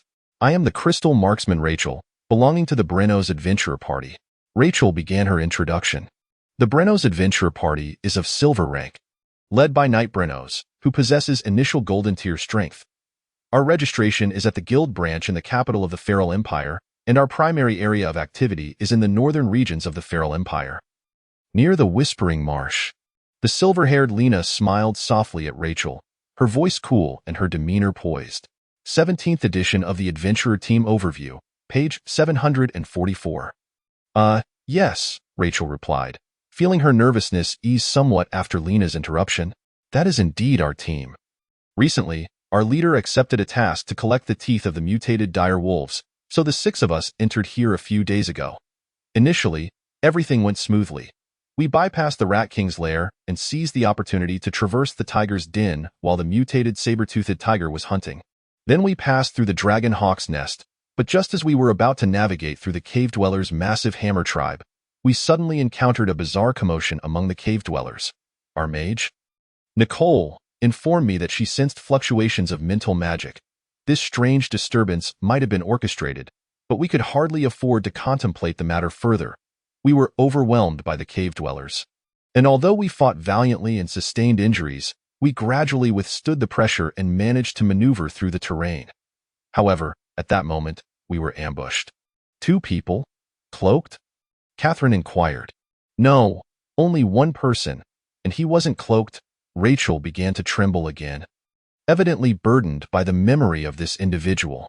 He was quite short, only slightly taller than the cave dwellers, clad in a strangely styled white cloth coat, with a large mask obscuring his face, leaving only his eyes visible. He appeared quite absurd, yet his strength was formidable. Since his arrival, all the cave dwellers dared not approach, only following at a distance. Despite our leader's strength, having been injured and ambushed, he was obliterated by a single spell from this individual. The rogue Kevin attempted to rescue our leader, but collapsed inexplicably before he could reach him. Kid, Nicole, Gaston, and I were terrified and began to flee. That person could move freely in the cave without light, and it seemed he could easily catch up to us, yet he merely followed leisurely behind, as if toying with us, and we could not shake him off. Nicole, being a mage, soon found herself exhausted and fell behind. We heard her calling for help, but none of us dared to stop, until we heard her scream in agony, and then there was silence. We 3 continued to run for several more hours. Fortunately, we encountered no monsters, but ultimately we could run no longer. Kid suggested we stop and see if we had a chance to fight back, and Gaston agreed, so we halted, waiting, and before long, that person caught up to us. Kid, being a warrior, shouted and charged forward, but Gaston pulled me away and ran, leaving Kid behind.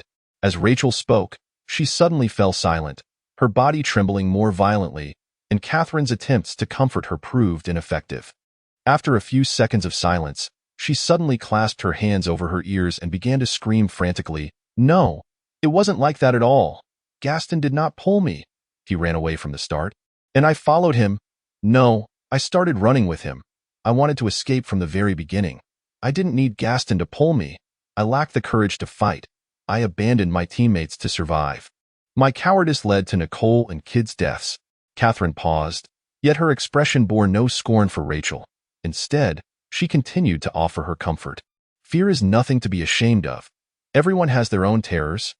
Everyone experiences fear, and no one is perfect. No one is a saint. Everyone makes mistakes. You were merely blinded by the specter of death and erred. You are not cowardly. You are brave for confronting your own mistakes. I believe that after this experience, you will no longer fear death. Indeed, I will no longer flee. Only by experiencing the same ordeal can I truly understand the pain and resentment that Nicole and Kid felt at that moment. I owe them a life. I will use this life to avenge them. Even if it means death, I will go down with it. After her recent outburst, Rachel, exhausted from the emotional turmoil, began to murmur to herself again, slipping into unconsciousness. Yet even in her slumber, her fists remained tightly clenched, unwilling to relent. Chapter 17. The target silence enveloped the cave. Ever since Rachel had fallen asleep once more, the atmosphere remained still, punctuated only by the occasional bubbling of the food simmering in the pot. Catherine slowly returned to the lamp, her gaze fixed on the ground as she pondered silently. It shouldn't be the same group, Lena, engrossed in her reading, continued without raising her head, articulating her thoughts. There are several distinctions. Catherine contemplated aloud. Indeed, they should not belong to the same faction. First, their fundamental objectives differ. The Moonlight Adventurer Party encountered individuals aiming to capture, the specifics of which remain unclear, whereas Rachel's group faced a pure intent to kill. Second, the disparity in appearance is substantial, Lena added, following Catherine's line of thought. The two individuals who aimed to capture wore identical cloaks, likely standardized attire, while the killer donned entirely different clothing with no semblance of similarity.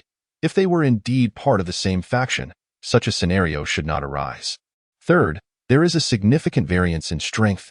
Catherine continued her analysis. From Lisa's account, it is evident that the two individuals they faced could still manage to resist temporarily, even when they were exhausted, allowing Lisa and another to escape.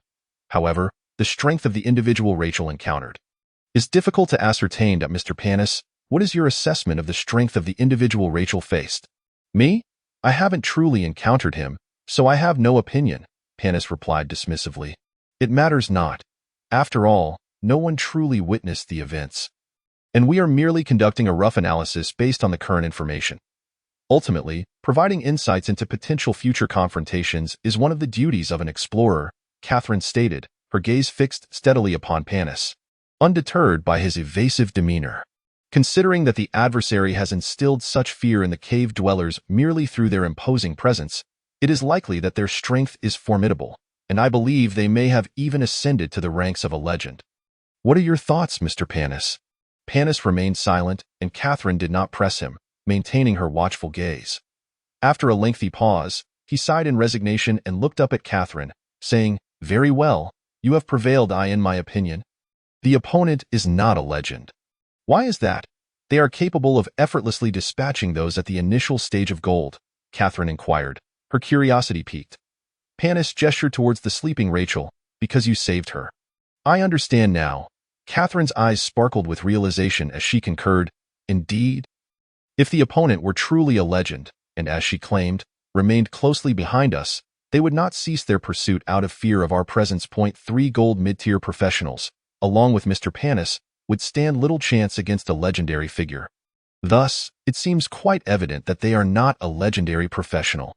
However, even if they are not, they must be on the verge of entering that realm, Panis interjected, dousing the conversation with a splash of cold reality. No ordinary gold-tier individual could compel the demonic cave dwellers to retreat solely through intimidation, as long as they have not ascended to legend. Even if they are at the pinnacle of the gold tier, we possess the capability to contend, Catherine encouraged her companions with unwavering confidence. We all have that strength. Then, Lena produced a bookmark, delicately inserting it into the pages of a book before gently closing it, and looked up to say, "For now, let us regard the adversaries as 2 distinct groups, one comprising 2 or more gold mid-tier or high-tier professionals, and the other acting independently, their strength lying beneath the threshold of legend. Since the locations of these 2 groups remain unknown, we must allocate some of our focus to guard against potential ambushes during each encounter, correct?" Precisely so, Catherine nodded in agreement. Are there any further queries? I have one. Lena gracefully rose, slightly adjusting her leather armor. Every movement, every expression, was executed with such precision that even the most discerning noble etiquette instructor would find no fault. Mr. Panis, we initially underestimated the lower caverns, lacking a detailed search plan. Merely relying on the assistance of an exceptional explorer, After entering today, I realized that given the scale of this place, if we were to search as we had previously envisioned, we would likely be at it for years without success. However, I trust that since you have undertaken this task, you must possess a certain level of assurance. Moreover, based on your performance today, it is evident that your exploration is not without purpose. Thus, do you have any plans that require our cooperation? Observing Lena, who seemed transformed since their camp was established, Panis inwardly grimaced in discomfort. He retrieved a tightly wrapped leather pouch from his backpack. After peeling away the layers of leather, he revealed a small, treated lambskin map at its center. Carefully unfurling the map, Panis pointed to it and said, "This is a map I have painstakingly drafted over the years. Although the distribution of monsters frequently changes and the terrain can shift due to cave collapses, it serves as a basic reference." One moment, Catherine interrupted Panis's explanation, addressing Lena, "Please awaken Vivian. She has become lost in thought again."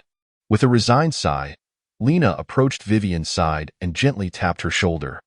Raising her voice slightly, Vivian, it is time to wake up." Vivian was roused from her reverie, gazing up at Lena in confusion. Upon seeing her, she leapt aside as if startled by a ghost, pointing at Lena and exclaiming, "Hey! How are you here again? Oh well, I should have grown accustomed to this by now. What is it this time?" The arrogance of the nobility, Anna. Lena introduced herself, her hands folded in front of her as she leaned slightly forward. "My sister has asked me to summon you. We are preparing to discuss our next course of action. What have you been contemplating? You have been lost in thought for an hour." "A monumental discovery, a superlative discovery," Vivian exclaimed, her eyes alight with excitement. Ignoring Lena's protests, she seized her hand and rushed to sit beside Catherine, her words tumbling out in a breathless rush. "My name is destined to be etched in the annals of history, Catherine. My dream is within reach, and our adventuring party will gain renown. Can you fathom it? Once my hypothesis is validated, gold will become an abundance we can scarcely contain." Upon hearing the mention of gold, Catherine's eyes began to sparkle. "What have you discovered? Is it related to those spores?" "Indeed. It pertains to those very spores." Vivian cast a glance at the sleeping Rachel, ensuring her deep slumber, before continuing, "The specifics will require further investigation in my laboratory at home, but based on my current observations, those spores can be utilized to enhance 3 types of potions." "Ahem." Panis cleared his throat and stood up. "I will check the nodes of the vigilance array."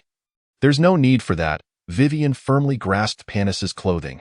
"At the very least, we are still teammates in this endeavor. There is no need for avoidance." Panis surveyed Vivian, Lena, and Catherine with a peculiar expression, noting the faint smiles adorning the faces of the 3 young women. He then glanced at Vivian, who resolutely held onto his clothing, before finally looking up at the cave's ceiling and, in resignation, took a seat once more. Catherine secretly admired Vivian's boldness, prompting a triumphant smile from Vivian as she lowered her voice. "You can scarcely imagine the nature of the potions: the mental restoration potion, the meditation potion, and the sleep potion." "Ah!" Lena exclaimed, the first time she had lost composure that night, covering her mouth in surprise. "The 3 most essential potions for spellcasters?" "Precisely," Vivian replied, a mysterious smile gracing her lips. "If all goes well, by leveraging the properties of the spores, I can enhance the mana recovery speed of the mental restoration potion by 50%, reduce the fatigue caused to muscles when entering a meditative state after consuming the meditation potion by 20%, and shorten the meditation duration by 18 seconds, all while maintaining the same mana recovery. As for the sleep potion, I can compress a 30-minute sleep duration into 25 minutes, saving a full 5 minutes. 250 years. Then, Catherine interjected suddenly. "Indeed, the formula for the mental restoration potion has not been improved for 250 years, the meditation potion for 270 years, and as for the sleep potion, it has remained unchanged since its inception 277 years ago." Vivian's excitement caused her lips to quiver, though she maintained her composure. "The name Vivian will be remembered by all spellcasters. I will no longer have to fear obscurity." As she spoke, her eyes began to glisten with unshed tears. "You will succeed," Catherine gently patted Vivian's head. "We all believe in you. You will surely succeed." "However, there is one issue," Panis remarked, appearing less than enthused. "The spore's viability lasts only 5 minutes. That is of no consequence. Vivian emphatically waved her hand. What is required are the inactive spores. The freshly erupted ones are unusable. I suspect that using the freshly erupted ones would result in an explosion. Yet, if these spores are so valuable, why has no one else discovered them? Panis posed the question, seemingly dousing their enthusiasm. But in reality, he was simply exploring every conceivable concern.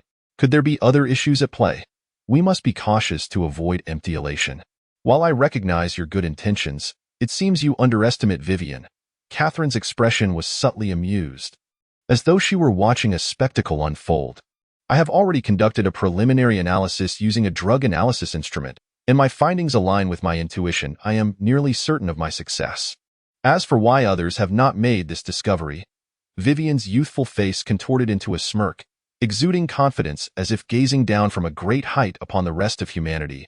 I am one of the owners of 13 personal laboratories within the highest starry spire of the Alchemical Mage Guild. The only researcher invited to the starry spire with the strength of the gold tier, and one of the 7 evaluators of the Alchemical Achievements Review Board. What I can discover, others may not necessarily uncover. Upon hearing this impressive list of titles, Panis was rendered speechless, clearing his throat to shift the conversation. In that case, can we terminate the mission? After all, the benefits of your research far outweigh those of this task. Absolutely not. Vivian regarded Panis with the eyes of one contemplating a fool. Potion improvement cannot be achieved without years of accumulated effort. And without completing the task, where would the funding for research come from? I have no desire to squabble with investors over a few thousand gold coins like those old fogies. Moreover, we cannot solely rely on this outcome. What if we fail? I am not so arrogant as to lose my reason and assume that success is a certainty. By the way, weren't we supposed to discuss the next course of action? I still have several experiments to conduct. We should not waste any more time. Let us begin. Very well. Panis found himself at a loss to counter the question of who was wasting time, as he traced his fingers across the map. This is where we entered. Here lies the spore forest. And this is the location where we vanquished 5 mutated hyenas. Here is where we encountered that swarm of mutated bats. Following this path leads to their lair, yet we did not proceed there, instead opting for the other side. This passage is where we engaged the troglodytes in battle. After our skirmish, we traversed the lowest branch to arrive here. I see now. This is indeed the cave where we rest, Catherine remarked, intently studying the map. Since we can comprehend it, allow me to share my thoughts. What you seek is a laboratory. Whether it be an alchemical lab, an engineering lab, or a magical research facility, the most crucial element is energy. A lab of considerable scale would likely struggle to sustain its consumption solely through crystal stones. It must possess a readily convertible energy source that is not fearful of waste. The wizard towers in the land of mages exemplify this, established in special locations to gather scattered energy for daily consumption. Indeed, Vivian affirmed, including the Starshine Tower, all wizard towers operate in this manner. Within the lower caves, there exist only 3 stable energy sources: icy energy, fiery energy, and corrupted energy. The latter can be disregarded. We are left with only ice and fire. I understand. Catherine pointed to a location on the map. Before we set out, you mentioned that certain areas in the lower caves have unusually high temperatures while others are surprisingly cold. These locations must be the convergence points of icy and fiery energy, such as this one. Therefore, we can systematically investigate them one by one, correct? Yes, I have identified a total of 13 regions with anomalous temperatures. If we explore each one methodically, we could finish examining all 13 within 2 months. Should we find no trace of our objective in these locations, we would need to venture into new areas, and under such circumstances, I cannot guarantee the completion of our mission within the time limit. No matter. As long as there is a target, Catherine issued the final directive for the night. Let us retire early. Tomorrow will not be easy. What about her? Panis gestured towards the slumbering Rachel. We shall inquire about her intentions tomorrow. Catherine had already made her decision. You still wish to take her along? Panis looked at Catherine in astonishment. Are you certain? Absolutely, Catherine replied, patting her chainmail. I am a knight. Chapter 18. Fragments of dreams. Where am I? I opened my eyes to the familiar surroundings. The sky was shrouded in darkness, with 3 moons gleaming in the night sky. While the night wind swept the yellow sands across the ground, carrying them far away. Who am I? I recalled. I am Kyle, the pride of humanity, the guardian of justice and courage, the most perfect saint. And she? Who is she? Who approaches me? Who walks beneath the starry sky, above the yellow sands? Those delicately arched brows, that gentle yet resolute gaze, that proud and straight nose, and the tender smile at the corners of her lips. Along with her flowing black hair, her silver armor, and the long spear that glimmered with cold light beneath the night sky. Everything feels so familiar, including your eager embrace. It is so familiar. So nostalgic, yet why does my body tremble uncontrollably? What am I afraid of? Why do I wish to flee far away? Who are you, truly? Ah, I remember now. You are Nellie, the Nellie of humanity, my comrade, my lover, as I surveyed my surroundings. I recognized it all, the sighing desert. Indeed, it is here once more, my sin, the place of slumber, the place that haunts my dreams every night. And you? The one who appears in my dreams each night? My beloved. How many years has it been? Countless times I believed I had escaped this place. I thought I had lost my humanity, that I would feel no regret, no guilt. Yet, every night, every dream, reminds me that I have never truly escaped. I remain here, forever submerged in this hellish nightmare. Kyle, you have finally returned. You, who embrace me, have not changed at all. Still so straightforward, still so gentle. Your voice remains as familiar as ever. Ever since you went to Dragon Mountain, I have been worried for you. The great forests of the north and south are both graveyards for demigods. Ha, you always say that. In your heart, aside from the knightly spirit, am I the only sinner? Until this matter is resolved, I will not perish, even if my adversaries are the overlords of the beast forest. What a proud declaration, so full of vigor. But now it sounds, truly nauseating. Even if I were to die, for the peace of Yala, for the justice that resides in our hearts, I fear nothing. Sacrificing oneself for justice, is this not the ideal we both cherish? Foolish one, despicable and cowardly wretch, you are always so proud, striving to be perfect, intentionally pursuing virtue for others to praise, seeking to be seen as a saint, yet in truth, you are merely a useless wretch, a common, powerless wretch, a cowardly and despicable wretch who can do nothing in the face of strength and death. Nellie, an old friend will arrive soon. Let us go welcome them. Foolish one, continue to be proud, continue to be brazen. The more you do so, the more you will loathe yourself when you discover your true nature. When you realize your frailty, timidity, and cowardice. Do you understand this principle? Years ago, I, the one in the dream that I know now, I can no longer escape. I know my soul will remain here, unable to depart. I know that every night I shall return here, reliving every moment of this battle, facing my sin once more. This is the punishment, is it not? Punishment for my cowardice and baseness. Each night, the punishment shall continue. An endless nightmare, an endless cycle of sin and retribution. Come now, I confess my transgressions, I accept judgment, I welcome punishment. Let me face my sin once more. All of this is the recompense I deserve. Panis gasped heavily, awakening once more from a nightmare, his sweat-drenched hair clinging to his face as he gazed at the dark ceiling of the cave. His trembling body gradually calmed, the curled form slowly unfurling as he wiped his face, unsure whether it was sweat or tears, revealing a self-deprecating smile. It must be exhausting, Panis. Lena's voice, no longer refined and melodious, had taken on a hoarse yet magnetic quality. What are you saying, Miss Lena? Panis, now fully awake, rose to the light, pouring himself some cool water from his flask. Lena smiled and shook her head, countering, You know very well what Catherine intends to do, do you not? Foolish knights and their foolish knightly ideals. Panis cast aside the flask, covering his face with his hands, his voice muffled as it emerged from his grasp. Foolish compassion, foolish redemption. Thus, I detest knights. Indeed, my sister is quite foolish, Lena concurred with Panis's sentiment. She has long aspired to be a knight like Nellie, vowing to uphold the knightly spirit throughout her life. This in itself is not an issue. The problem lies in her foolishness to genuinely commit to such a path. Knights, they all share this flaw. A hint of wistfulness crept into Panis's voice. Sacrifice, compassion, mercy, justice, glory. They shall never understand that these ideals will ultimately lead to their downfall. Perhaps they do understand, Lena remarked softly, her voice carrying a natural allure. Perhaps they simply believe that, compared to losing these virtues, they would rather embrace death. Panis sighed softly, his tone returning to its usual coolness. What exactly do you wish to convey? Lena's right hand rested casually on her collarbone, her demeanor exuding an innate seductiveness.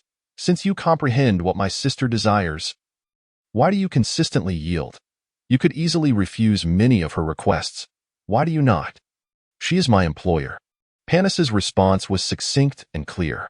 Is that so? Lena chuckled, her voice laced with amusement. Yet, you could have declined this commission as well, just as my sister previously stated. Gold holds no significance for you. If that is the case, how could you allow yourself to be bound by a mere employment contract? You yearn for it as well, do you not? Lena interjected, asserting her point. Each night, awakening from nightmares, struggling under the weight of pressure, encasing yourself in ice, refusing all kindness from the outside world, relentlessly punishing yourself with pain while simultaneously seeking solace in drink and vice. Even in such a state, do you not long for redemption, for liberation from it all? No. Panis instinctively raised his voice, startling even himself. After glancing back at the sleeping girls to ensure they remained undisturbed, he lowered his tone in defense. This is my sin. This is my punishment. No one can redeem me. No one ever will. Without trying, how can one know the outcome? Lena chuckled softly, yet she refrained from pressing Panis further, instead turning the conversation to herself. In truth, within our adventurers' guild, who among us is devoid of some painful memories? Who bears stories that remain unspoken? It is your adventurers' guild, Panis corrected deliberately. All right, Lena replied nonchalantly. It is our adventurers' guild. Are you satisfied now? In this guild, both Vivian and I, and even Catherine herself, harbor distressing pasts. Vivian and I were once akin to you, suffering, indifferent, and eccentric. Had you encountered us years ago, you would never have believed we were the same individuals. Panis remained silent, his expression inscrutable, leaving no one to discern his thoughts. Lena did not anticipate a response from him and continued. We have lived this way, convinced that our lives would remain forever shrouded in pain and indifference. However, Catherine extended a hand to us, so, if we could attain redemption, why not muster the courage to try yourself? You do not understand. Panis shook his head, exhaling deeply. As I have said, no one can redeem me. I shall never find salvation. Perhaps, Lena replied, undeterred, rising to her feet. We have ample time to work together. Let us see how things unfold. Do take good care of us in the future. By the way, Panis, Lena sauntered over to him. Her eyebrows arched and eyes brimming with charm, her graceful movements imbued with an indescribable allure.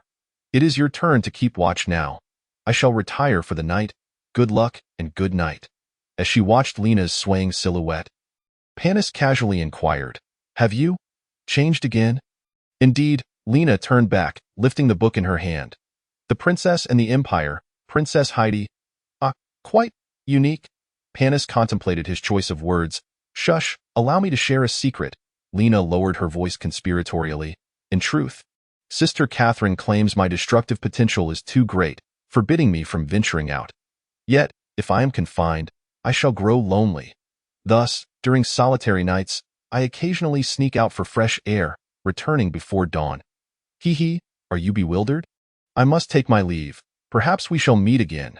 Your destructive potential is indeed considerable, Panis remarked. You should rest. I will awaken you all before we set out. Redemption? Panis mused quietly as he observed Lena nestle into her sleeping bag.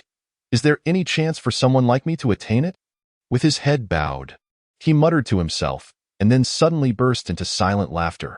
An unrestrained, frenzied laughter that left him breathless, tears streaming down his face. The cave lay enveloped in silence, for young women slumbering peacefully, juxtaposed with the bizarre sight of a man laughing silently.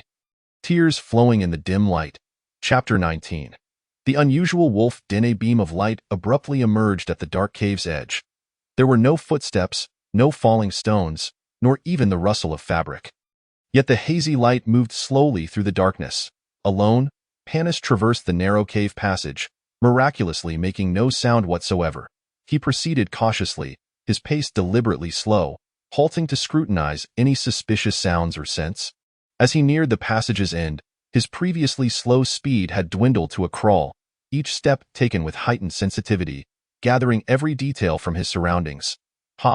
Panis finally emerged from the passage, entering a cavern strewn with white bones. The cave was of moderate size, not particularly high, and illuminated by the light from his helmet, he could clearly see the stalactites hanging from the ceiling. The cave's shape was not a regular circle. The right side was expansive, while the left was rather constricted. On the left side, 6 openings led in various directions, while the right side's floor was littered with bones of varying sizes and shapes, forming a gentle slope that culminated in a bone mound nearly 3 meters high. Panis surveyed the desolate bone-laden cave, extracting a palm-sized crystal from his backpack. Activating his fighting spirit at his fingertips, he tapped it lightly twice. The faint sound echoed clearly in the stillness of the cave. After the tapping, he returned the crystal to his backpack, crouched down on all fours, keeping his face perilously close to the ground, and began to crawl around, meticulously collecting the scents in the air. After a while, the sounds of rustling emerged from the passage behind him, yet Panis paid it no heed, maintaining his crawling position without turning his head. When Catherine entered, the sight that met her was Panis sprawled on the ground. Yet, she exhibited no surprise, swiftly approaching him with the other 3 women, squatting down to draw nearer, and whispered, "Have the wolves departed?" Panis remained silent, continuing to sniff around meticulously until he was certain, then lifted his head and lowered his voice in reply. "They left 2 to 3 days ago." According to their usual habits, wolves typically require at least 10 days for hunting excursions. We are safe for now. However, given the unusual disturbances caused by the cave dwellers, prudence is advisable. We should proceed swiftly. Very well. Shall we leave now? Not in haste, Panis interjected, his eyes scanning the cavern. We must inspect thoroughly. This area is close to the River of Flames, a potential site for the Research Institute, so we must exercise caution. By the way, has everyone applied the scent masking potion? Rest assured, each individual has applied it meticulously, Catherine affirmed with a nod. Good, however.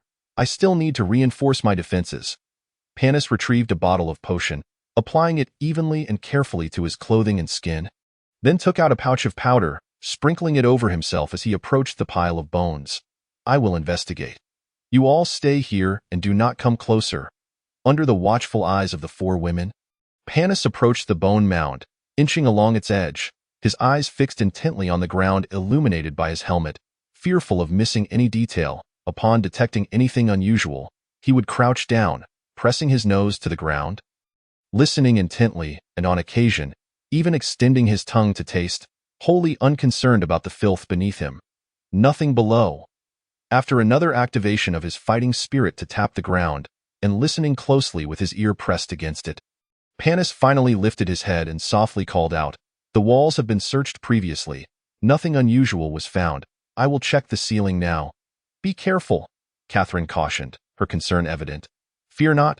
I shall ensure that you do not find yourselves trapped here due to a lost explorer," Panis replied curtly without looking back. Moving to the cave's rock wall, crawling along it like a spider, soon positioning himself with his back to the ground and face upwards against the cave ceiling. Despite this precarious position, Panis exhibited no signs of falling, maintaining his agility as he meticulously explored every crevice and stalactite overhead. Ultimately, however, he regretfully descended, shaking his head as he returned to the 4 women. "Let us depart. We can rule this place out. At least, my abilities have not uncovered any entrances here." Catherine displayed no signs of disappointment, her smile unwavering. "That is to be expected. If it were that simple to find an entrance, I would be more surprised and disappointed. Let us proceed to the next location. This way." Panis led the way to one of the larger openings among the 6. Ahead lies the River of Flames, where we can rest momentarily. "Rachel, how are you faring?" Catherine inquired with concern. "Lena just treated the fracture. But it will take 4 to 5 days before you can exert yourself. Is there an issue?" Since the morning, Rachel had chosen to accompany the adventurers instead of remaining behind to recuperate from her injuries. awaiting their return. She had fallen into silence, her head bowed as if lost in thought, occasionally revealing a wistful expression. Upon hearing Catherine's question, she seemed to awaken from her reverie, replying, "I am fine, although I cannot exert force. Ordinary movement is manageable. As a gunslinger, even with limited strength in my legs, my combat capability remains unaffected. There is no need for concern. What of your firearms? I noticed your backpack was left behind. Do you still possess your weapons?" The young women, inexperienced in working with gunslingers, were somewhat perplexed, but Panis, having encountered various adventurers, was well acquainted with them. He turned to her at the cave entrance and asked, "You should only have your sidearm remaining, correct?" "Yes, 2 of them," Rachel replied, extracting a compact crystal gun from a compartment in her leather armor. She opened the right side viewing port of the handle to inspect it before closing it again. "It can still fire 30 more shots. Does it fire crystal energy rounds?" Panis furrowed his brow.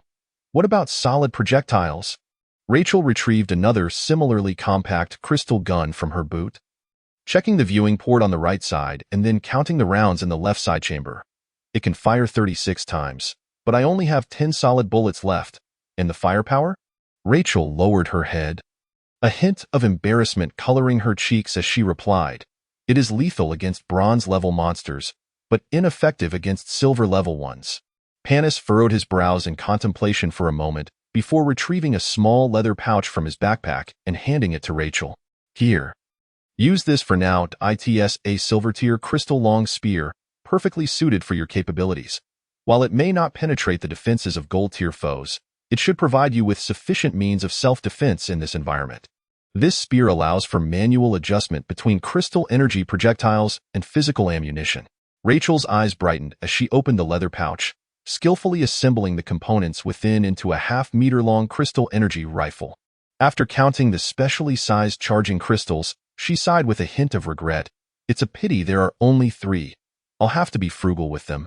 "Not to worry," Vivian interjected nonchalantly, dispelling her disappointment. "When we rest tonight, I can cut a few more for you. Although I wouldn't dare attempt crystal synthesis in this environment, simple cutting poses no issue, and I have my tools with me." "Thank you both so much." Rachel expressed her gratitude with a bow, activating the rifle's activation array with her fighting spirit. "It's perfect. It aligns well with silver-tier fighting spirit." "Let us move," Panis said, leading the way into the passage. "We must head to the River of Flames." At the back of the group, Catherine observed Panis's figure with curiosity. "Do you always come prepared with such weapons?" "I've used a crystal rifle before when I played the role of a marksman, as long as the fighting spirit level matches." "It can fire," Panis replied, leading and exploring the path ahead. "Archer, crystal rifleman, explorer," Catherine remarked with a knowing smile. "Are you really just a silver-tier practitioner as you appear? Can't you see for yourselves?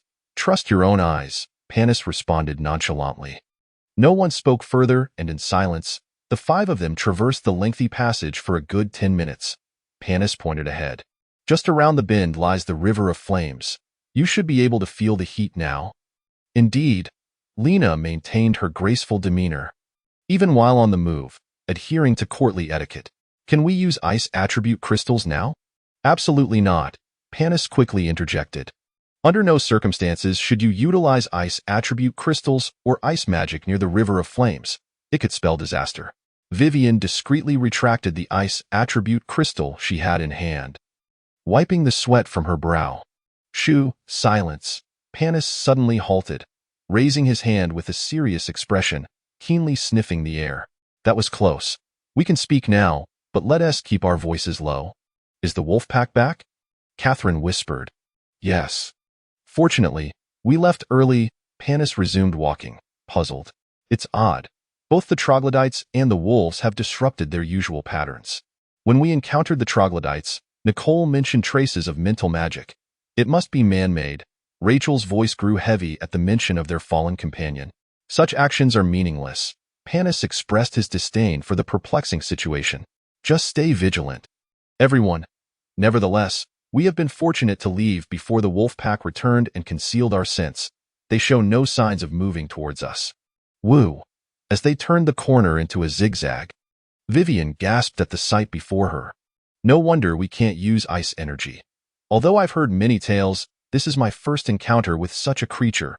Fire elementals, fascinating. Chapter 20. The river of flames. Before them lay a realm of magma. A veritable paradise of flames. This was yet another vast cavern, illuminated throughout. The outermost edge of the cavern featured a rocky expanse 6 to 7 meters wide, while the center held a colossal lake of magma. At the junction, the rock had undergone a peculiar crystalline transformation due to the high temperatures, shielding the rocky surface from the encroaching magma. Bubbling continuously, the magma lake released bubbles that burst at the surface, each explosion sending flames soaring into the sky. The searing heat permeated the entire cavern, distorting the light within the high-temperature air and draping the surface of the magma lake in a hazy hue. In this sweltering world, monotony was absent. Numerous fire elemental beings roamed the magma lake, frolicking on the surface or vanishing beneath its depths. While the deadly magma could easily annihilate ordinary creatures, it was a haven for fire elementals. These beings had peculiar appearances. Their lower halves lacked legs, or rather, their thighs were entirely transformed into flames, floating gracefully above the magma lake, above the knees. 2 legs fused into a singular form, while their upper bodies bore a striking resemblance to humans, composed entirely of magma and flames, with indistinct boundaries between their features, often appearing as mere bursts of fire. The core of elements can give rise to elemental beings under extreme conditions. High temperatures generate fire elementals. Deep seas produce water elementals, subterranean depths yield earth elementals, and prolonged lightning strikes foster air elementals. Lena observed with curiosity as she watched the fire elementals drifting in the center of the lava lake. Though I've read about them countless times, this is my first time witnessing elemental beings firsthand. Their colors are truly beautiful. You should have encountered elemental beings before. If all goes as expected, Panis corrected her. They exist on the surface as well. Encountered them? Lena's eyes widened, a look of astonishment crossing her composed features, lending her an air of amusement. Why was I unaware? Sandmen. Vivian gazed longingly at the distant elemental beings, as though longing to capture one for study. I suspect they are sandmen, a variant of earth elementals. Correct, they are indeed sandmen. Panis pointed towards the fire elementals in the distance. These elemental beings will not perish as long as their cores remain intact, even when mortally wounded. They merely enter a state of slumber, awakening decades later. However, upon awakening, they lose all previous memories, akin to a new birth. Thankfully, the creation of elemental beings is quite rare. Otherwise, the continent would be overrun by them. They lose their memories? So they possess intelligence? Catherine seized upon the key point. Do all elemental beings possess wisdom? I thought sandmen were merely an exception. Newly born elemental beings lack intelligence. It's not accurate to say they have none. Rather, their intellect is minimal, akin to newborn infants, primarily driven by instinct. After 4 to 5 decades, they reach an intelligence level comparable to that of a 3 or 4-year-old human child in this magma lake. There are likely 15 or 16 with wisdom, while the rest are not yet mature. Panis grasped Vivian's wrist, preventing her from approaching for a closer look, only to notice something peculiar about her wrist, leaving him momentarily perplexed. Don't go near them. While they are considered friendly beings, they can be excessively so, especially the immature ones, who enjoy playing with other life forms and often do not comprehend how to control their high temperatures, which can be lethal. Vivian seemed displeased at being touched, forcefully breaking free from Panis's grasp, casting him an awkward glance before shifting the topic. Their intelligence isn't affected by magical energy, right? Not at all. Panis dismissed Vivian's discontent. Elemental beings are the only life forms immune to magical energy corruption, and they are the sole beings capable of communication in the lower depths of the crying cavern. Hey, you over there, if you don't bring your teammates to help soon, there will be no beings left to communicate with, a deep female voice called from a distance. Though low, the voice held an alluring quality. The sudden sound startled the ladies, with Rachel even drawing her crystal rifle in caution. Panis halted Rachel's action, raising his voice in response. Why do you need us humans to assist in your games with children? Are you blind? A flame descended from above, morphing into a human shape before the 5. Which of your eyes saw us playing with children? We're being brutally attacked. The flaming figure bore an uncanny resemblance to a human, with bright red hair, Long legs, a slender waist, and a generous bust, her striking features unmistakable. Aside from her lava-colored skin and the faint heat radiating from her, she appeared indistinguishable from a human. Dylan, leader of the fire elementals in the Crying Cavern, Panis introduced the two parties. They are members of the Nelly Adventurers Guild, and one is from the Brenno's Adventurers Guild. They are all newcomers here, so you may not have met them. Hello, Miss Dylan. I'm Catherine from the Nelly Adventurers Guild, Catherine cautiously greeted. You are truly beautiful. Thank you, Dylan replied, clearly pleased by the compliment as she played with her fiery hair cascading over her shoulders. Indeed, it is beautiful. It's said to resemble the appearance of a female adventurer leader from 50 years ago, whom I admired greatly. After she went missing, I adopted her form. Panis added, oh, before adopting this appearance, she was in a male form. The three ladies exchanged bewildered expressions, taking a synchronized step back, while Lena's eyes sparkled with excitement as she gazed at Dylan. I understand. I understand. It's not what you think. We elemental beings do not possess gender, Dylan hurriedly clarified, suddenly grasping Panis by the collar. You scoundrel, Panis, will you help or not? Let go. You're going to burn me. Panis salvaged the clothing that had begun to smoke. What on earth has transpired? Why would the children suddenly turn on you? Dylan's beautiful visage betrayed a sense of urgency. A few hours ago, two peculiar individuals passed by here. Those two were odd, their aura almost lifeless, as if they were two corpses, not spirits.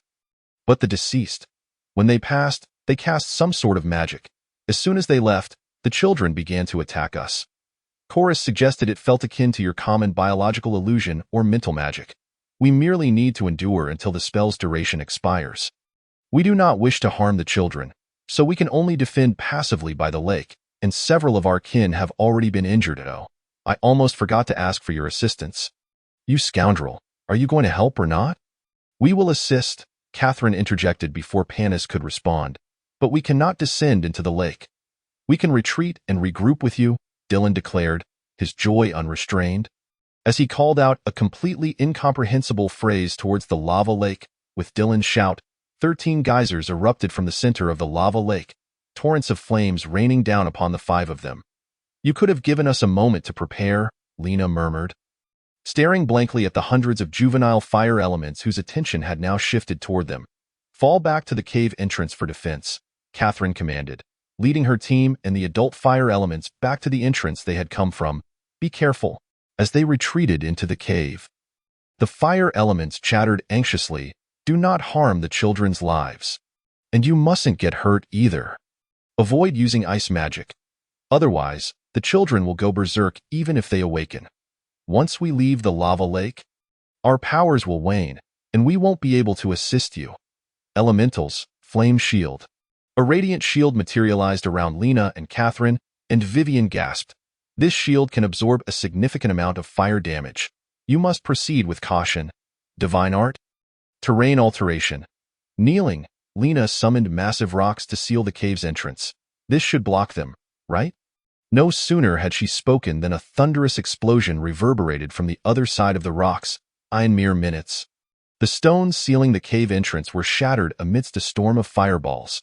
The debris, coupled with the falling rocks from the cave ceiling, made it impossible for the five to lift their heads. Lena, we can no longer obstruct the path with stones, Catherine shouted over the din of the explosions. If we continue to forcefully blast our way through, the entire passage will collapse, and we will all be buried beneath it. None shall escape. Then we must press on, observing the throngs of fire elements surging into the passage. Lena empowered herself with divine strength, brandishing her glowing hammer as she charged towards the juvenile fire elements. Catherine raised her kite shield, thrusting it forward to knock aside two oncoming adversaries, positioning herself beside Lena. Elementals. Hurricane. A fierce wind surged before Catherine and Lena, the powerful gusts lifting the juvenile fire elements off the ground and casting them out of the passage. Utilizing the whirlwind conjured by Vivian, the two melee combatants advanced a few steps, blocking the entrance to the passage and preventing the fire elements from entering. Bang! The sound of a crystalline gun echoed within the passage as a ball of earthy yellow energy erupted from Rachel's weapon. Under the impact of the earth energy, two juvenile elements were hurled a considerable distance, crashing into the lava lake, only to emerge unscathed moments later and resume their assault on the cave entrance. Create. Spider web. Vivian pointed her staff toward the passage's exterior, summoning a web of elemental composition that ensnared a large group of fire elements, limiting their movements. Yet, merely seconds later, the web disintegrated into ash under the intense heat of the fire elements. What a nuisance, Vivian grumbled. Elementals. Lightning net. A shimmering net of electricity cascaded from the sky, enveloping more than 20 fire elements. This time, it successfully restrained them for a full 3 minutes. Fortunately, this is effective. Vivian continued to wave her staff. Lightning net. Lightning net. Lightning net. 7 consecutive casts ensnared the majority of juvenile elements gathered at the passage's entrance, while the remaining distant elements could only hurl fireballs from afar, all of which were intercepted by Catherine and Lena, who were bolstered by their flame shields. After concluding her spellcasting, Vivian leaned against her staff, downing 2 potions in quick succession before retreating a short distance to sit against the wall. I have taken a meditation potion. I need 3 minutes to regain my magical energy. You all keep fighting. With that, she closed her eyes, sinking into deep meditation. Chapter 21. The Magic Power Conversion Array.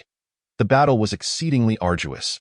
This peculiar combat, which permitted only defense and forbade any harm to the aggressors, rendered the ladies somewhat hampered in their efforts. By the time Vivian awoke from her meditation for the 4th time, an hour had already elapsed in the battle. The situation on the battlefield remained unchanged. Catherine and Lena formed one group, while the 9 uninjured adult fire elements were split into 2 groups, rotating in and out to take positions at the forefront, while those who had been swapped out rested with the injured elements at the back. Rachel, the gunner, had activated her crystalline gun repeatedly over the hour, her complexion paling and her hands trembling uncontrollably as fatigue set in, ultimately causing her to faint from exhaustion.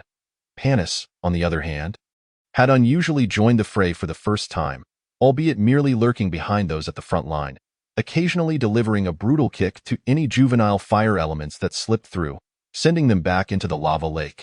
Catherine and Lena bore some injuries, now resting against the wall at the rear. Catherine's kite shield was marred with charred marks, still emitting steam, while her chainmail bore over a dozen scorch marks. A portion of her long hair singed away by the intense heat as she poured water over her shield to cool it down. Lena fared slightly better than Catherine, with only 3 damaged spots on her leather armor, clearly having been shielded by Catherine during moments of danger. However, a large area of burn marks marred Lena's left hand, and she had not tended to her injuries, merely discarding an empty mental recovery potion beside her as she leaned against the wall. Eyes closed, quietly waiting for her magical energy to gradually replenish with the aid of the potion. Gritting her teeth, Vivian steadied her staff and rose once more, prepared to rejoin the battle and alleviate the pressure on her comrades by controlling the juvenile elements. Yet, as she took a few steps forward, she was intercepted by the retreating Panis. Vivian.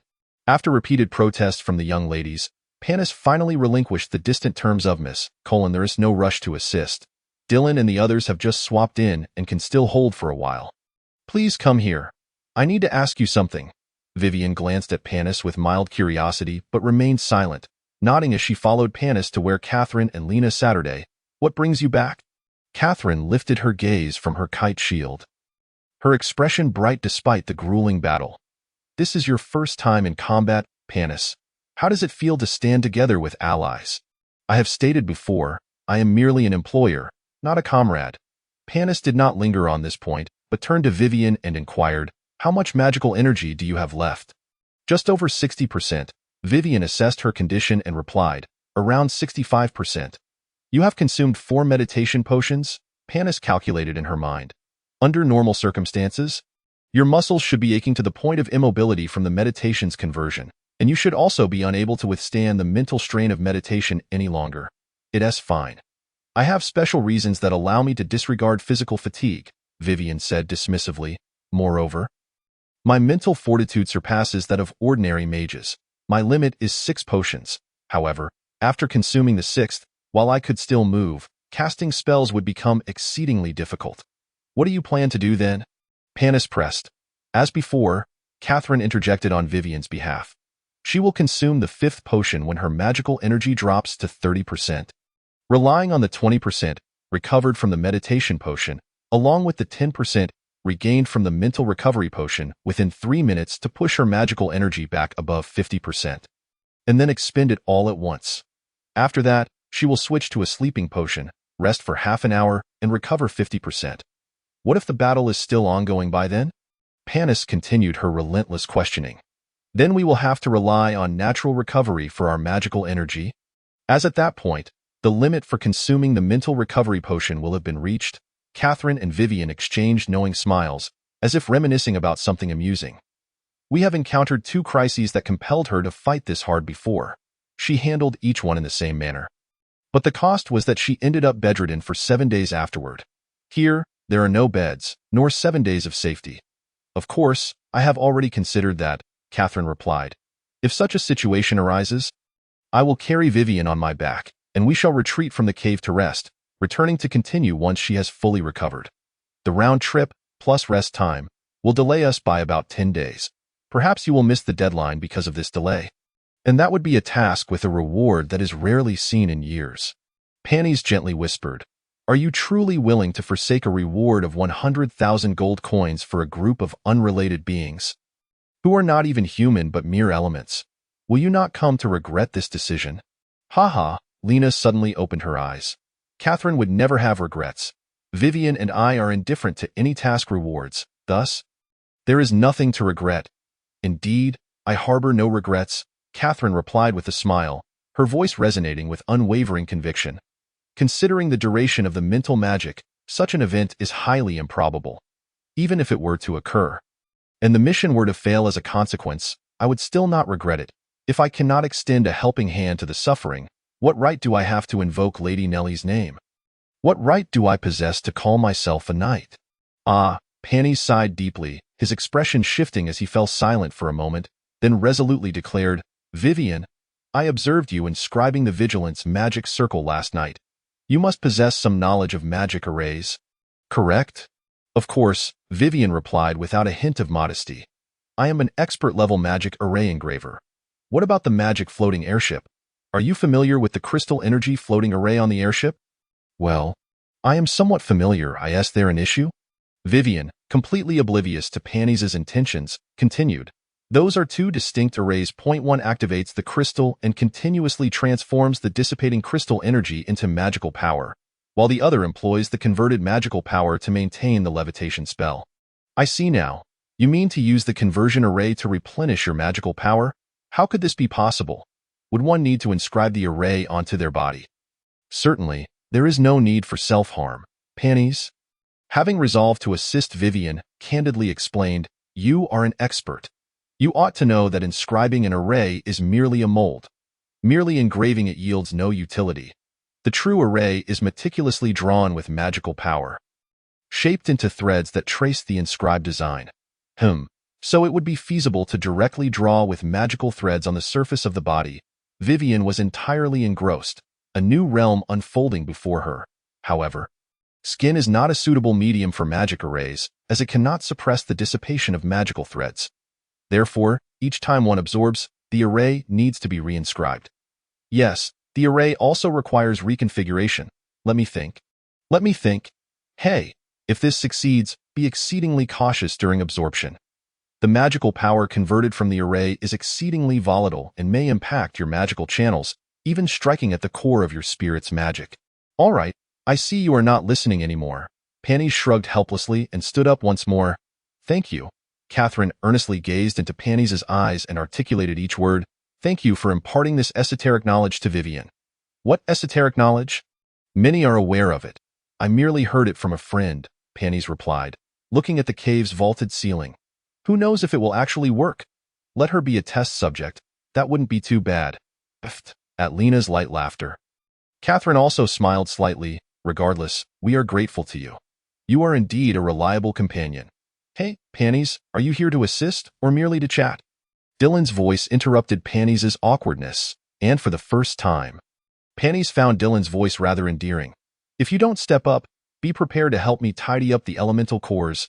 Lena, let us ascend, Catherine called out to Lena, Her spirits lifted as she charged to the front lines, replacing the somewhat dimmed Dylan and the other three fire elements. Although they had temporarily lost Vivian's assistance, the two young women, having rested, performed remarkably, pushing the feral juvenile elements back with ease. Divine art. Soothing the soul. Striking one juvenile element away with her hammer, Lena maintained her dignified demeanor amidst the fierce battle, effortlessly touching another fire element with the tip of her spiked mace. She chanted loudly. A beam of white light cascaded down, cleansing the juvenile element. Chirp, chirp, chirp. The girls heard the juvenile element emit a sound akin to a mouse for the first time. After 2 calls, the juvenile element curiously glanced around, then joyfully chirped again, rushing towards Lena amidst the other frenzied juvenile elements. Why are you coming back after waking up? Lena hesitated slightly, nearly being tackled. Fortunately, a leg extended from behind her, kicking the now-awakened element back into the magma pool. Ignoring the young creature's pitiful floundering in the lava lake and feigning ignorance to Pannies' rough actions, Dylan clapped his hands from the back and exclaimed, "This is good. This can awaken the children. Use it again." "Don't get your hopes up," Lena replied while wielding her weapon.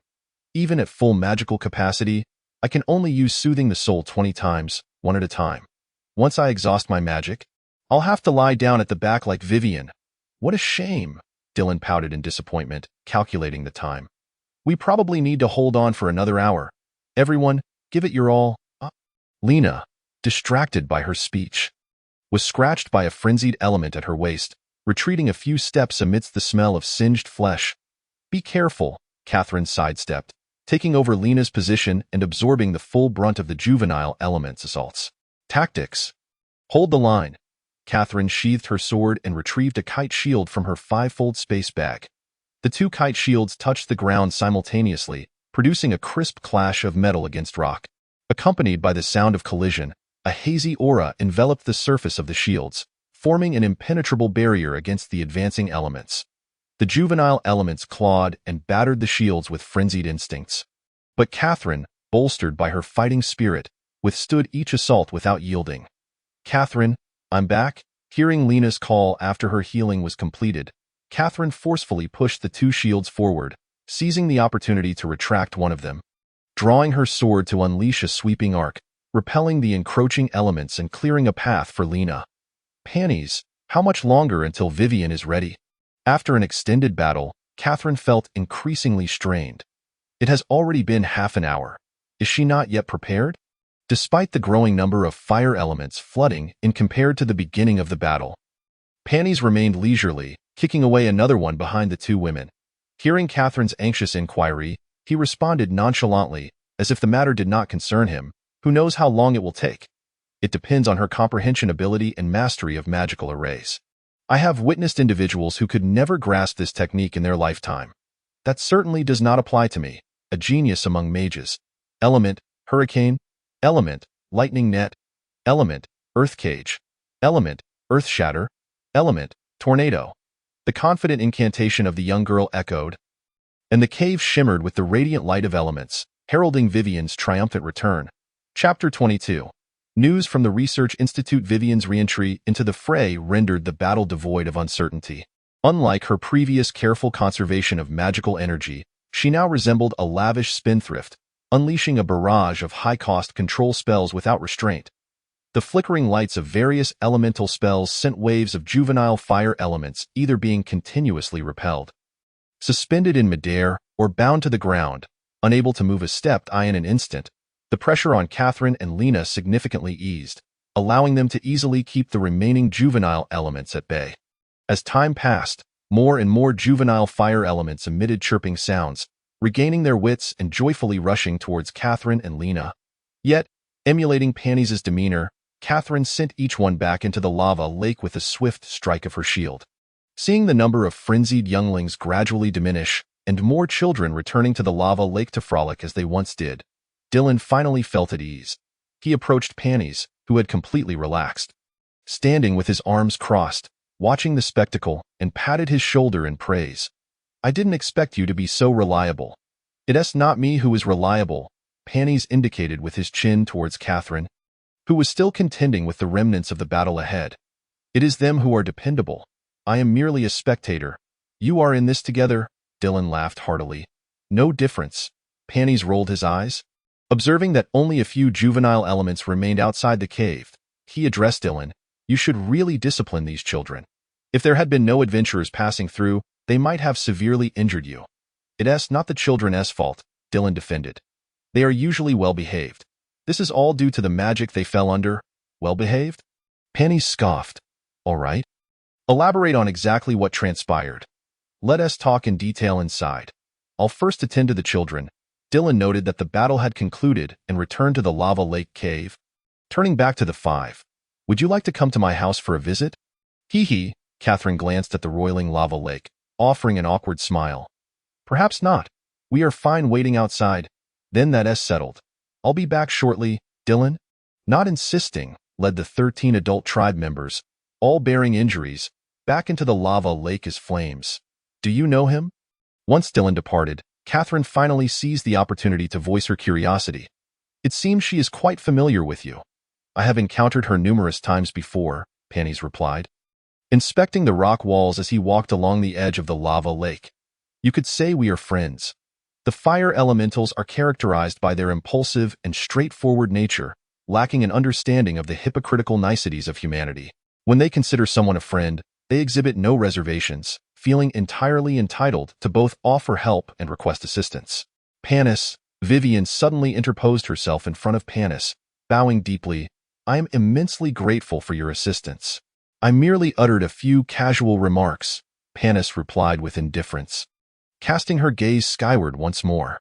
I had no intention of aiding you. Regardless of whether your words were spoken casually, your guidance has instilled hope within me. I have been stagnating at the golden mid-tier for quite some time. But your hints seem to have brought me to the precipice of the golden high tier, even the legendary realm. Vivian's youthful face was etched with seriousness. Thus, before she could finish her sentence, an abrupt wave of exhaustion overwhelmed her, causing her to collapse onto the ground. What just happened? Observing Vivian's sudden faint, Catherine and Lena swiftly stepped forward. Catherine gathered her up, noting her body was entirely limp, devoid of strength, with only her eyes still blinking and unable to utter a word. She anxiously inquired, Panis, could the method you taught Vivian have any adverse effects? It shouldn't, Panis mused with a furrowed brow. Logically, it would only result in her internal magical channels and core being impacted by the volatile magical energy, causing her to lose precise control over her magic for an hour or two. It is akin to how an ordinary person, after excessive physical exertion, experiences trembling limbs, rendering them incapable of delicate tasks such as writing. Oh, then there's no issue, Catherine reassured, her worries alleviated. I understand now. Vivian is rather special, and this is an exceptional circumstance. She should recover after a while. What's the matter? What has transpired? A flash of fire marked Dylan's reappearance before the five. What's wrong with this little girl? Nothing serious, Catherine chuckled lightly. She merely overexerted herself and fainted. A bit of rest will suffice. That is a relief. By the way, you humans do tend to faint quite easily, Dylan remarked, glancing at Rachel, who had just regained consciousness. He reached into his body and retrieved 6 or 7 fire attribute crystals, handing them over. You are the marksman, right? You nearly depleted the energy of your crystal gun earlier. Here are a few for you to cut and replenish your energy. Although Vivian had previously promised Rachel to assist in cutting crystals for the crystal gun's energy, Rachel had struggled due to a lost backpack, lacking crystals to offer Vivian for the task. Feeling too shy to ask the adventurer girls for help, she was pleasantly surprised when Dylan offered the crystals as a reward. Thank you so much.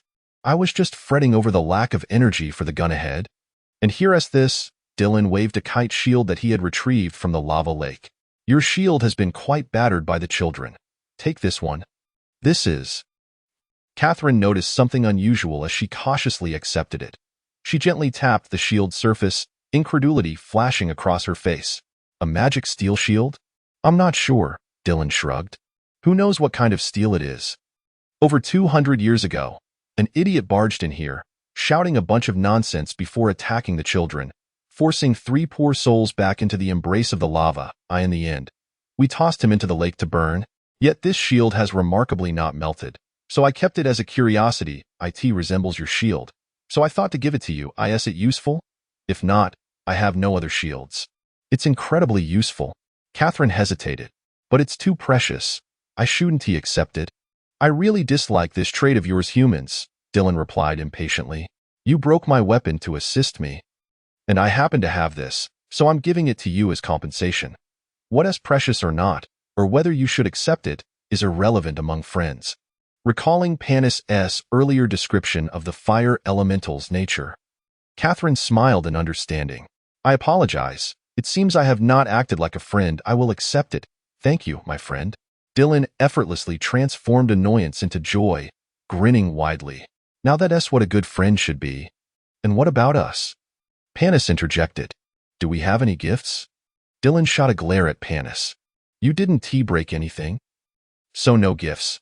How about a warm hug from your older sister as a present? Pass. I'd rather not be burned to a crisp and labeled a pervert. It seemed that interacting with the forthright fire elementals had lightened Panis's mood. Allowing her to jest, she then asked, may we pose a few questions as our gift? Why didn't you say so earlier?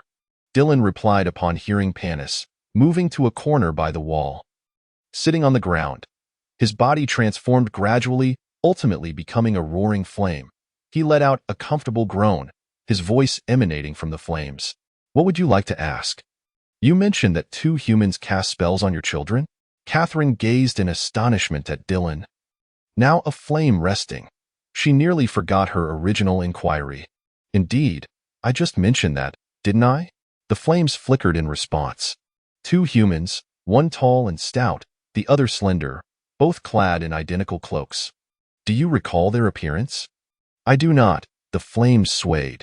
Unless the impression is particularly profound, we find it challenging to remember human faces. Could you tell us if these 2 are the ones? Catherine produced a sheet of paper and unfurled it before the flames. The face of Dylan materialized within the flames. Examining the paper. Yes, that's them. They are likely both mages, devoid of any life essence. I suspect they could walk through the cave without being attacked by magical creatures. Have you encountered them before? Catherine pressed on. I have not. If they gave off such a peculiar aura, I would surely remember, Dylan asserted. Why? Do you know them? They assaulted other adventurers in the cave a few days ago, Catherine elucidated. Moreover, I suspect the unusual agitation of the burrowers and the early return of the wolf pack we encountered might have been orchestrated by them. Their actions must serve a specific purpose, and I believe they will return. That, I cannot say. Dylan, now aflame, replied lazily. I do hope they return, and I trust they are prepared to face the wrath of the flames. This time, they shall not have the opportunity to unleash their magic upon the children. One more question, Panis began, noticing Catherine had no further inquiries. Have you heard of a research facility existing in this cave long ago? A research facility? Dylan echoed. Puzzled. What is that? Panis momentarily faltered, unsure how to explain. After gesturing for a while, she finally sighed. Just think of it as a type of man-made structure. Man-made structure? I have never seen one. Dylan's upper body coalesced from the flames. Shaking his head. You know, we rarely leave the lava lake. That is quite unfortunate, Panis lamented. We came here in search of that man-made structure. Wait, Dylan interrupted Panis. You mentioned how long ago? I'm not sure.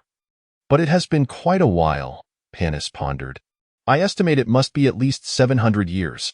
The large-scale emergence of magical creatures was noted over 600 years ago, and I doubt anyone would be foolish enough to construct a research facility in an area rife with magical energy. So it must be at least 700 years. Let me think. Dylan's upper body dissolved into flames again, leaving only his head bobbing in the air, his face adorned with a thoughtful expression. I believe an elder mentioned something about a large area of man-made structures with metallic walls.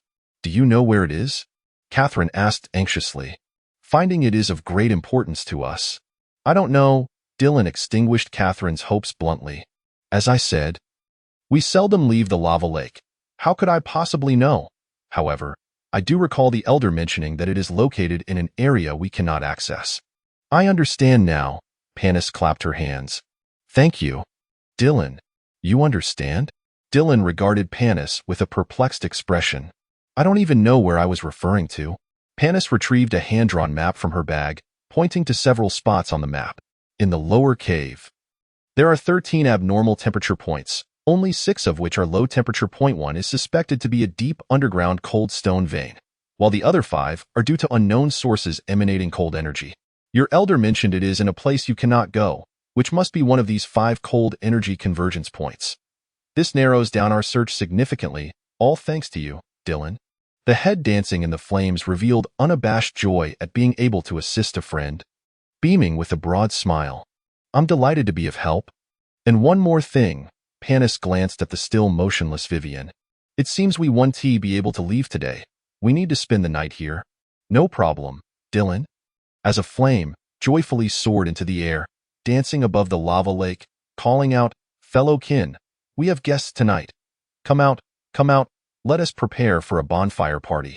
Panis shrugged, offering a resigned explanation to the ladies.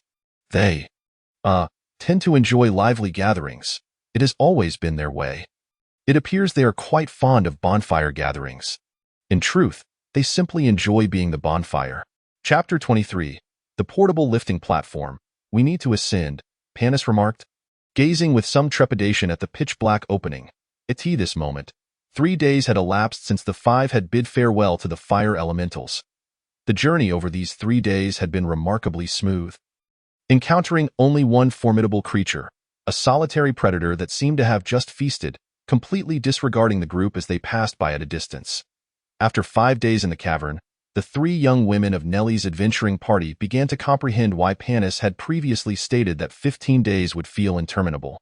Aside from a few strikingly peculiar vistas, their time was mostly accompanied by the confines of narrow caves, oppressive darkness, monotonous passageways, low ceilings, endless paths, and a constant state of heightened alertness. These various factors combined to render the spirits of the young women increasingly despondent. They had finally come to believe Panis's earlier warning that prolonged stays in such a place could drive a person to madness. At this moment, the young women stood in a cavern towering at least 40 meters high, illuminating the crystalline energy lamps and gazing helplessly upwards at an opening in the ceiling, measuring 3 to 4 meters in diameter. This is a shortcut, Panis explained. Typically, adventurers returning from the Frosted Realm would traverse this route. Descending using a rope, however, scarcely anyone dares to take this path when heading to the Frosted Realm due to its daunting ascent. What if we took a detour? Catherine surveyed the opening, aware of her inability to leap directly upwards. Climbing the rock face had not even crossed her mind. How much time would that require? If we take a detour now, it would take at least 7 or 8 days. Panis shook her head, dismissing Catherine's suggestion. It is indeed possible to ascend, though it may be troublesome. I will go up first, then lower the rope for you to climb. My main concern is whether Vivian has the strength to make it up. Do not worry about me, Vivian interjected, producing a vial of potion and boasting, I possess a feather potion. After consuming it, I will become incredibly light for 10 minutes, making the ascent entirely feasible. Oh. Lena leaned in curiously to observe the potion up close. I've never seen you use that before. If I drank this, could I leap up directly? Do not even think about it, Vivian quickly shook her head. It is only effective for mages. It would have no effect even for a priest, who also belongs to a casting profession. Humph. Utterly useless, Lena sighed in disappointment. Catherine paid no heed to the banter between Lena and Vivian, lowering her head to secure a thick rope, 100 meters long, around Panis's waist, still uneasily inquiring, there won't be any monsters up there? Right? There should not be, Panis replied, somewhat uncertain. However, it is impossible to predict if a creature might happen to pass by. I will scout first, and if there is any danger, I will return. Okay, do not push yourself, Catherine advised. If it becomes too difficult, we can always take a detour. Safety is paramount. Panis, feeling uncomfortable, turned away from Catherine's concerned gaze, using both hands and feet to cling to the wall, as if adhering to it, slowly climbing upwards. After a few steps, she leapt back down and said, Oh, and please hand me the resonance crystal we used last time. Whether here or above, we need to ensure the other party is informed at the first sign of trouble. Wait. Do not climb just yet. Vivian set down her backpack and rummaged through it. I recall hearing we should bring something for cave expeditions before we set out. What is it? Panis halted her climbing motion. Something remarkable. A new invention in mechanics, Vivian replied, scratching her head in confusion. Where did I put it? What exactly is it? Catherine seemed equally in the dark. What peculiar item did you bring this time? Found it, Tata. A prototype crystalline mechanical lifting platform. A replica of the technology left by the gnome civilization from the Second Era, renowned as the Stone Devourer. Vivian extracted a square metallic box, measuring over half a meter per side. Oh, why is there only half? That is hardly a commendation. It merely mocks its excessive crystal consumption. Lena, arms crossed, stood aside with an impassive expression. And do you not recall? When we packed before departing, you could not fit it all, so you forcibly crammed the other half onto me. Did I? Haha, I completely forgot. Vivian looked around, avoiding Lena's gaze. Speaking of which, I was indeed prescient. I'm glad I brought it along. It will save us a lot of trouble. Grinning will not help. Lena rolled her eyes, pulling out a slightly smaller identical metal box from her backpack and placing it on the ground. It's so heavy. This is solid. Roughly so. Vivian struggled to position the larger box directly beneath the opening at the top, adjusting its placement. Phew, it is indeed heavy. This is exhausting. Your backpack, Panis pondered aloud, stroking her chin. Does it contain an embedded levitation array? Hee, precisely, Vivian beamed with pride. Backpacks with 3 times the capacity are seldom seen in the market. Mine boasts 8 times. And it has an embedded levitation array. Although it is a bit bulky, it is undoubtedly useful. This is the first completed product to nest a levitation array within a spatial expansion array in the Yala world. It is this very invention that earned me an invitation to the pinnacle of the Stellar Tower. Had it not been for the impossibility of mass production, I would have long been recorded in the annals of notable figures in the branch of alchemical array studies. To allow 2 entirely different arrays to nest within one another is indeed impressive. Panis's tone was sincere in its admiration. You truly are a genius. Of course. One day, I shall etch my name into the history of Yala through my inventions. I want the name Vivian to be sung by all, just as the heroes of a century past. Vivian, in high spirits, hummed a tune while opening the top and side compartments of the larger box, extracting 2 flatly cut crystalline stones to embed within. Wait a moment. Catherine glanced warily at the crystals atop the box. If I am not mistaken, those are 5,000 Tur capacity crystals, right? Each one is worth 1,000 gold coins, and you need 2? Actually, we need 4, Vivian quickly realized, noting Catherine's recurring concern. Dear sister, these crystals were provided by a friend from the Mechanics Guild specifically for this lifting platform. Perhaps we should just climb up. Catherine, evidently alarmed by the prospect of 4 crystals costing 4,000 gold coins, suggested. Even if they are for testing, any savings would be ours, right? Do not be ridiculous, sister. Vivian pressed her forehead in frustration. They lent me this equipment precisely to help them test it. If we do not test it, the crystals must be returned. You must let it go. Very well. Catherine gritted her teeth and turned away. Use it as you wish. Hee. Vivian and Lena exchanged amused glances and made a face at Panis before heading toward the smaller box.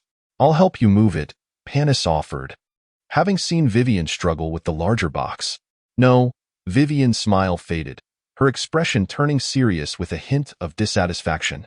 I can manage my own affairs. This small task is not beyond me. Panis, perplexed, cast a questioning glance at Lena, who nonchalantly turned her head away. Reluctantly, Panis watched as Vivian exerted herself to move the box. Laboriously, Vivian positioned the smaller box directly above the slightly larger base, aligning it with the marked spots, similarly opening the top and side compartments to place 2 similarly sized crystalline stones inside before securing the concealed doors. With a sigh of relief, she announced, all done. Catherine, you may turn back. It is ready. Catherine cautiously turned around, only to find that the crystals were no longer visible, and weakly inquired, how does it work? Everyone, step back a bit. Further back. Oh, Lena, do not be so curious. You are not a cat. At least stand 5 meters away.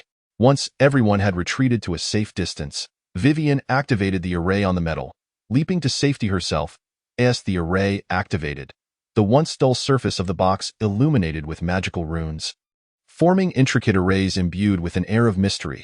As the arrays flickered, the box, which had previously appeared seamless, began to disassemble on its own. With a series of creaking metallic sounds, the lower part of the box unfolded first, its walls lying flat on the ground, revealing a central metal cylinder with a half-meter diameter. The flattened walls continued to disintegrate, gradually folding and extending on the ground, forming a square base made of metal sheets, measuring 6 to 7 meters on each side. Once the lower base was established, the upper box began to transform as well. Again, its walls unfolded, flipping upward from the bottom to connect, first forming a square base approximately 2 meters on a side. The magical array atop the base glowed once more, and the lower part of the base folded together.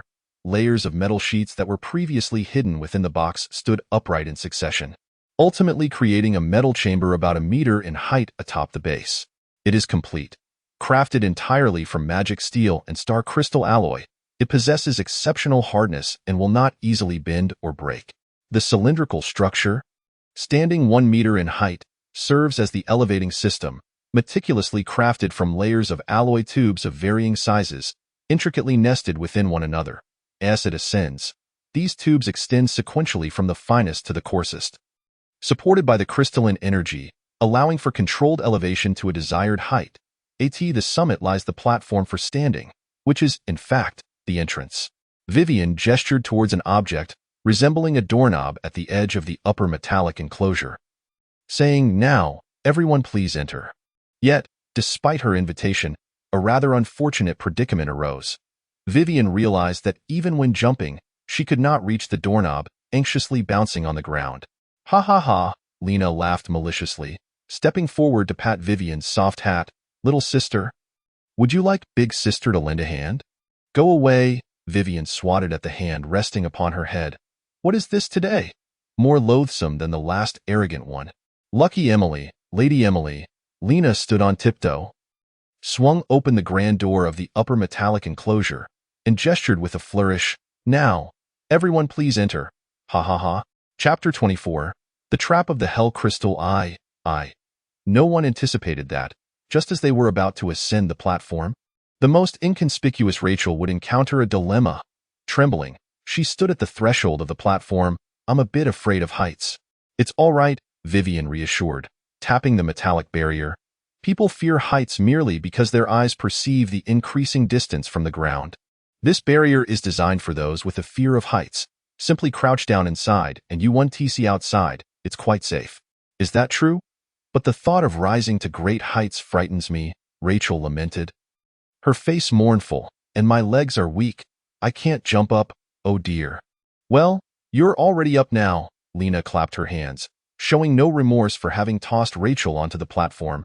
"Just grit your teeth, close your eyes, and in a moment, you'll be up. It's only about 40 to 50 meters high. Even if you fall with your fighting spirit, you won't die. At worst, you might just break your leg.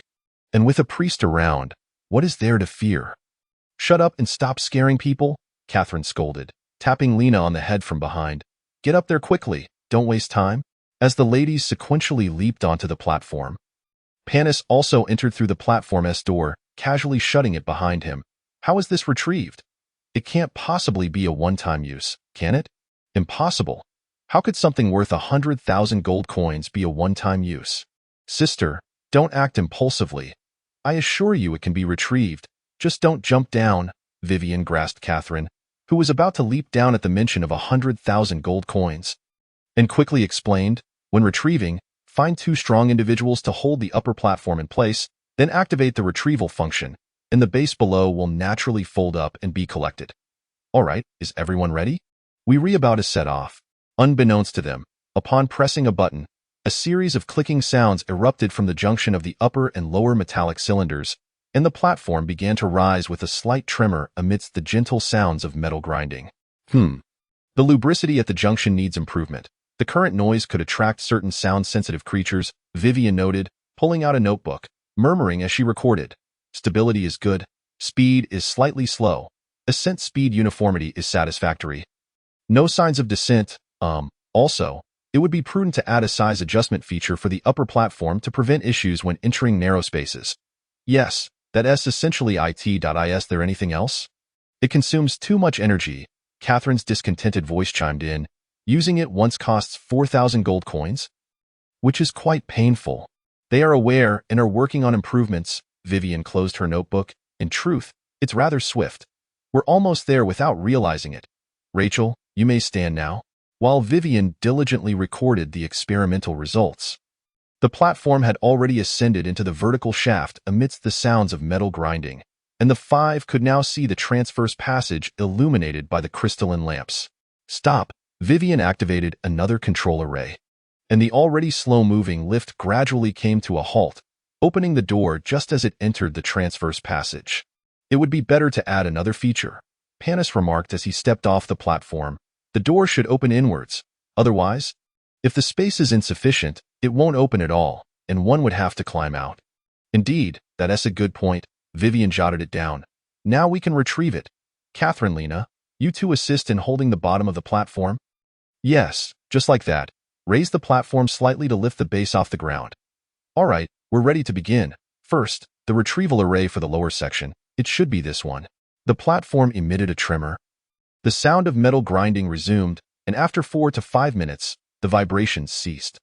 Catherine and Lena hoisted the platform, revealing the lower metallic box had reverted to its original singular metal block form, firmly anchored beneath the platform. Now, set it aside. Next is the retrieval of the upper section. I should activate this array. Look, it's already starting to retract. Splendid. Quite practical. Its said that it can reach a height of 200 meters. It's incredible that such slender connecting rods can elevate to such heights. It appears the engineers of the Mechanic Guild are not entirely inept. Lastly, we'll separate the upper and lower sections. It's done. Vivian extracted 4 dull shards of crystalline remnants from the 2 metallic boxes. Lamenting, it's unfortunate that each charge requires 4 shards, and it can only be used twice. It's quite uneconomical. Oh dear sister, don't wear such a sorrowful expression. It's not ours, so don't grieve. Hurry and stow it away. Don't let me see it. Catherine turned away in indignation. We must leave. Stop dawdling. All right, Vivian complied, gathering all the equipment before looking up and asking, Panis, what lies ahead? Are we nearing our destination? Almost there.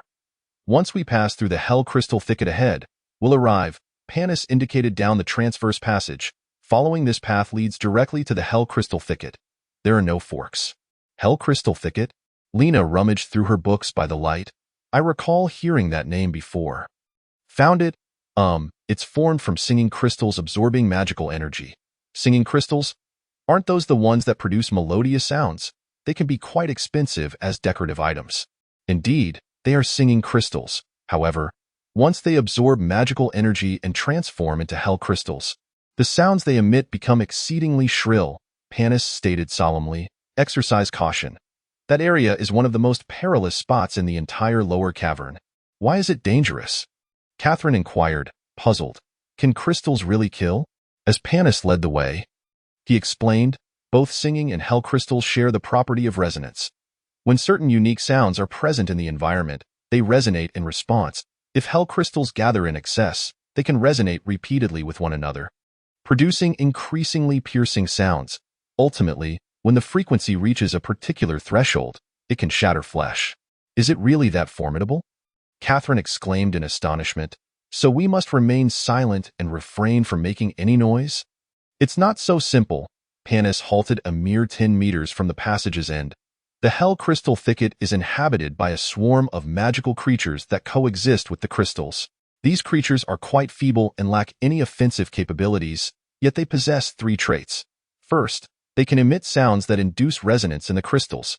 Second, they are immune to soundwave attacks. And third, they can mimic the characteristics of untainted creatures to lure nearby magical beings into attacking them. Thus, this area serves as their natural hunting ground.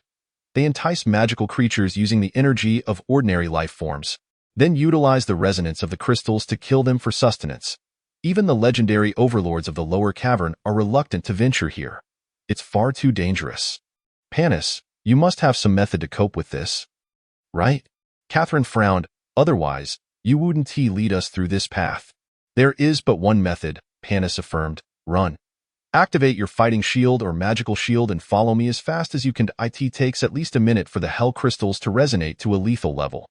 Once the power reaches a deadly extent, your shield should hold for a while. However, be cautious. The omnipresent soundwave attacks pose significant damage to fighting shields. Unless you're a demigod unconcerned about energy consumption, even a legendary shield won't endure for long here. It sounds quite terrifying. Catherine expressed some concern. What if the entrance to the research institute is here? That would be quite troublesome, Panis grimaced. We need to explore in increments, limiting ourselves to 2 minutes. The first minute for scouting, the second minute for escape. No matter what, we cannot exceed 2 minutes inside. Once we escape, are we safe? Lena posed a sharp question. Sound can still travel outside. You need not worry about that, though the principle is unknown. Once we enter a few passages, the sound loses its lethality within a meter. At most it will just be jarring. All right then, do we charge ahead now? Catherine queried. Hold on, Panis interjected. Vivian, how long can your illumination spell last? Will 2 minutes suffice? Yes, Vivian calculated briefly. It lasts 3 minutes with a 10-minute cooldown. That should be sufficient. Very well, before we venture inside, please cast the illumination spell within the cave, and then follow my lead without faltering. Regardless of what transpires, I trust that with our combined strength, it is unlikely that anyone will suddenly twist an ankle. Hee. Rachel responded with an awkward chuckle, saying nothing further. That incident was an anomaly. You had been running non-stop for an entire day? So it would have been strange if you hadn't encountered any issues. Panis explained, then turned to Catherine. I suggest you carry Vivian while running. Although the reason eludes me, I fear a repeat of the circumstances we faced during the River of Flames. All right. Catherine considered this and nodded. Vivian, is that all right with you? Well, I suppose it's a bother for you, big sister. I'll take it easy. Vivian seemed unperturbed, her fingers forming the spell's sigil as she turned back for one last check. Are we all ready? I shall commence the incantation now. Prepare yourselves. Panis and Catherine positioned themselves protectively beside Vivian, while Lena and Rachel took a step back. Let us go. Elemental light, brilliant radiance. The brief chant shattered the silence within the hellish crystal jungle. A radiant sphere of light soared to the cave's apex, suspended in midair by magical forces, illuminating the space. Countless bizarrely shaped crimson crystals stood erect in the cave's center, some reaching heights of over 10 meters. Too large for 2 individuals to embrace, while others were merely 1 or 2 meters tall, slender as a wrist. Under the intense light, the crimson crystals reflected an eerie glow. Scattered across the ground beneath the crystal thicket were innumerable bones. And dozens of shadowy figures moved stealthily amidst the shadows of the crystals, their true forms obscured. The scattered remains creaked ominously underfoot, seemingly narrating the misfortunes of the living. On the opposite rock wall of the cave, 3 openings were distributed unevenly, their depths shrouded in darkness, rendering the interiors invisible. Remain vigilant while running, and do not forget about those 2 mysterious mages. I believe that even if they arrive here, as Eidolon mentioned, they lack any aura of life and thus will not provoke these creatures into attacking. Therefore, they may very well ambush us from this location, so exercise caution. Now, let us move. With the word run escaping his lips, Panis darted forward like an arrow, racing ahead without hesitation. Do not stop, keep running. The leftmost opening is our destination. Quickly, quickly. Chapter 25. Life and Death in 2 minutes.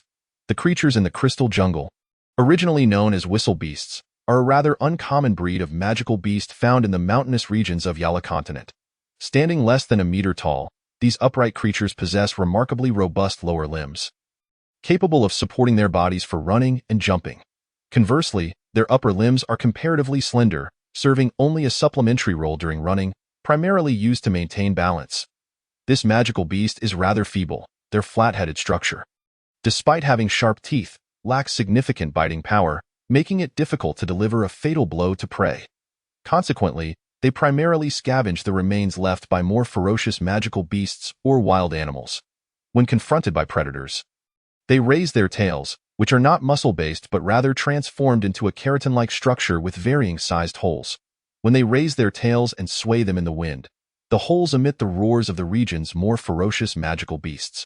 Intriguingly, the sounds produced by whistle beasts vary by region. They only mimic the roars of magical beasts native to their locale. The creatures within this crystal jungle are evidently mutated whistle beasts, having inadvertently formed a symbiotic relationship with the hellish crystals. The cave housing the hellish crystal jungle is an elongated spindle-shaped structure, approximately 800 to 900 meters in length, narrowing to a mere 10 meters at its narrowest end, while the widest section of the spindle's belly spans less than 100 meters. The direction from which the five emerge belongs to one end of the spindle, featuring a single entrance, while three exits reside far beyond at the opposite end of the spindle, with one at the very tip and one on either side near the tip. The central section of the spindle-shaped cave is densely populated with crystals, jutted haphazardly from the ground, obstructing passage. Only along a narrow circle hugging the rock wall is there a pathway free of crystal growth. As the five rushed into the cave of the crystal jungle, the mutated whistle beasts concealed within turned in unison towards the newcomers, over 100 tails raised straight towards the sky. If not for the context, the sight of so many tails pointing skyward would still evoke a sense of humor. However, at that moment, none of the five in the team could muster a smile, for they had merely 2 minutes to delineate the boundaries between survival and demise. One by one, they dashed into the realm of the hellish crystals, causing the mutated whistle beast's tails to sway violently, yet astonishingly, no sound emerged. Hurry, they're beginning their assault. We must reach our destination within 2 minutes. Panis shouted over his shoulder as he ran. As if to affirm Panis's warning, some of the shorter crystals closer to the center began to emit a faint glow. The crystals are starting to illuminate. Vivian, perched on Catherine's back, was the only one with the presence of mind to notice the crystals' unusual behavior, and she raised her voice to alert the others. That indicates the sound is beginning to resonate. Let us move, time is of the essence. Panis replied without looking back, do not focus on the crystals. Keep your eyes on the path to avoid falling. 15 seconds passed. In the blink of an eye, the five had covered over 200 meters, having traversed a third of the distance, yet Panis remained ever vigilant, shouting, watch out, an attack is imminent. No sooner had he spoken than 50 or 60 hefty bones were hurled from the crystal jungle, landing less than half a meter from the direction in which the five were advancing. Ah! Lena suddenly exclaimed, nearly struck by a bone while running. She narrowly avoided one, only to be tripped by another. Had it not been for Rachel's timely support, she might have fallen to the ground. Bastards! Just escaping danger, Lena cursed as she ran. You wretched creatures, just wait. I will take you down eventually. You won't have the chance, here? They are nearly invincible. Panis interrupted her fantasies coldly, kicking aside several bones that could trip them. The greatest challenge here lies in the likelihood of being hindered by the creatures throwing obstacles at us. Be cautious. Another wave of attacks is coming.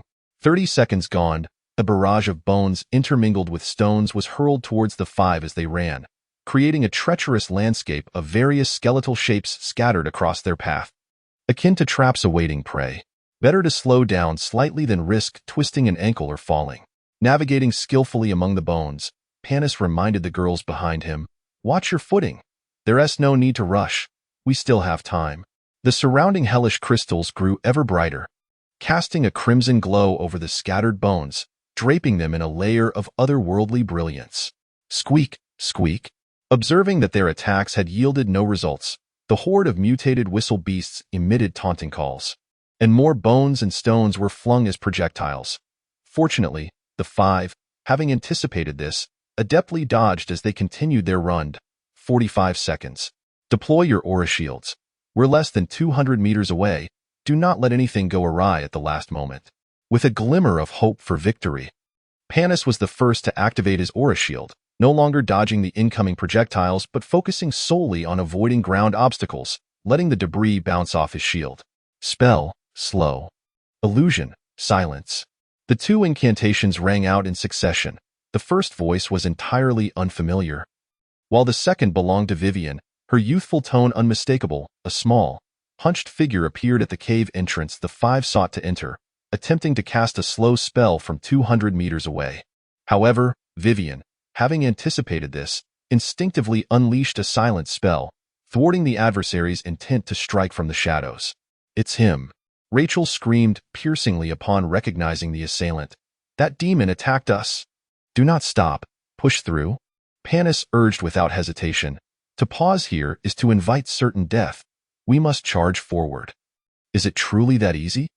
Hee hee hee. The hunched figure mocked in a peculiar accent. Die here. Will you? Element freeze. Protection. Spell deflection. Vivian, seemingly unfazed by the common notion that casting spells while moving is challenging, exhibited a remarkable finesse and concentration as she effortlessly countered the two spells that could have posed significant trouble for them. 1 minute. Observing that the five had closed the distance to less than 50 meters and that their aura shields were beginning to ripple from incoming attacks, the hunched figure beneath the mask revealed a sinister smile. Invisible to others, so powerful, huh? Let us see how you fare against this element, Earth Wall.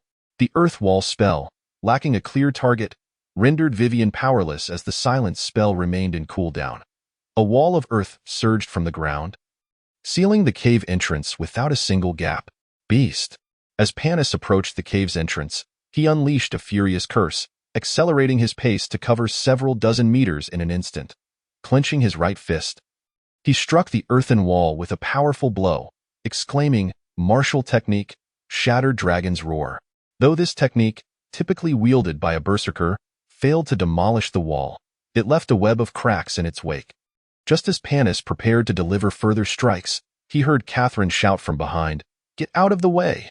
Without hesitation, he leaped to the side, hearing the rush of wind as a towering kite shield spun through the air, crashing squarely into the crumbling wall, which collapsed with a thunderous roar. 1 minute and 15 seconds. Skillfully positioning himself behind the flying shield, Panis intended to use its cover to charge into the passage. To his surprise, after shattering the wall, the shield rebounded as if it had struck an unseen force. Panis sidestepped the returning shield, only to discover the culprit, an almost colorless magical barrier blocking the cave's entrance. A hunched figure stood behind this barrier, its face twisted into a malevolent grin, silently observing the increasingly frantic ripples on the protective shields of the five individuals. Tactics, fearless charge, Catherine commanded, raising the magic steel shield she had just acquired from the fire elemental. She charged at the magical barrier, her golden tier battle energy enveloping the shield, colliding with the barrier's formidable force. Amidst the shattering of the magical field, Catherine staggered back 2 steps, her left arm numb from the impact. Ignoring the discomfort, she raised her one-handed sword, ready to plunge into the cave. Inside the cave, the hunched figure revealed a one-handed sword of its own, matching Catherine's skill blow for blow, forcing the unprepared knight back. "Catherine, be cautious. That's a magic swordsman, not a mage," Panis warned loudly. 1 minute and 30 seconds. The clash of swords echoed as Catherine, eager to break through, found herself unable to surpass the determined creature, while the girls outside the entrance were entirely hindered from assisting her due to the narrow opening. For the five exposed to the soundwave attack, the situation posed a dire threat. "We're out of time." Panis observed the dimming energy shields surrounding his companions, and, instead of futilely assisting Catherine, moved beside Vivian. "Don't be afraid. Do you trust me?" "Of course," Vivian replied, nodding. "I can sense your heart. I absolutely trust you." Without pausing to inquire further into Vivian's cryptic words, Panis lifted her effortlessly, marveling at her astonishing lightness, and hurled her toward the right side entrance. In midair, Vivian grasped Panis's intent, adjusting her position as she landed. Though not entirely gracefully, she managed to avoid a harsh fall. With Vivian safely thrown, Panis wasted no time, picking up Rachel, who had previously suffered a leg fracture. And with a nod of understanding from Lena, she deftly leapt, utilizing the scattered crystals for support, landing firmly outside the right side entrance. As she touched down, hearing the rush of wind above, she instinctively reached out, catching Rachel, who had just been tossed.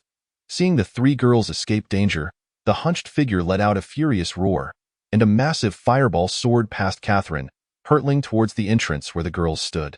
Panis, who had just turned around, hurriedly retrieved the shield Catherine had thrown, barely managing to deflect the fireball's lower edge.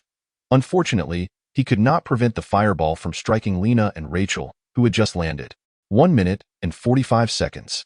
"Into the cave," Lena urged, pulling Rachel and Vivian inside just as the gigantic fireball, due to Panis's slight intervention, exploded against the cave's ceiling, creating a violent blast as debris rained down. Sealing the entrance, the girls heard Panis's shout, "If we get separated, camp in place and wait. We will come for you. Do not run off. Catherine, there's no time. Don't charge in. Prepare to retreat." Panis observed the stalemate between Catherine and the hunched creature. Knowing she could not break free from combat, he adjusted his stance, seemingly randomly selecting a position behind her. This seemingly casual choice had a significant impact on the hunched figure, which instinctively took 2 steps back. Adjusting its stance. "Go." Panis, seemingly foreseeing this outcome, pulled Catherine's left hand, turning to dash toward the nearest point at the tip of the spindle-shaped entrance. Fearless charge. Realizing the plan, Catherine gripped Panis's hand and unleashed her battle technique, propelling them both at high speed toward the cave's entrance. As they charged, the energy shields around them began to dim, flickering weakly as if on the verge of failure. "Inside," Catherine urged, straining to push Panis into the cave. But this action caused her own speed to diminish due to the recoil, putting her at risk of the soundwave attack. Yet, in this moment, Catherine did not hesitate, instinctively pushing Panis forward.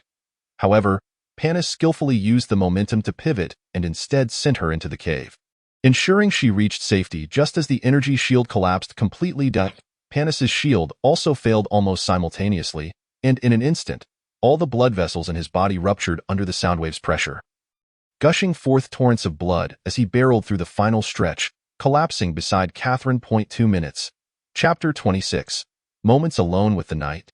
"Panis!" Catherine gasped in horror, realizing Panis lay motionless on the ground, drenched in blood, devoid of any trace of life, as the blood pooled around him, saturating the rocky floor and filling the air with a pungent metallic scent. "Panis, wake up!" Catherine stood at the cave's entrance. Unable to lower her gaze to inspect Panis's body, her eyes fixated on the creature within the cave, wary of any lapse in vigilance. How long would the soundwave attack persist? How long until the next strike? Would the enemy advance? How could she find Lena and Vivian? Though her grip on the sword remained firm, a torrent of questions surged within her. I wish that distant yet omniscient voice would answer my queries. The loss of a familiar life filled Catherine's heart with sorrow. Her eyes remained locked on the enemy as she muttered, "You bastard. Wake up. You always seem like an expert, effortlessly solving every problem. How can you not even manage to stand now?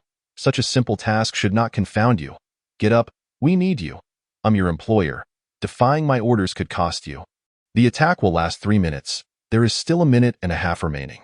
Moreover, he should not dare to pursue. If he does, the previous situation will repeat itself, but with their roles reversed. That would mark his demise. He is not foolish enough to do so." Hearing the familiar voice behind her, Catherine almost believed she was hallucinating. For the first time, she lost her usual composure, exclaiming with childlike astonishment, turning to look behind her. Panis stood there, entirely unscathed, with no trace of blood upon his garments. Arms crossed nonchalantly against the rock wall, his expression as cold and detached as ever. This. Catherine struggled to comprehend the sight before her, her mind reeling at the contrast between the bloodied Panis she had just witnessed and the one now before her. She glanced down, noticing that the corpse of Panis was rapidly fading, dissolving into countless particles that dispersed into the air, the acrid scent of blood dissipating to a faint whisper. In mere moments, the body vanished entirely, leaving no trace. What in the blazes is this? Stunned by the surreal unfolding of events, Catherine uttered a curse, violating the nightly code for the first time. "Just a little trick. I am not dead." Panis shrugged nonchalantly, his tone still icy, yet his gaze toward Catherine held a complexity of emotions. To maintain the appearance of an expert, one must possess a few tricks. Otherwise, how could I solve problems so effortlessly? Cough, cough.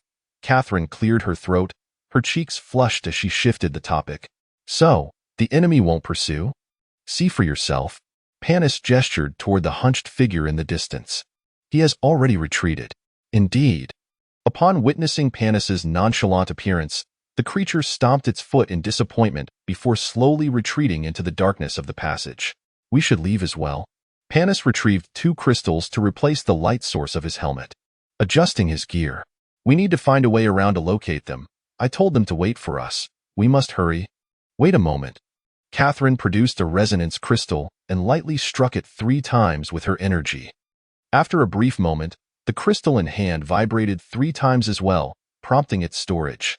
They are safe too. Let us proceed. How long will it take? If it's just the 2 of us and we move at full speed, we shall arrive in 4 hours, Panis declared, donning his helmet and vanishing into the darkness. Prepare yourself mentally. Although we will not encounter any perilous zones, the path ahead is arduous. Once we reach the other side, do your utmost to clear the debris at the entrance. It will ease our passage significantly. Understood.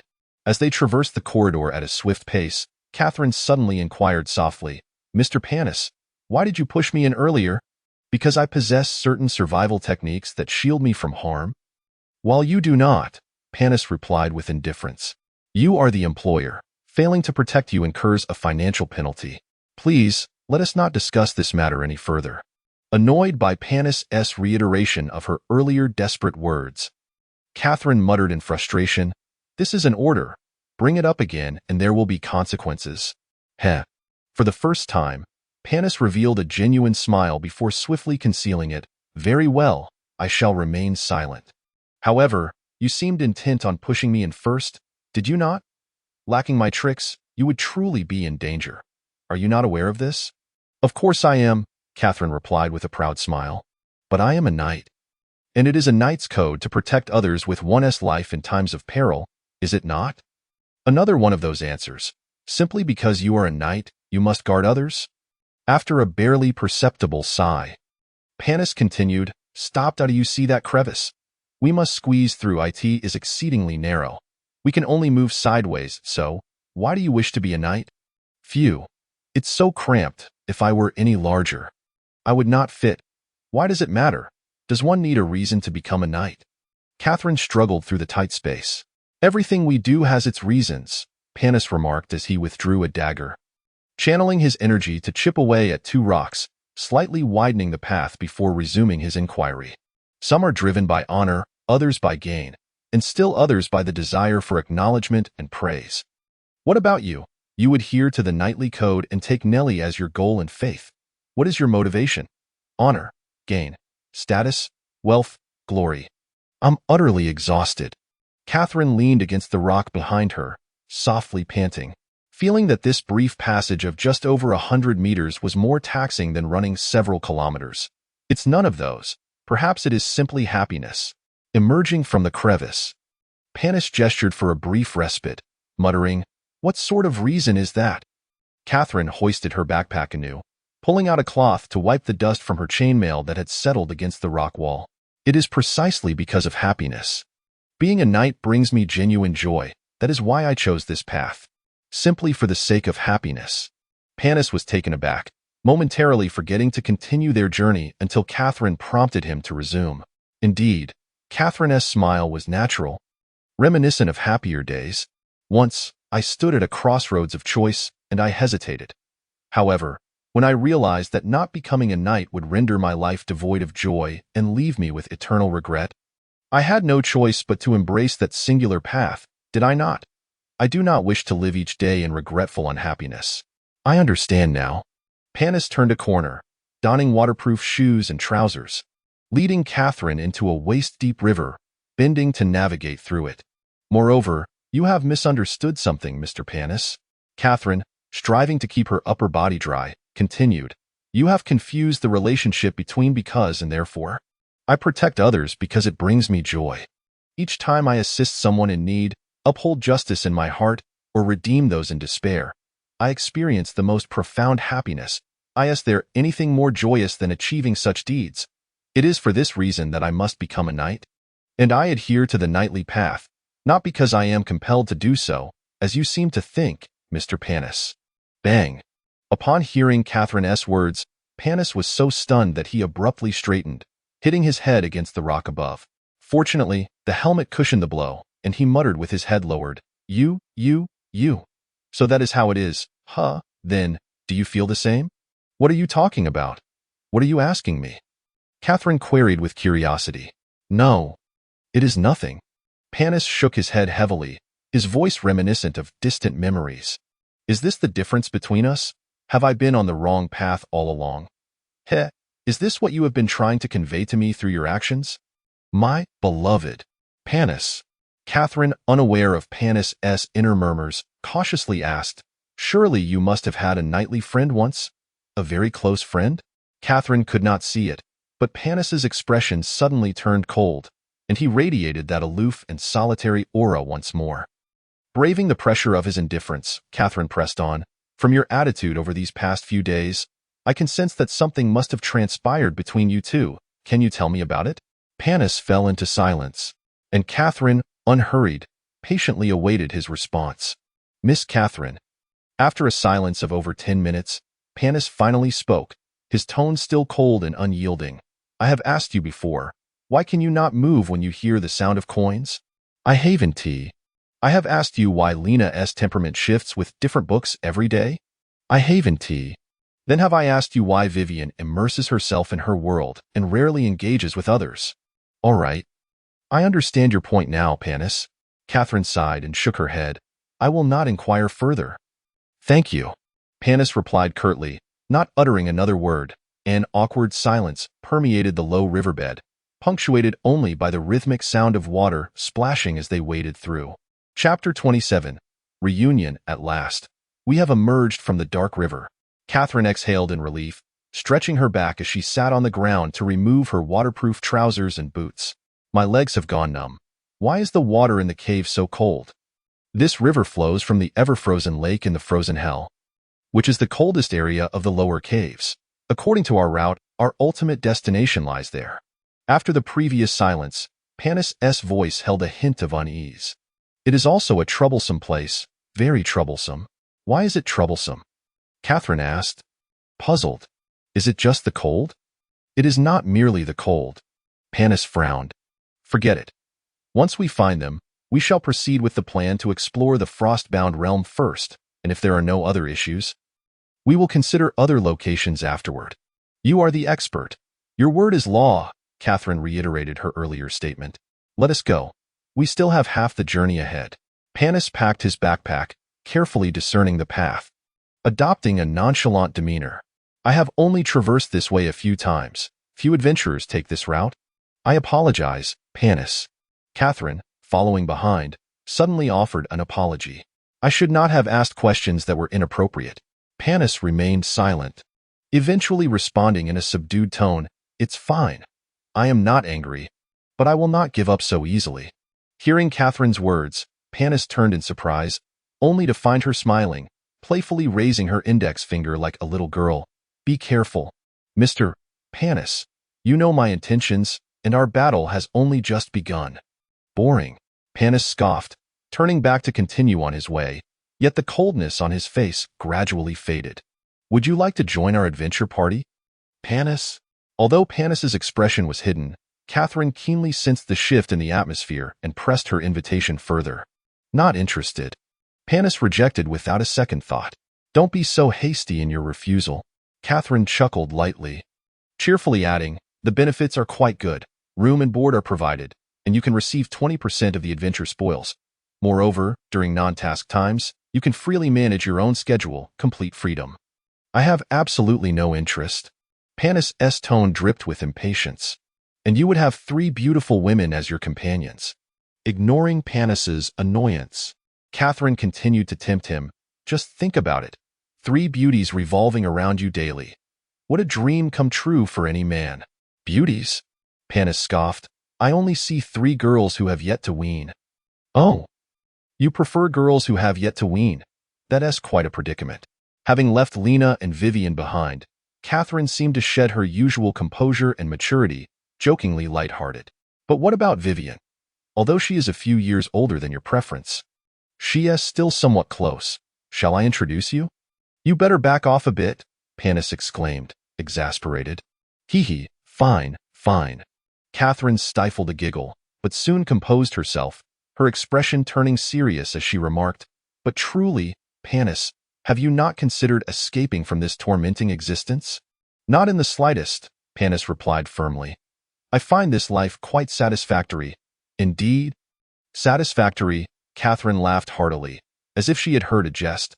Desperately trying to drown oneself in drink yet forever unable to achieve inebriation, striving to numb oneself with different women while eternally haunted by thoughts of that one person, relentlessly torturing oneself yet never able to escape the shackles of past regrets. How much do you loathe yourself to deem this satisfactory? Panis remained silent, his lips tightly sealed.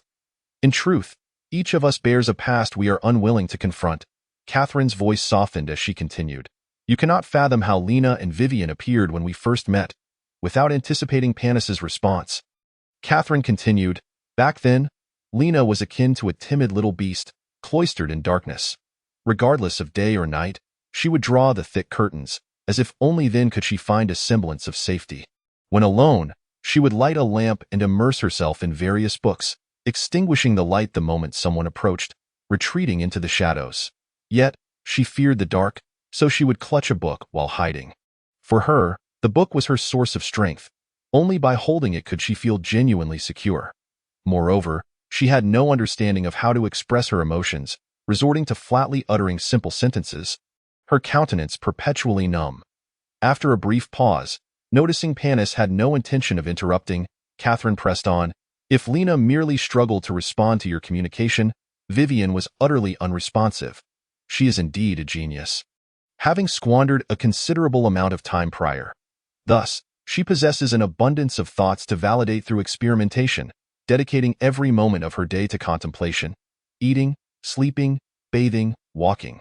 Whenever she is conscious, she remains in a state of thought. Furthermore, I am somewhat familiar with her condition.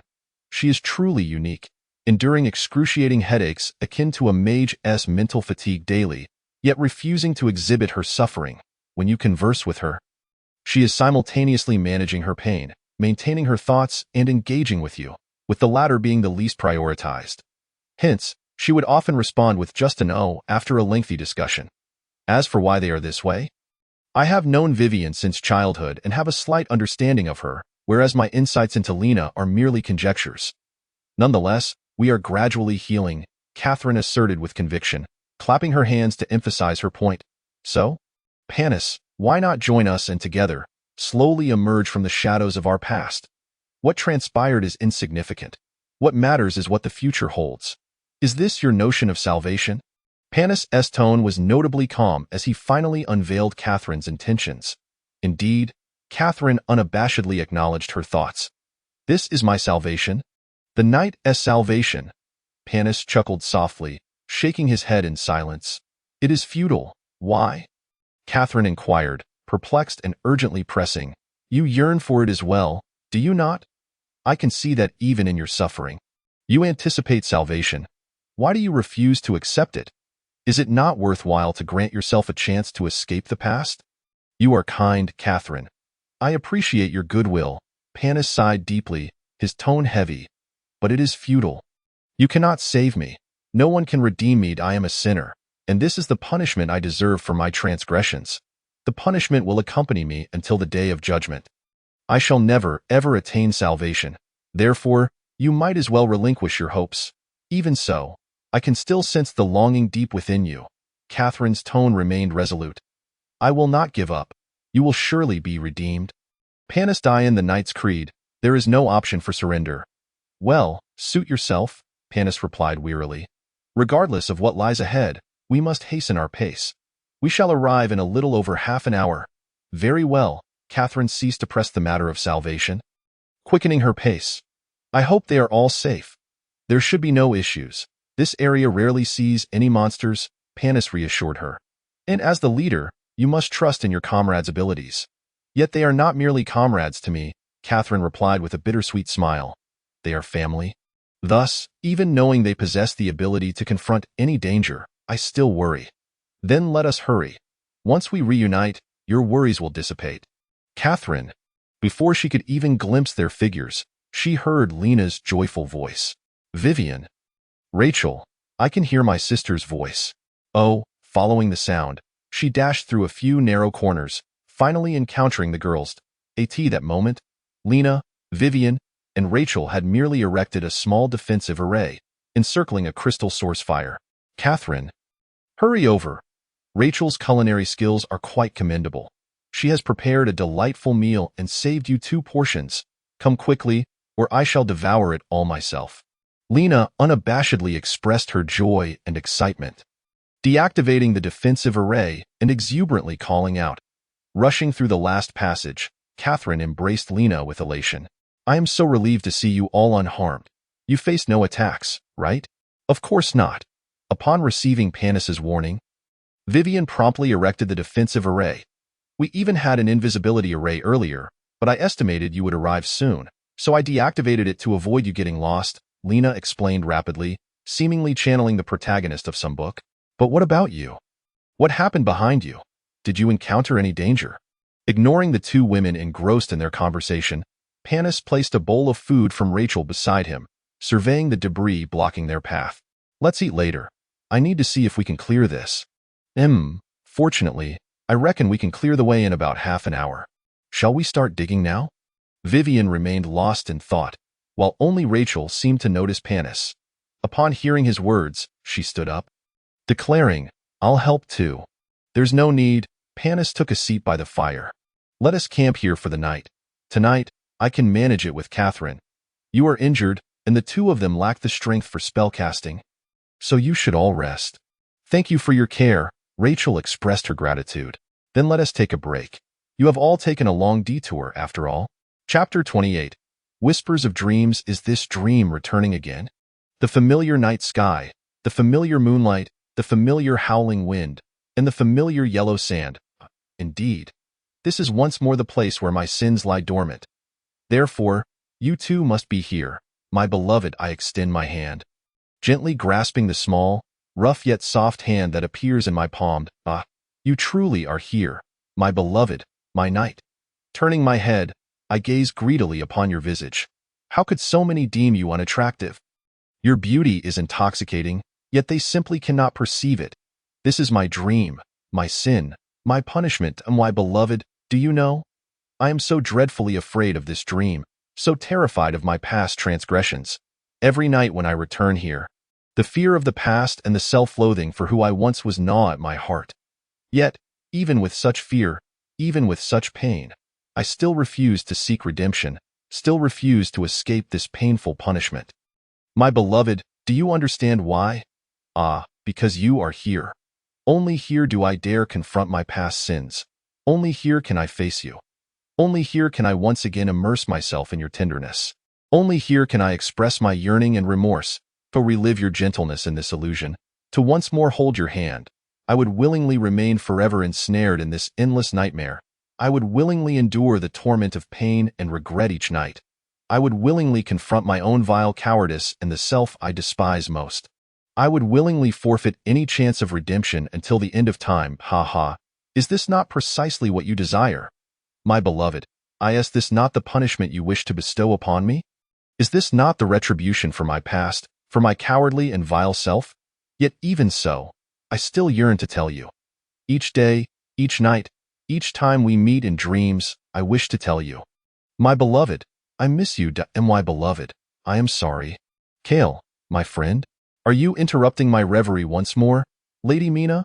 Night after night, time and again. Turning my head, I glance at the figure beside me, cloaked in a mantle, walking alongside me, its hood concealing eyes that glimmer with a golden light. Ever since I saw you a few days ago, I have been contemplating. Although you possess combat prowess that ranks among the best of demigods, you have yet to awaken your inherent realm of the mind. I have pondered this conundrum for some time. And what conclusions have you drawn? I utter this every night. My friend, may I inquire what you fight for? To be more specific, knowing the perils that lie ahead, what compels you to orchestrate this battle? To safeguard peace and uphold justice. How noble I sound! If only I had realized then the depths of my own cowardice and ignobility. Would I still have articulated such a response? And what, pray tell, is your motivation for protecting peace and justice? Because I am a paragon of perfection, brave, righteous, fearless, willing to sacrifice. Surely, these qualities are to be expected. So, To become a perfect being, you must defend peace and justice. No, Miss Mina, you are mistaken. I do not aspire to be a perfect individual. I am inherently perfect. This is not merely my opinion. It is a belief shared by all those around me. Heh. I believe I have discerned the crux of the matter. You think that because you are perfect, you are obligated to protect life and maintain peace. Is that correct? Indeed, it is my innate duty. Have you ever contemplated what would happen if, one day, you were to discover that you are not, in fact, perfect?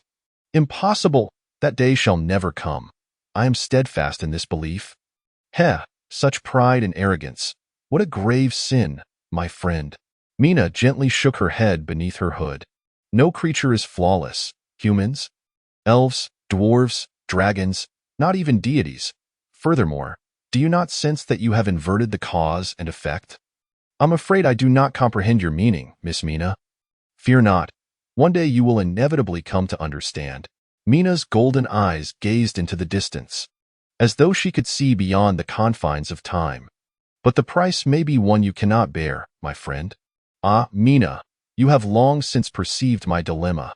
You have foreseen the tragedies that await. Alas, for many years, I, in my foolishness, have simply harbored a pure loathing for my past self, never truly understanding the reasons behind it all. It is only today, with the aid of a young girl, that I have unearthed the essence of the matter. And what of you, Nellie, my beloved? Whenever these subjects arise, I can always detect a flicker of worry in your eyes. You, too, must have grasped my predicament long ago. Yet you cannot alter my stubbornness, pride, and arrogance, can you? Indeed, pride is a grievous sin. Yet, even knowing that I tread a misguided path, you remain by my side, continuously anxious and concerned for me, and I repay your tenderness with despicable cowardice. How unforgivable that is. Very well, my love, let us, as we have on countless nights before, join hands once more to bear witness to my transgressions, to confront our past anew. This is a debt I owe you, one that I can never repay. Ha, ha, ha. As always, Panis was jolted awake from a nightmare. I in a panic. He sat up, dazedly surveying his surroundings. It was only then that he exhaled heavily, pressing his hands against his forehead, his fingers grasping his hair tightly. Sinking into a profound sense of despair, Panis, Vivian's youthful voice suddenly broke the silence, rousing him from his gloom. You've been crying again, Panis. Panis instinctively touched his cheek, finding only the remnants of sweat. You re-speaking nonsense again, Vivian. I have not cried. A mature smile flickered across Vivian's youthful face as she pointed to her own chest.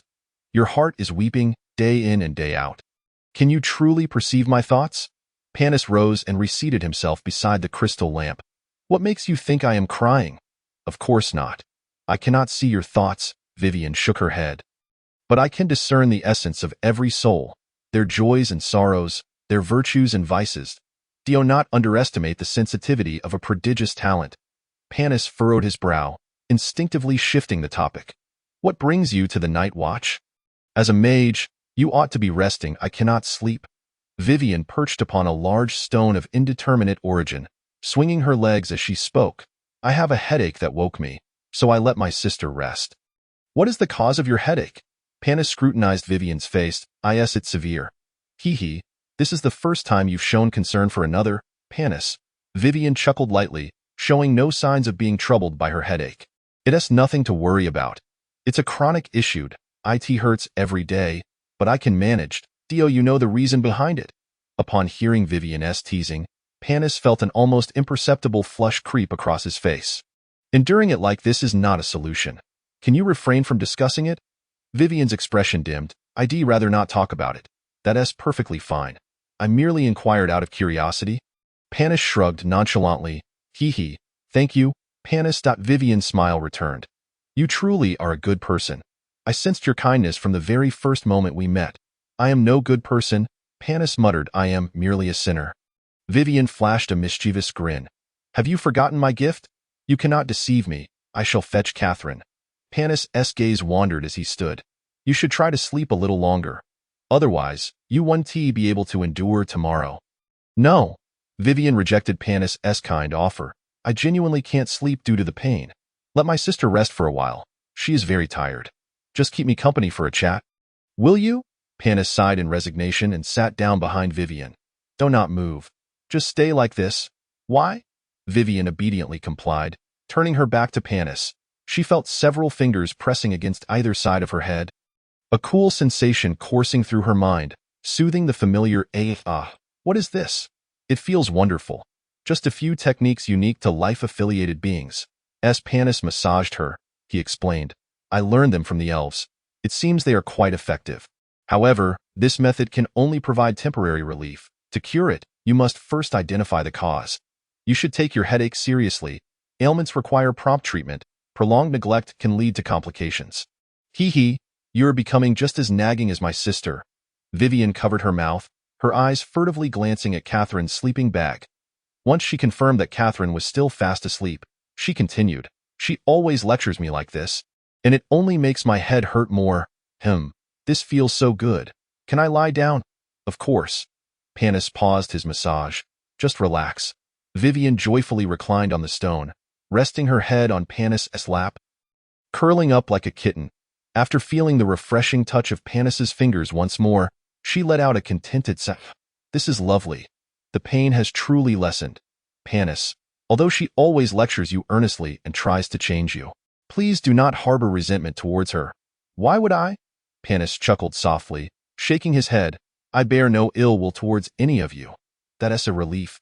Vivian nuzzled closer, seeking a more comfortable position. Deep down, you understand that she only wishes to care for you, to redeem you. Indeed, I comprehend. Panis's tone softened. I have understood from the very beginning. She is always like that. Vivian's voice grew fainter, gradually fading into a whisper until it disappeared, as she succumbed to the long-awaited relaxation and drifted into slumber. Yes, I have always understood. Watching Vivian fall asleep, Panis continued to gently massage her, his gaze wistfully directed upward. Redemption. Chapter 29. An encounter in the frost-bound realm. When you see the exposed quartz veins on the rock face, it signifies that you are traversing the path to the frost-bound realm. Panis lightly tapped the glowing quartz on the wall. Of course. You might also be moving away from it. However, follow the temperature. The closer you are to the frost-bound realm, the colder it becomes. What kind of place is the frost-bound realm? Catherine inquired, stroking the quartz as she walked, her expression betraying a sense of enchantment despite knowing its meager value. How shall I put it? Panis struggled to articulate his thoughts. In essence, it is nothing more than 3 interconnected massive caverns, surrounded by spacious corridors. The temperature there is frigid, and due to the high humidity, the walls are perpetually coated with a thick layer of frost, creating a landscape of pure white as far as the eye can see. Is it dangerous there? Lena peered out from behind Catherine, her voice timid. Since morning, Lena had been hiding behind Catherine, occasionally peeking out to whisper a few words before retreating once more. Fortunately, Panis had grown numb to such circumstances, merely casting a blank glance at Lena and stating, generally, that place is not perilous, yet it remains seldom visited by either humans or magical creatures. Why is that? Catherine inquired, perplexed. In truth, if not for necessity, I would prefer to avoid it as well, Panis sighed, adding, there lies a legendary giant python in slumber. You must be jesting, Vivian exclaimed in astonishment. How could there be a legendary creature? Why not? Panis retorted with curiosity. In the lower caverns, there are at least 5 known legendary creatures. Encountering one is not uncommon. That is not what I meant, Vivian interjected, gesturing animatedly. I meant, with a legendary python guarding the place, how can we possibly seek the research institute? The key lies in its slumber, Catherine elucidated on Panis's behalf. Panis just mentioned that the python is asleep. Indeed. It sleeps for at least 10 months a year, Panis affirmed. Moreover, once it falls asleep, as long as we do not disturb it, no matter the noise, it shall not awaken. We merely need to navigate around it to explore. I have my doubts about the ease of that, Lena ventured, summoning her courage. Considering the troglodytes we encountered previously, along with the wolf pack and Dylan's group, I fear our adventure may be cursed by demons. Oh dear sister, why are you hitting me? Stay low and refrain from speaking recklessly. Catherine shot Lena a disapproving glance before turning to Panis and asking, Has anyone done this before? Those who need to go there would do just that, Panis replied with certainty. Barring unforeseen circumstances, it should pose no issue. Catherine nodded. Very well. Let us take this chance. I just hope those two mysterious mages who cast spells on fire elements do not cause trouble again. Those two should not pose a problem. They are likely not targeting us specifically, and I can detect them if they come close. The real concern is, do you sense that chill? It indicates we have entered the frost realm. We can now activate the energy of the fire attribute crystals for warmth.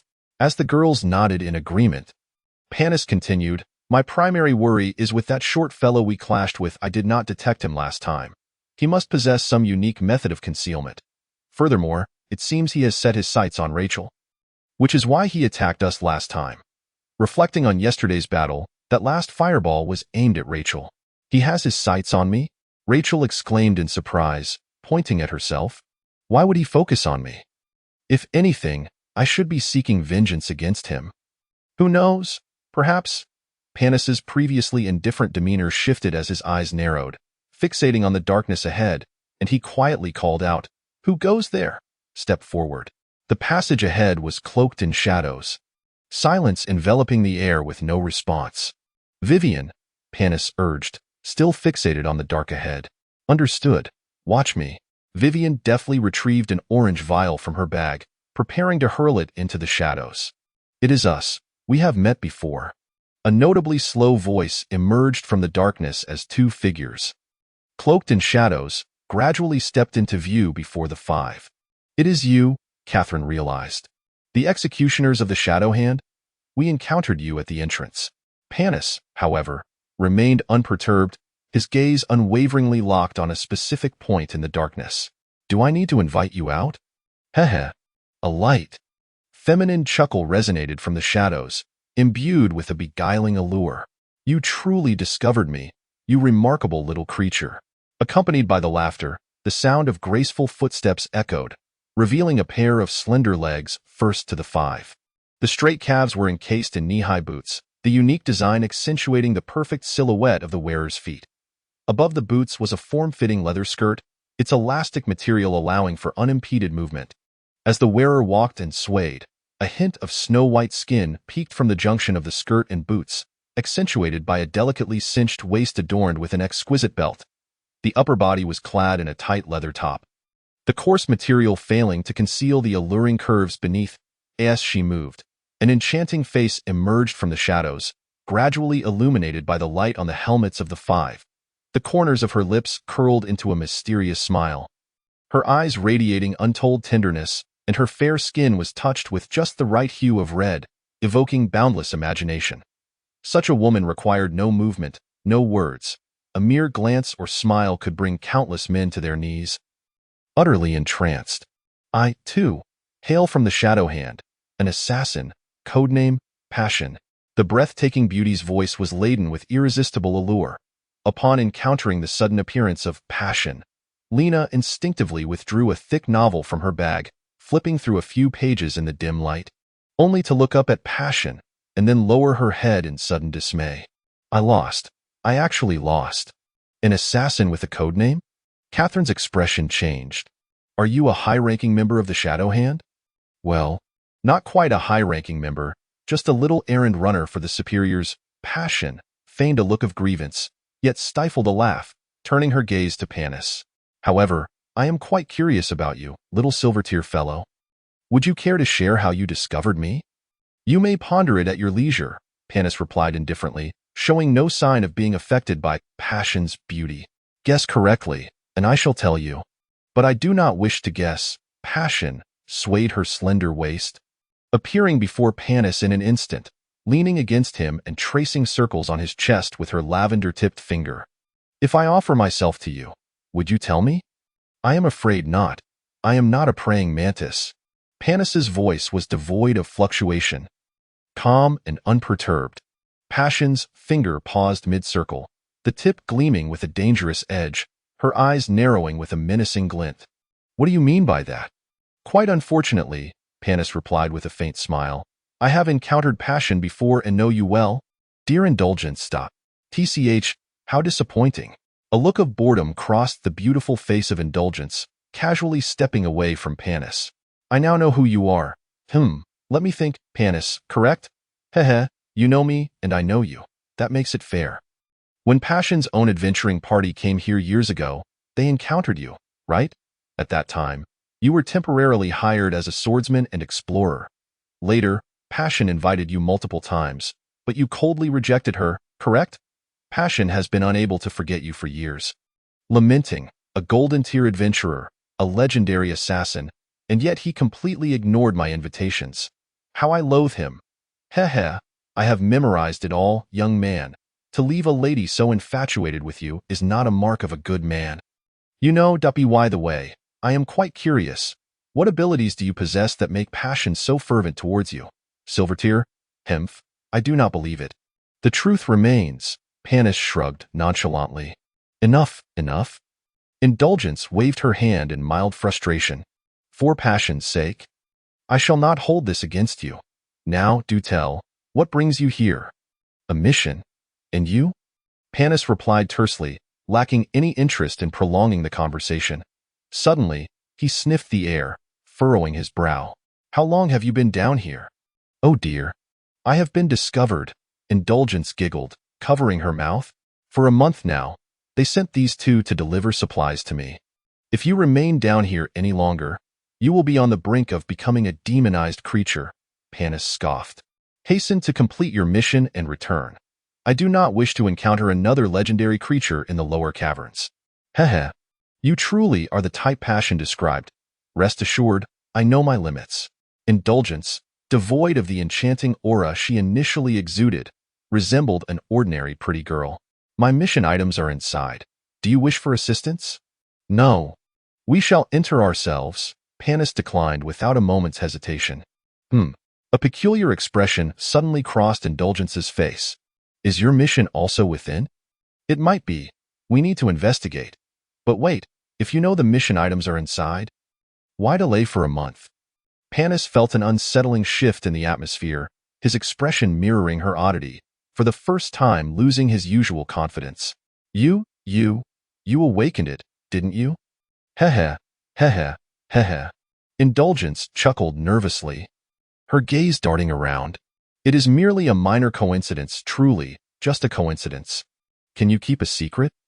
Catherine furrowed her brow as she gazed at the libertine. The Shadow Hand has a rather dubious reputation in this regard. I swear by the assassin god, Mira, that I will keep this confidential and will not interfere with your mission, regardless of whether we can collaborate. The libertine's playful demeanor vanished, replaced by a serious and solemn oath. Catherine turned her gaze towards Panis, silently seeking his opinion. Panis shrugged, smirking slightly. She's actually a thief. It's Passion who is the assassin. Haha, you know that too? The libertine's seriousness seemed to evaporate like magic as she stifled a laugh behind her hand. After a moment of mirth, she continued, Goodness, that damned Passion must have spilled all our secrets to you. I'll have to teach her a lesson when I return. Very well, I swear by Passion's name to the assassin god that I will maintain secrecy and will not interfere with your mission. Should I break this vow, let it fall upon her.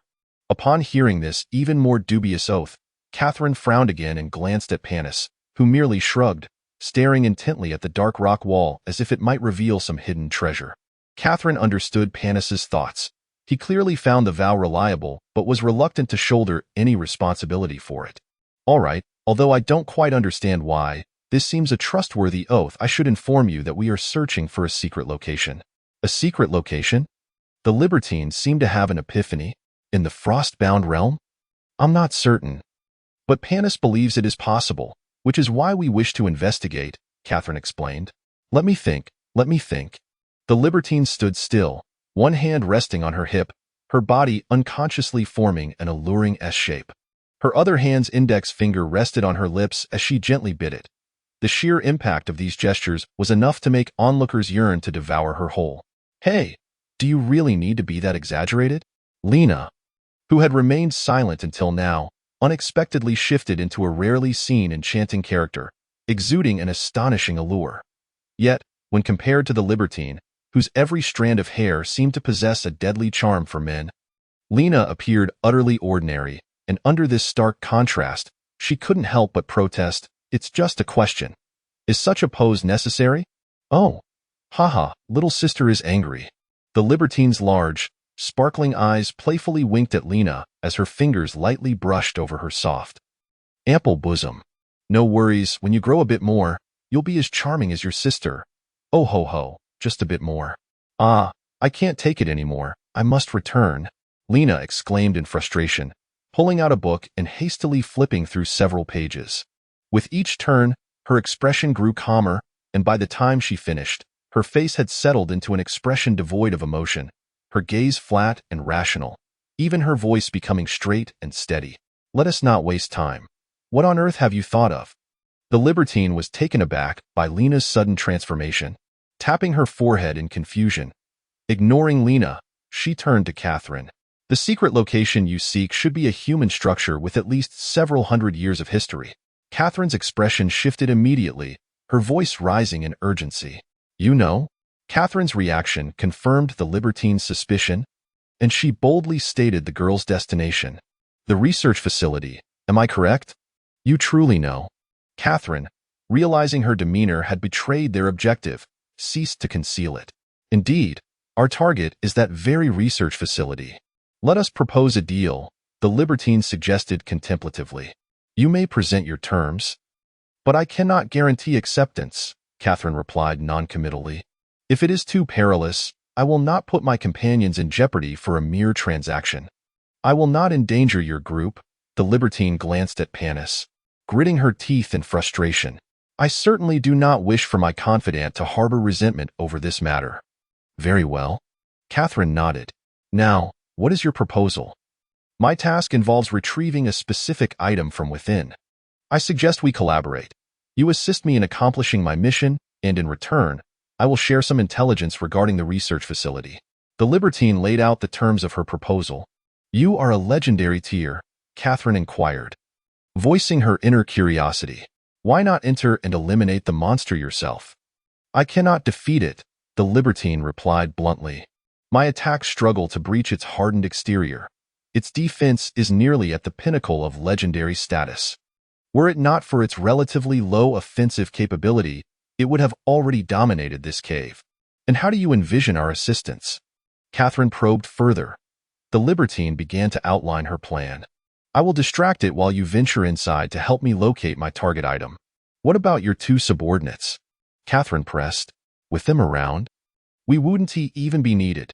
You could distract the giant serpent while they retrieve the item. I do not trust them, the libertine scoffed. In the Shadowhand Guild, aside from passion, I trust no one. If I send them to retrieve the item, I guarantee they will swiftly return to neutral ground, taking the item to curry favor with other guild leaders for greater profit. And you trust me? Catherine found the libertine's rationale hard to believe. You don't even know me. Ah. You underestimate your own reputation, the libertine replied with a smile. Catherine Field, the fervent knight of the knowledge S Nelly adventurers, who upholds the legacy of the hero Nelly and adheres strictly to the knight's creed. A golden tier practitioner, am I correct? If even you cannot be trusted, then there is no one left to believe in. Oh no, my sister's stubbornness has become widely known, Vivian muttered to Lena in a quiet voice. Be quiet. We're discussing serious matters, Catherine snapped before turning back to the libertine. What exactly are you looking for? An energy crystal, the libertine clarified. The magical energy crystal of the mutated giant serpent. Are you joking? Catherine exclaimed in astonishment. That is the most vital component for a magical beast, akin to the crystal core of a magical creature formed within their bodies. How could one possibly find it in a cave? This mutated giant serpent is different, the libertine stated earnestly. Such colossal magical creatures often continuously form these energy crystals within their bodies. And not just one. Sometimes these crystals accumulate in their stomachs, hindering their ability to eat. At such times, they expel the crystals and leave them nearby, taking years to gradually reabsorb the magical energy contained within. This serpent is precisely such a case. It formed one in its stomach last year, which should still be there. So, we merely need to enter, find it, and take it. Catherine confirmed. No other tasks required. This is for you. The libertine produced a triple-nested box, intricately engraved with dense magical arrays. It will prevent magical energy leakage for 10 days. Once you find it, simply place it inside. All right, then You wouldn't dare agree to this, would you? Panis interjected, unable to hold back any longer. Have you ever seen a magical energy crystal? No, Catherine admitted honestly. And you? Panis asked the libertine. Neither have I, the libertine replied candidly. Magical crystals are exceedingly rare. Unless naturally expelled, once a magical creature dies, all crystals within will swiftly dissipate into energy, making it impossible to obtain them through hunting. Even if they are naturally expelled, the best preservation methods can only maintain them for 5 years. Thus, it is said that only one exists in the world without having dissipated. This is the second one. The other has long been hidden by a demigod devoted to research, and I have not yet earned the right to see it. This one is likely the only remaining one. The Shadow Hands client is likely the owner of that magical energy crystal. Their original crystal must have dissipated, prompting them to seek new material. Otherwise, no one would want such a useless and dangerous item. Panis observed Catherine and the libertine. Since neither of you has seen it, do not base your plans on imagination. Magical energy crystals elevate the surrounding magical energy concentration to alarming levels. Catherine, with your 3 golden tears, do not even think of touching it. Merely approaching would result in pollution. And even if not mutated, you would fall gravely ill afterward. Among us, only the legendary Miss Libertine is qualified to approach the crystal. What shall we do then? The libertine was taken aback, realizing she had clearly underestimated the power of the magical energy crystal. Perhaps you could distract it while I retrieve it. No, the level disparity is too great. It would be difficult for you to successfully divert it. I believe we can give it a try, Lena's calm, emotionless voice interjected. We have 3 golden and 1 silver. It's not impossible to draw its attention. No, Catherine firmly rejected. The risk is too great. Do not underestimate the strength of the legendary tier. All right, you two, stop arguing. Panis impatiently interrupted the quarrel between the 2 young ladies. You two should enter with Zongrong. In case of any mishap, you can look after each other. Just avoid getting too close to the crystal. I will divert the attention of the corrupted giant python. No way, Catherine vehemently shook her head. That is far too dangerous for you. If you're going, we ought to go together. Together. Panis displayed a peculiar smile. Do you know the way? Can you move silently? Are you capable of navigating in darkness? Do you know which paths lead to dead ends and which can be traversed? Are you aware of the places where you can escape it, and those where it can ensnare you? Observing the speechless young ladies, Panis shook his head. Enough, I shall proceed first. Rest assured, I will not perish.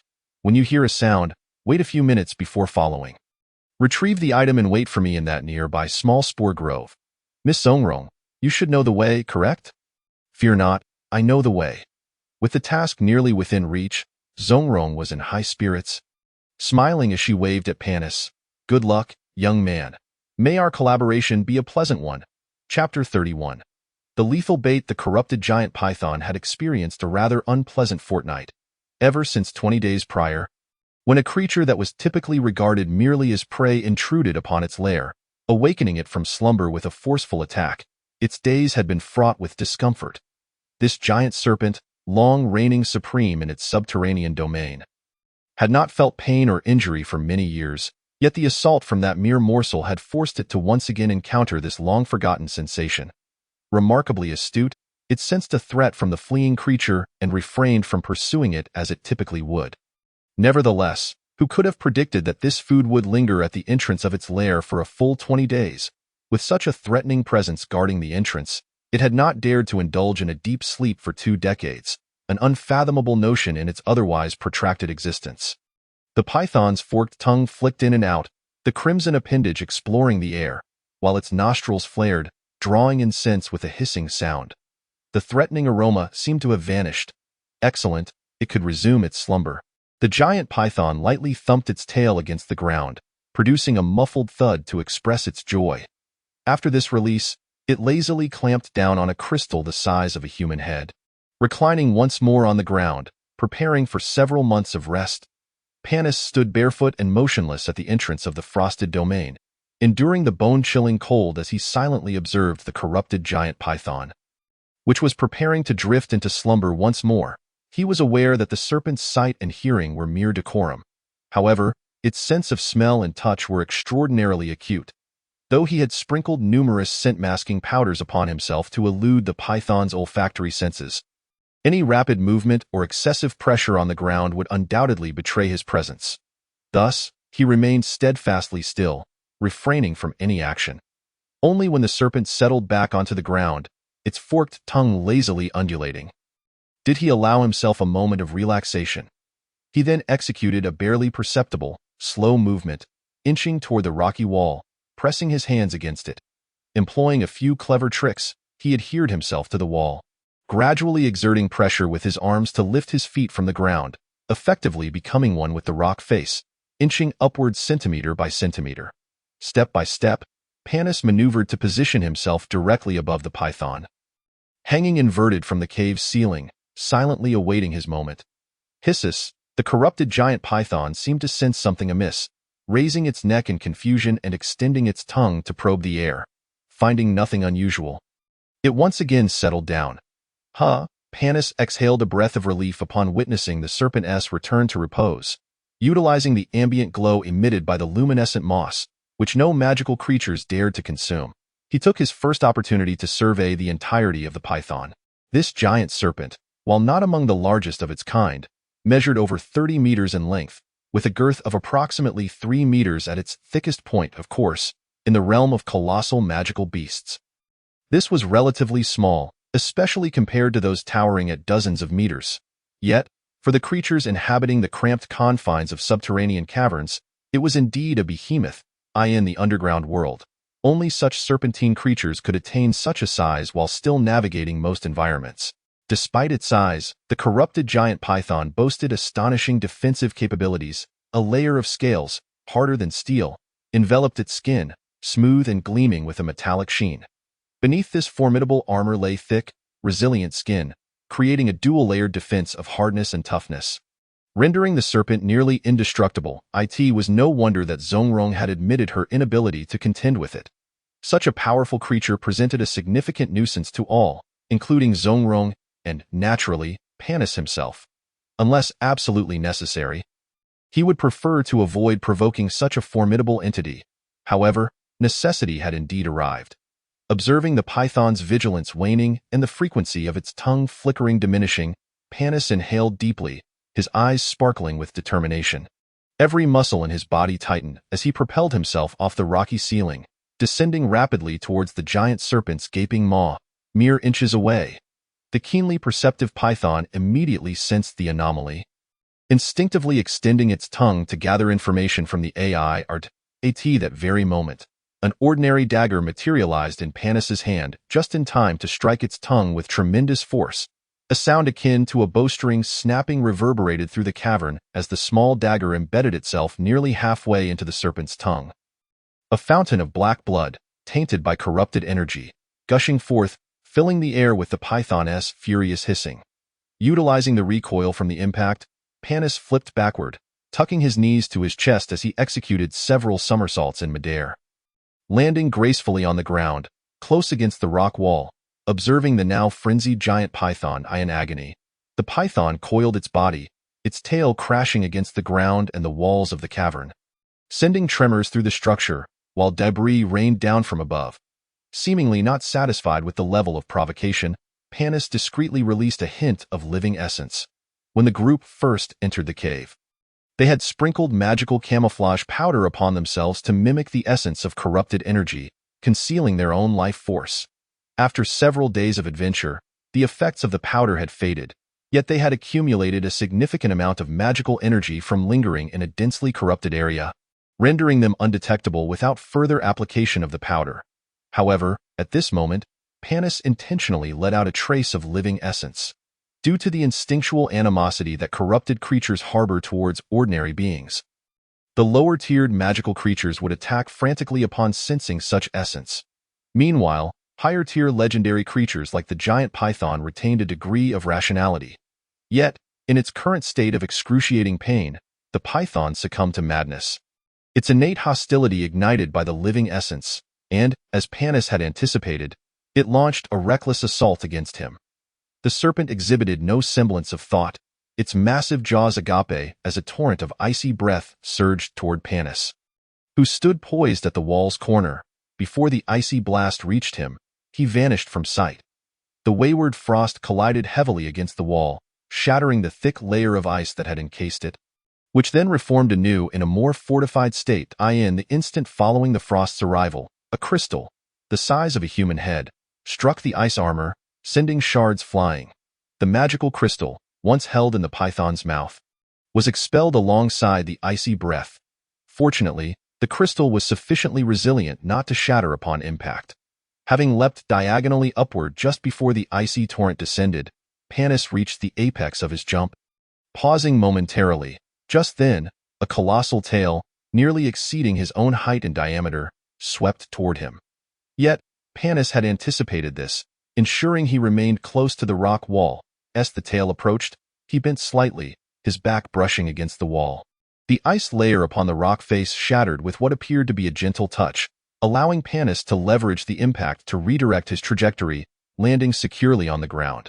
Without a moment's hesitation upon touching down, Panis stamped his right foot heavily against the ground, sending shards of ice scattering as he vanished from the entrance of the frosted domain. The now unhinged giant python, consumed by rage, paid no heed to the magical crystal it once cherished. Its overwhelming hatred left it solely focused on pursuing Panis. With its massive form writhing, it darted down the passageway, relentlessly tailing Panis. It seems there is no alternative. This is the only course of action. Unbeknownst to Panis, whose resolve had deepened, a faint aura of menace emanating from his eyes sent the nearby low-tier magical creatures into a frenzied retreat, none daring to approach him. Indeed, it appears Panis has succeeded, remarked a figure with a graceful silhouette, gliding slowly into the lair of the giant python, surveying the surroundings. However, Catherine, who followed closely behind, was too preoccupied with concern for Panis's safety to appreciate the scenery. Her brow furrowed tightly. "There's no need to be anxious," replied Lang, his demeanor relaxed and carefree. "Your teammate possesses capabilities far exceeding your expectations." Catherine looked up at Lang, curiosity piqued. "How do you know?" "Look over there." Lang pointed to the center of the cavern where blood had frozen in the low temperature. "The volume of blood here is undoubtedly from that serpent." "Ha! Over half a month ago, the injuries I inflicted on it resulted in less blood than what you see here, perhaps less than a tenth. Examine the shape of this bloodstain and reflect on it." "That." Catherine, prompted by Lang's observations, scrutinized the bloodstain. The ground is level, yet the blood has pooled, indicating it is not from scattered wounds, but likely a singular injury. Moreover, it was probably dealt in a single strike. Lang indicated the blood on the ground. His expression mixed. Although he maintained a smile, his true feelings were inscrutable. "Consider this. I exhausted myself to inflict several minor wounds, while Panis, with just one blow, achieves this result. Truly, one worthy of admiration. A silver tear? How amusing that notion is." Upon hearing Lang's analysis, Catherine's previously tense brow finally relaxed a bit. "Let us find what we need and depart swiftly." No need to search. Lang's gaze shifted toward a frost-marked wall. "Just over there. If we head toward the area saturated with magical energy, the crystals will undoubtedly be located there. Come, let us reap our rewards." Chapter 32. A pleasant collaboration. Boom, boom. The resonant echoes reverberated throughout the web-like underground cavern as the frenzied legendary tier, transformed giant python pursued Panis relentlessly, expelling massive frosty projectiles from its maw, yet Panis evaded them with minimal effort, never looking back. Squeak, squeak, as he turned a bend. A horde of 1,000 magically altered giant rats, sensing the life force emanating from Panis, tensed their muscles as if they had encountered mortal enemies, surging toward him. Yet, facing over 1,000 bronze-tier creatures, Panis, of silver tier, appeared utterly oblivious, charging headlong into their midst. As he neared the rodent swarm, Panis exerted force beneath his feet, propelling himself high into the air, landing against the left side rock face, then swiftly pivoting toward the right. With a series of deft maneuvers against the walls, he effortlessly bypassed the swarm, his speed unwavering. Suddenly realizing their target had vanished, the rat horde was left in disarray. only to be met with a chilling blast of frost descending from above, striking the ground where Panis had just leapt. The unfortunate rats that had just arrived at that spot faced an untimely demise, while the few survivors had scarcely begun to catch their breath when a massive body thundered down upon them. The heavy and colossal serpent's body showed no regard for the rodents, as it trampled over them without hesitation, the sheer weight decimating the horde, leaving only a scant few surviving rats to scurry back into the narrow crevices, trembling in fear. Such overwhelming force. Adversaries who rely solely on size are indeed troublesome, mused Panis, suddenly diving forward, propping himself with one hand against the ground, his body sliding forward in an aerial glide parallel to the ground as a frosty blast grazed his back, crashing into the rocky wall ahead. This cannot continue. With both ranged and melee attacks, I cannot shake them off nor dare to slip through the cracks. It seems I must resolve this decisively. Resolute, Panis surveyed his surroundings and selected a spacious passageway, racing into a large cavern. Upon entering, he reached the center, instinctively halting his high-speed escape, turning to face the rampaging giant python. Come, then, he challenged, crossing his arms, a sardonic smile gracing his lips as he coldly regarded the approaching serpent. With fury clouding its judgment, the giant python charged without hesitation, its nostrils hissing loudly, propelled by immense force. Panis's mocking grin intensified as he remained motionless, indifferent, standing his ground without a hint of evasion or defense. Boom! A dull thud reverberated through the cavern as the collision sent Panis hurtling through the air, his body shattered and broken, not a bone left unscathed. The python, still filled with apprehension, coiled its tail around Panis's lifeless form, repeatedly slamming it against the ground with a series of resounding crashes until the faintest trace of life could no longer be felt emanating from Panis. Having avenged its grievances, the python regained its composure, pondering Panis's final actions. Probing with its tongue, it confirmed that the foe was indeed lifeless, yet still felt a twinge of unease. It coiled its tail around the corpse and tightened its grip, crushing what remained of Panis into a formless mound, akin to a deflated sack, lying limp upon the ground at last. The python was satisfied, lowering its head to sniff the remains and extending its tongue to touch a few times before relishing in its victory. It began to consume the corpse piece by piece. Yet, the python found itself still hungry, caught between the choices of foraging and returning to its lair. After a moment's hesitation, it easily persuaded itself to turn back toward the nest. I have indeed heard of this research facility, spoke Lang, as 5 ladies gathered beneath a wide canopy in a small spore-laden forest near the frosted realm, 4 of them attentively listening to the secrets divulged by Lang. This institute was established over 780 years ago by the Narain Empire, Lang reminisced. It was mentioned in some secret records of the Shadowhand Guild.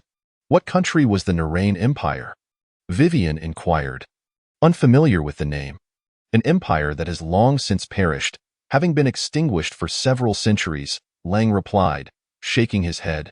It originally controlled territories including the Glimmering Forest, portions of the Bayergas River, and parts of the Nara Mountains, with the Crying Cave falling within their domain. However, this nation met its demise over 600 years ago, largely due to its excessive investment in the research conducted at this facility, depleting its national resources and ultimately succumbing to neighboring nations. What exactly was the institute researching before its fall? Vivian prompted, noticing Lang had yet to address the main subject.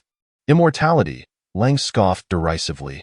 That emperor was mad, obsessed with the pursuit of eternal life, thereby dedicating the entirety of the nation's manpower and resources to developing a potion for immortality. Ha! Since the first era, aside from the divine and a few beings tainted with divinity, no one has achieved such a feat. To dust we shall return, to the earth we belong. Death is the inevitable conclusion, and life ultimately returns to the embrace of the earth deity, Lena remarked, drawing a square in front of her chest with her right hand, a sympathetic expression on her face. No one can escape the eternal slumber. Yet some, driven by their fear of death, commit foolish acts. How pitiable they are. Thus, he was a fool, Lang retorted, lacking Lena's compassion, scoffing. He perished before witnessing any progress in the research, and upon his demise, his son escalated the investment. Unfortunately, the very location of the institute, beneath the Crying Cave, suddenly erupted with magical energy, transforming all researchers into monsters, leaving none alive. The second-generation emperor, whose dreams lay in ruins, soon met his end in warfare against neighboring nations. And the entire empire swiftly followed suit into oblivion. Are you seeking this research facility? Surely, no one intends to salvage the research materials for further study? That seems unlikely. Lena almost let slip the ultimate goals of their mission, but halted in time. Casting a glance at Catherine to discern whether she needed to divulge their objectives to Lang, only to find Catherine seemingly lost in thought, her mind elsewhere. Sister, what troubles you? Lena gently nudged Catherine's shoulder, asking, are you all right? What is wrong? Catherine, pulled back to reality by Lena's voice, appeared dazed and confused. What happened? What are you thinking about? Lena inquired with concern. Is everything truly okay? I'm worried about Panis, Catherine said, furrowing her brow. I have this unsettling feeling and hope nothing has gone awry. You needn't worry about him, Zhuangzong replied with evident confidence in Panis. Anyone who can earn such fervent praise can hardly be troubled by trifling issues. The sounds of battle have been distant for quite some time. He should be returning soon. I truly hope that is the case, Catherine replied, shaking her head heavily as if to dispel her unease.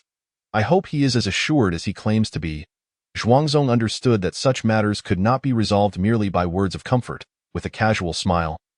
He continued, although scarcely anyone has known of this for the past few centuries, I happened to stumble upon some intelligence records. It is said that to ensure the safety of the research facility and to avoid tedious tunneling, access is typically granted via teleportation, with the teleportation array situated in the capital of the Narain Empire. So, we are to teleport from the outside? Catherine exclaimed in surprise. Are you saying we came here for naught and must re-enter from the exterior? Of course not. The teleportation array has long been lost. And even if it could be found, it would have become inoperative after centuries, Zhuangzong clarified. When the facility was established, they anticipated potential unforeseen circumstances that could render the array ineffective, and thus a backup passage was left, allowing for direct entry without teleportation. Let us hold off on that for now, Catherine interjected, preventing Zhuangzong from continuing. With Panis absent, your words mean little to you. It would be better to wait for him to return and discuss this together. Speak of the devil. I am here.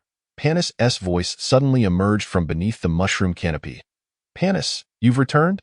Catherine exclaimed with delight, rising to her feet as she observed Panis gracefully leap onto the mushroom cap. After assessing Panis's condition and finding him unscathed, his attire scarcely wrinkled and unchanged since his departure, she sighed in relief, saying, I am glad you're safe. I told you. I will not die, Panis replied nonchalantly as he settled beside the ladies. So? There's no need to worry about me. It's good to see you back. It seems you performed admirably, Zhuangzong winked at Panis. How did you manage to shake it off? Well, I suppose I did manage to get away, Panis replied, a peculiar expression crossing his face. In a cave far from the group, the lifeless body of a 30-meter-long giant python lay mournfully in a pool of its own blood. A massive gash marred its abdomen, with copious amounts of black blood and countless fragments of internal organs spilling forth, saturating the cave floor. The gaping wound resembled a large mouth, silently mocking the tragic fate of one of the subterranean dominators. Chapter 33. The Objective. Frozen Hell. Zhuangzong scrutinized Panis, his voice tinged with curiosity. To be frank, what level of strength do you possess?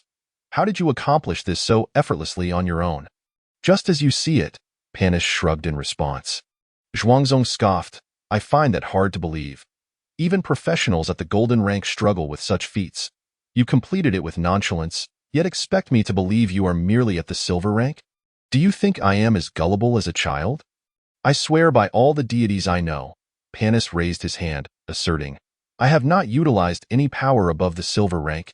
Is that so? Despite Panis's claims, Zhuangzong remained unconvinced. You are certainly not being entirely truthful, but never mind. A clever woman should allow men some room for deception, heh? Panis rolled his eyes in exasperation, expressing his discontent. Please continue with your story. The tale is already concluded. Zhuangzong resumed his serious demeanor.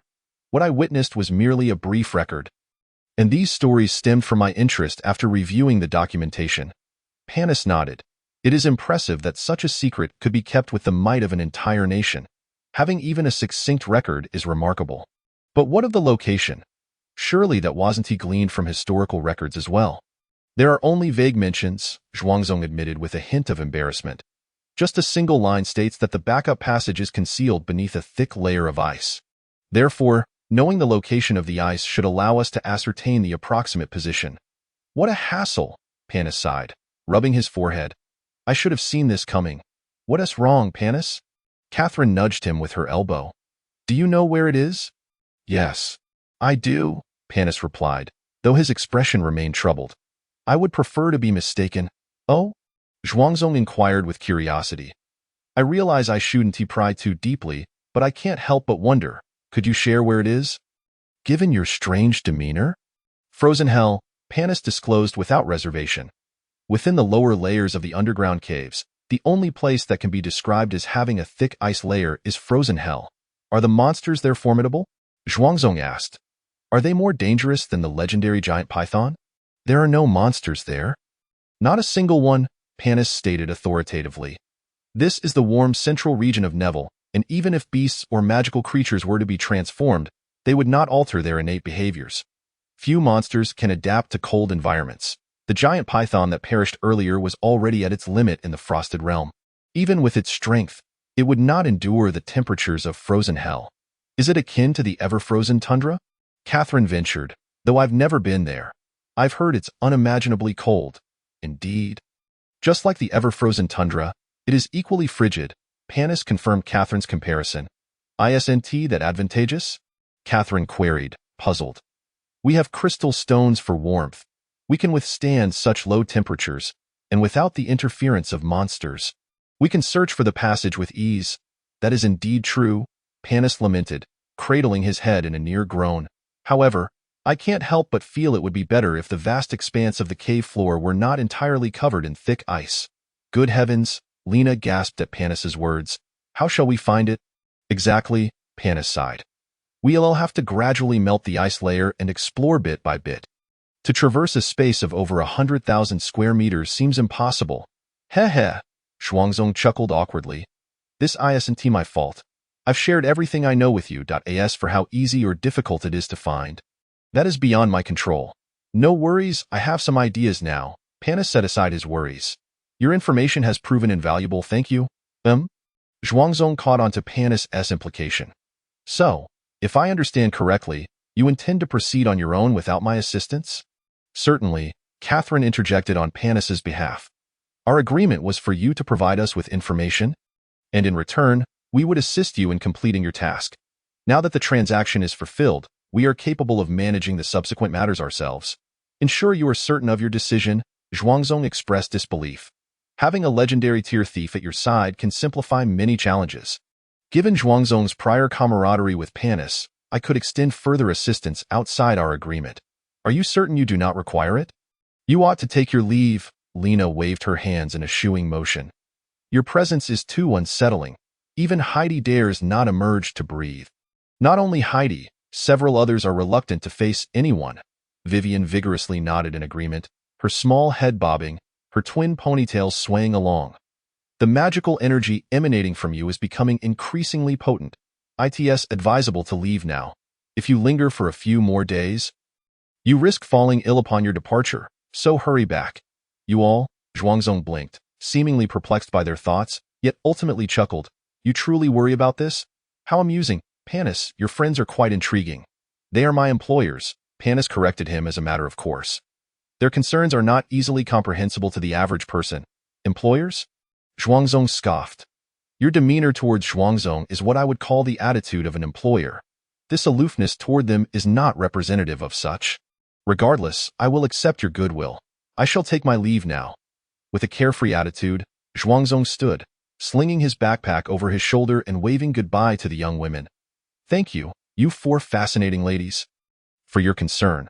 I shall take my leave now, and I hope we meet again in the future. Farewell. As the young women waved him off, a hint of self-deprecation graced Zhuangzong's smile. He stepped back to the edge of the mushroom cap, nimbly flipping himself into the vast darkness. Is this what it means to be a captain among the enigmatic Shadow Hand? Vivian remarked after a prolonged silence of nearly 10 minutes. He is quite an interesting character. It seems the Shadow Hand is not as terrifying as the tales suggest. You mustn't think that way? Catherine hastily corrected Vivian's somewhat perilous thoughts. This time? It is likely due to the connection with Panis. Without his influence, I wouldn't dare to collaborate with the Shadow Hand without the guild's notarization. One could easily end up as nothing more than a pile of bones. Vivian shrank her neck, adopting a fearful expression. All right, big sister, don't scare me like that. I will remember. In truth, the Thieves' Guild is not as exaggerated as it seems.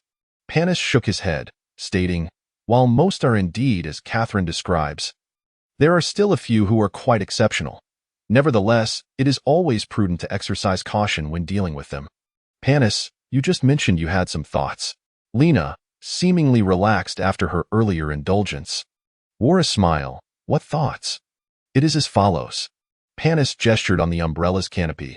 Though no one has ever verified it, there are legends suggesting that at the heart of frozen hell lies a great lake, perpetually shrouded beneath a thick layer of ice throughout the seasons, rendering it unknown. After the hints from indulgence, I pondered that the entrance to the passage must be concealed within the lake. After all, the rock walls there are exceedingly hard due to the low temperatures.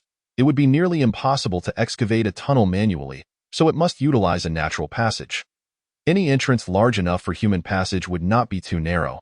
It is quite difficult for such a vast opening to be entirely covered by the ice. And even if it were, the interior of the passage would surely be filled with solid ice, making it impossible for the people of the Narain Empire to enter back then. Hence, I believe the passage lies within the lake. Not composed of ice, but flowing water, which would allow them to break through the surface ice when constructing the research facility. I think I understand your reasoning. Catherine considered Panis's thoughts and nodded in agreement. It makes perfect sense. After all, the ones who built the research facility were human, and they could not accomplish the impossible.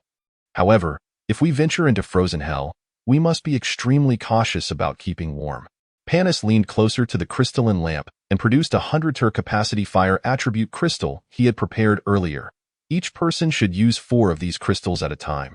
One wrapped around the back of the neck, one around the waist, and one around each ankle. If you notice the crystals are losing heat, you must replace them promptly, particularly the one at the back of the neck.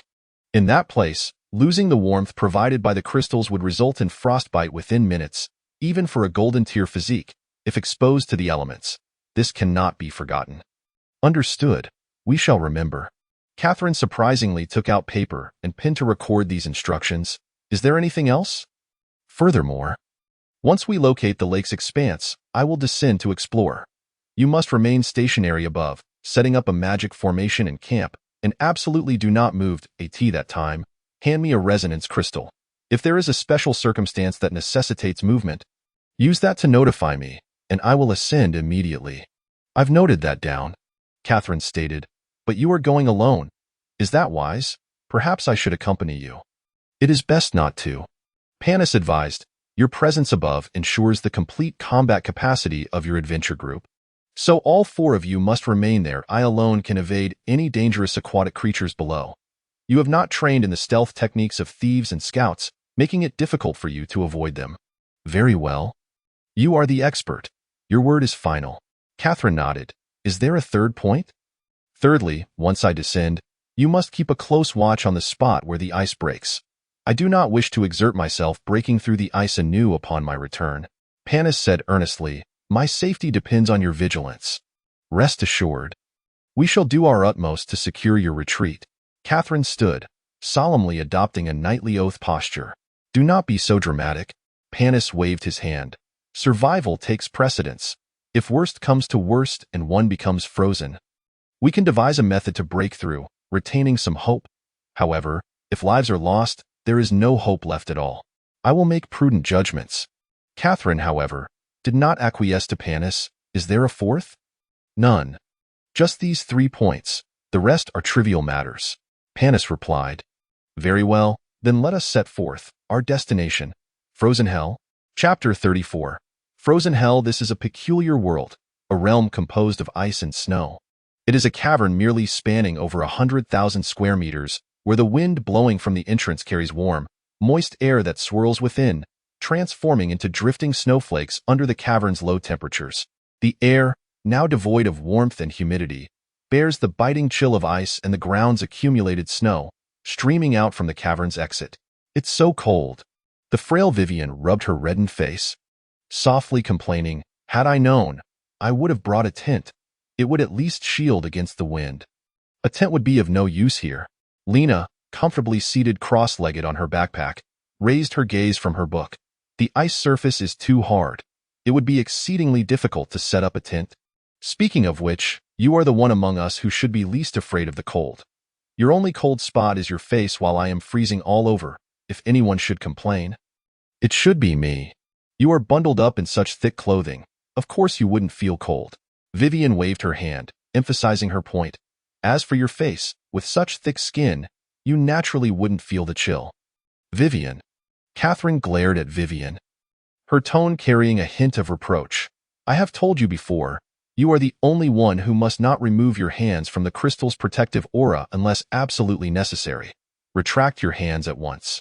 Why only me? Vivian protested sullenly. But upon seeing the stern look in Catherine's eyes, she reluctantly withdrew her hands beside her. All right, I understand. Rachel observed the interaction among the three girls with curiosity, wondering about the reason behind Catherine's unique prohibition against Vivian. She opened her mouth to inquire but hesitated. Nothing much. Vivian, though not looking at Rachel, seemed to sense her confusion. My hands feel no cold. Big sister fears I might unknowingly frostbite them, which is why she established this rule. In reality, it is not that serious. Big sister is merely overly worried. Well, I will stop talking, just don't glare at me. Catherine shook her head with a wry smile, lowering her gaze to the metallic rod originally intended as a stand for the crystal lamp. Stirring the water in the several meters deep ice cavern to prevent the surface from refreezing. Panis has been down for over 2 hours. He should be coming up soon, considering the underwater breathing potion lasts only 2 hours. Big sister. Do not worry. Lena waved her hand dismissively. He said there are no monsters underwater. He will be safe. Fine, I will not wait here any longer. Vivian stood up, saying, I will lie down in the sleeping bag for a while. After 7 or 8 days, even at night, I cannot rest peacefully, and my head is about to explode. Since it is safe here, I shall rest for a bit. Catherine waved her hand. You can rest in the middle of us that way? You can keep an eye on things, be wide the way, cover your face with something to block the wind. Got it? Vivian elongated her tone playfully, nagging big sister. Catherine huffed in annoyance, but her gaze was filled with affection as she watched Vivian's retreating figure. Although Vivian turned her back to Catherine, she was fully aware of her thoughts and said leisurely, Big sister, do not worry. I am perfectly fine, absolutely no strain. You do not need to feel uneasy for me. You are quite clever. Catherine murmured in a low voice, suddenly feeling the resonance crystal in her pocket vibrating, swiftly retracting the metal rod. Panis is coming up. Before the words had fully left her lips, a splash echoed as Panis leapt from the water, soaring 3 to 4 meters high before gracefully landing beside the crystalline stove ignited by the girls. He wiped the water from his face and accepted the activated fire attribute crystal handed to him by Lena, placing it before his face to gradually alleviate the numbness. Is everyone safe? And where is Vivian? He inquired. Vivian is resting. She can hear us, but she is too lazy to speak while resting. So pay her no mind. Catherine replied. Were you not frozen down there? Once Panis felt warmth returning to his face, he picked up the boiling water on the stove, basking in the steam's warmth. Actually, it was fine. The water down there was warmer than up here. Did you find the entrance? Upon hearing Panis casually declare everything was fine, Catherine finally felt at ease to inquire about the underwater situation. Not at all. I was deceived. Panis's expression turned sour. What? Was the information incorrect? Catherine furrowed her brow, concern etching her features. It was not an issue of information. Panis shook his head, explaining. Legends claim there is a small lake at the center of this cavern, which indeed turned out to be true. However, who knew that the entire cavern is, in fact, a lake, encompassing the entirety of the cavern and at least 30 meters deep? Consequently, the area that needs exploration is excessively vast. Even a simple inspection of each section will take a considerable amount of time. That is why I suggested I should go down to help you explore. Catherine expressed her dissatisfaction at being unable to contribute. Panis once again retrieved a vial of underwater breathing potion, stowing it within the pocket of his waterproof jacket, and firmly declined, "Let it be. You are not an explorer, and descending would be futile. Moreover, the underwater breathing potions are scarce. Best to conserve them." "Are you really going down again?" Catherine expressed her concern upon witnessing Panis's actions. "Shouldn't you rest a while longer?" "No need. I have a notion I wish to explore. If fortune smiles upon me, I should be able to locate the entrance upon my next ascent." With that, Panis approached the ice-covered opening, using a metal rod to shatter the frozen surface, which had solidified after a few minutes without disturbance. "Be cautious up there. This place is not entirely safe." "We will be careful, you two." "Well, you've already gone." As Catherine observed the splashes of water erupting from the ice hole, she pursed her lips in resignation and shot a glare at the snickering Lena. "Stop laughing. You're full of mischievous ideas. Come here, let us discuss a plan." "What kind of plan?" Lena inquired, leaning closer to Catherine and displaying a rather unrefined demeanor. Her gaze darted towards the ice hole as she mused, "Are you suggesting?" "Yes, that's precisely what I mean," Catherine replied, offering Rachel an apologetic smile before leaning in to whisper to Lena. Rachel, sensing the need for privacy, discreetly moved a few steps away to avoid eavesdropping on their hushed conversation. Temperature. The moment Panis submerged, he activated 4 fire elemental crystals stored within his waterproof jacket, rendering his body devoid of any thermal protection as he immersed himself in the frigid waters. Only after his body acclimatized to the underwater temperature did he begin to swim slowly. His thoughts racing. The research facility is built nearby. Surely it harnesses the energy from the ice elemental forces in this region. Thus, it follows that the temperature here, in proximity to the facility, would be marginally higher than elsewhere. By keenly sensing the subtle fluctuations in temperature and following those changes, I shall surely find it. Resolute, Panis concentrated on the sensations against his skin, cautiously exploring his surroundings while attuned to the variations in temperature. Indeed, there is a discernible difference, he mused internally.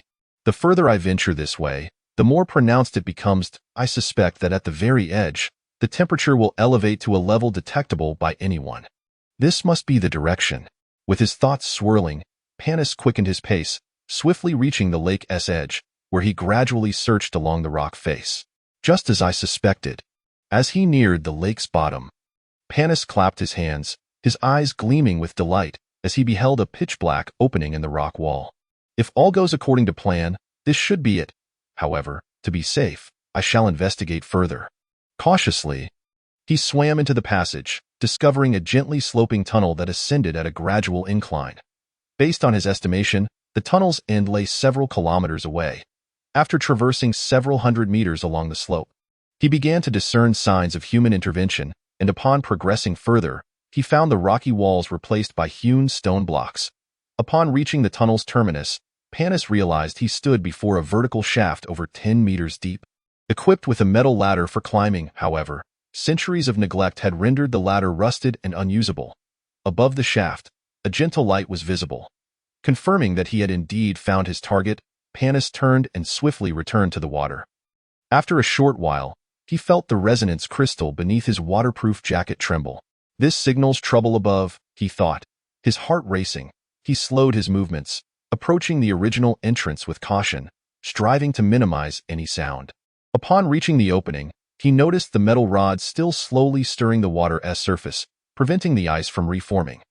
Realizing that Catherine had time to spare, indicating that the situation had not yet escalated to critical urgency, he reached out to tap the resonance crystal, signaling to those above.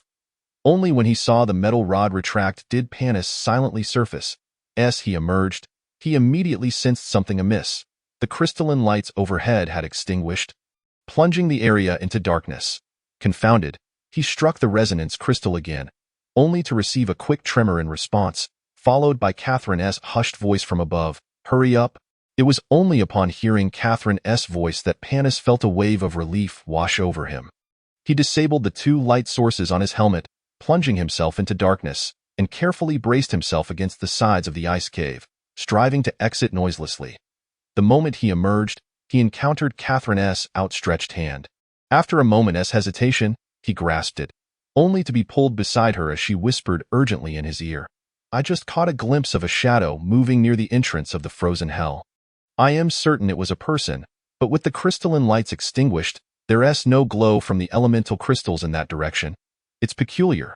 Aside from the shadow hand, I've never encountered anyone capable of navigating this environment without illumination. Chapter 35. The Infiltrator. I'll go take a look. You all stay put.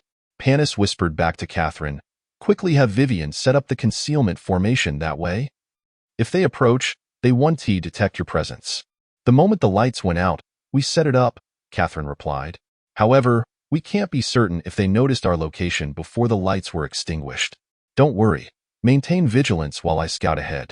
As he spoke, Panis crouched low, moving stealthily towards the entrance Catherine had mentioned. For high-level explorers, darkness is an enemy to others but an ally to them. What others perceive as a disheartening void, high-level explorers regard as a mere obstacle. Utilizing sound, scent, echoes, and even the flow of air against their skin, they can create a vivid mental map of their dynamic surroundings, often more precise than what others might see with their eyes. At that moment, Panis employed such techniques, blending the silent movements of a thief and an assassin as he advanced without a sound. There is indeed a living being nearby. I can hear their breathing, and the temperature is off. Though submerged in the icy waters, Panis found himself fully exposed to the cold environment, yet his extraordinary physique allowed him to endure the chill while still acutely detecting the temperature changes in the air. It is indeed in the direction of the entrance, and there is only one heat source, indicating the presence of either a single individual or creature. Yet, their lack of movement in the darkness is atypical for a predator. Could they be a lone adventurer? Or perhaps another explorer from a different party? If they are indeed another group of explorers, they are woefully inexperienced, breathing heavily like a bellows, practically announcing their presence for hundreds of meters. It's as if they are shouting, I am here. I am here. With his mind racing with chaotic thoughts, his feet remained steady, drawing him ever closer to the concealed figure. Something isn't right. Just as he was about to close in on the figure, Panis silently rolled aside several meters, and a sudden glow illuminated the entrance as the figure activated a light crystal embedded in their helmet, cautiously stepping into the frozen hell's cave. After only a few steps, the individual retreated, muttering softly, Why is it so cold? What kind of place is this? Clearly unfamiliar with the surroundings, Panis observed as the individual fumbled to retrieve fire elemental crystals, concluding, How did they even come this far? Have they been tailing us all along? If so, this could prove interesting. Activating the fire elemental crystal, the newcomer curled up and ventured once more into the frozen hell's domain, glancing around before unexpectedly shouting, Rachel. Rachel, are you here? Rachel, respond to me. Damn it. The sudden outburst in the silent environment startled Panis, who suppressed the urge to confront the individual and instead crouched low, following the newcomer as they made their way to the cave's center. Searching for Rachel? Are they her companions? Are they still alive? Or is it merely a coincidence of names? Rachel, I know you're here. Please respond. It's Gaston. The newcomer continued, advancing while calling out, I know I've wronged you. Please grant me a chance to apologize. It's him. Panis trailed behind Gaston, maintaining a distance of several meters, though Gaston remained entirely oblivious. With such a lack of vigilance, how has he managed to survive this long? Moreover, he must have followed us, otherwise he wouldn't know Rachel was here. I must uncover the truth. Resolute, Panis ceased following Gaston and deftly sidestepped the erratic glow of his crystal, slipping back into the camp established by the girls. It's me. As he entered the protective radius of the concealment formation, he appeared to vanish from the outside world, completely unseen, while everything remained normal within the formation. Thanks to the formation's inherent unidirectional soundproofing properties, Panis did not need to suppress his voice excessively, so upon entering he called out, I'm here waiting for your return. Lena was the first to speak. We are discussing what to do. There's a problem, Panis interjected, voicing his inner doubts in one breath. Something feels off. This person must have ulterior motives. So? Gaston returning to seek me out is also with ill intentions? Rachel's voice was laced with an unsettling calmness. Is he trying to harm me again? It's not certain yet, Catherine gently reassured Rachel. her tone imbued with compassion. Perhaps it's merely a coincidence. To this, Rachel let out a light laugh. There's no need to comfort me. I am already mentally prepared. What should I do now? What do you mean? Catherine inquired. Rachel sighed, a hint of melancholy in her voice. I wish to go out and hear what he truly has to say. Then go out. It's all right, Panis replied. There's no one else nearby? Just him. Even if he harbors ill intent, the threat shouldn't be substantial. Indeed, our adventuring party does not fear any schemes or challenges, Catherine asserted firmly. If he wishes to speak, let him do so directly. Thank you all, Rachel said. In the darkness, though obscured, Panis could hear the rustle of clothing as Rachel bowed to everyone before stepping out of the protective circle. He quickly stopped her.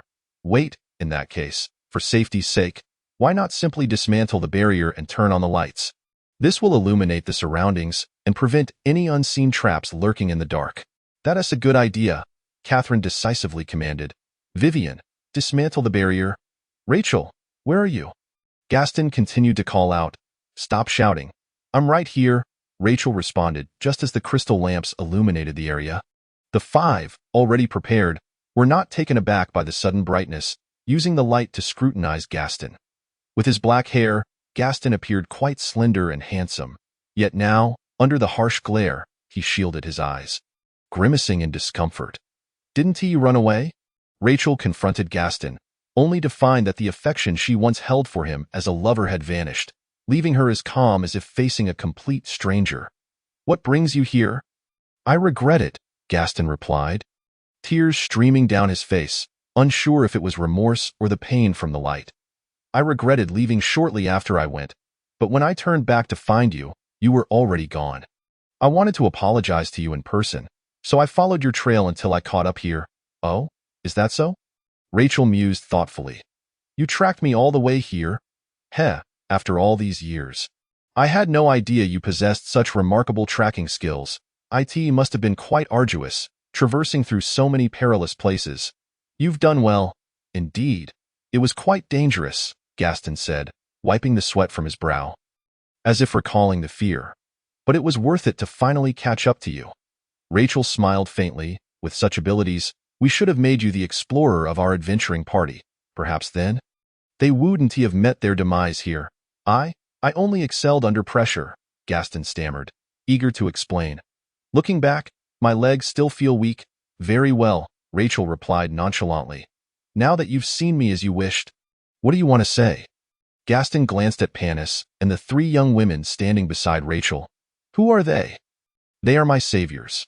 I am temporarily accompanying them until we leave this underground cavern, Rachel replied, a hint of irritation in her voice. Does this have any bearing on what you wish to say? Gaston did not dwell on it further. Instead, he suddenly knelt, crawling a few steps closer to Rachel. I am sorry. My dear, that I was terrified back then and acted foolishly. Please forgive me and grant me another chance. Another chance? Rachel tilted her head, feigning curiosity. What kind of chance? The chance to break my leg again. No, not that, Gaston wept, tears streaming down his face. Give me a chance to make amends. I know you are still angry, but I beg you to forgive my moment of folly. Heh? You're begging me? Rachel laughed, seemingly amused. Just days ago, I was on the ground begging you. Did you agree to my plea? But never mind, Rachel waved her hand dismissively. This is all karma. Nicole and Kit had pleaded with you just as I did. Yet none of us turned back.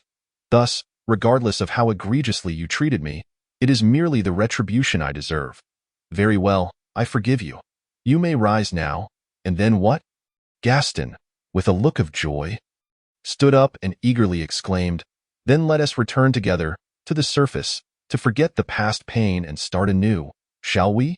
Rachel, disappointed, looked at Gaston and after a long silence, shook her head, her voice tinged with a final flicker of hope. I am sorry. I promised them I would accompany them through this adventure, so I cannot agree to you. However, you can go to the surface and wait for me. I will emerge in a few days, and then we can discuss it. Gaston stammered, uncertain, glancing around before hesitantly speaking to Panis. Can I also follow you? I'm afraid not, Catherine interjected. We are on a secret mission, and it's not convenient for outsiders to accompany us. I am quite an adept archer, Gaston insisted, pointing at himself. Let me join the mission, and I won't be considered an outsider. Catherine frowned, ready to refuse sternly, but Panis leaned in to whisper a few words in her ear, easing her expression. Very well, you may accompany us, but once we are outside, you must keep our mission a secret. No problem?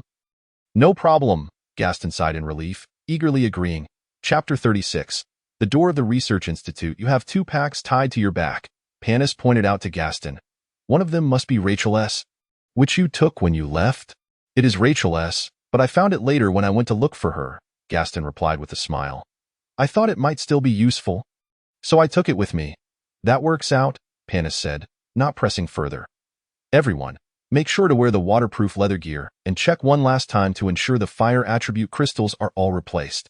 Also, verify that the ropes at your waist are securely tied. I don't want us to get separated in the water and have to search for one another. Lena, once you're in the water, do not struggle or open your eyes. We will pull you along. You've taken the underwater breathing potion, so just breathe normally. Wait, that doesn't mean you have to close your eyes right now. Does it? Vivian, are you sure you have enough materials for more underwater breathing potions? Are you certain you can brew more once we're down there? I've already brewed 6 more, Vivian replied, shaking a blue potion bottle. Don't be like your elder sister and nag. All right, Panis nodded.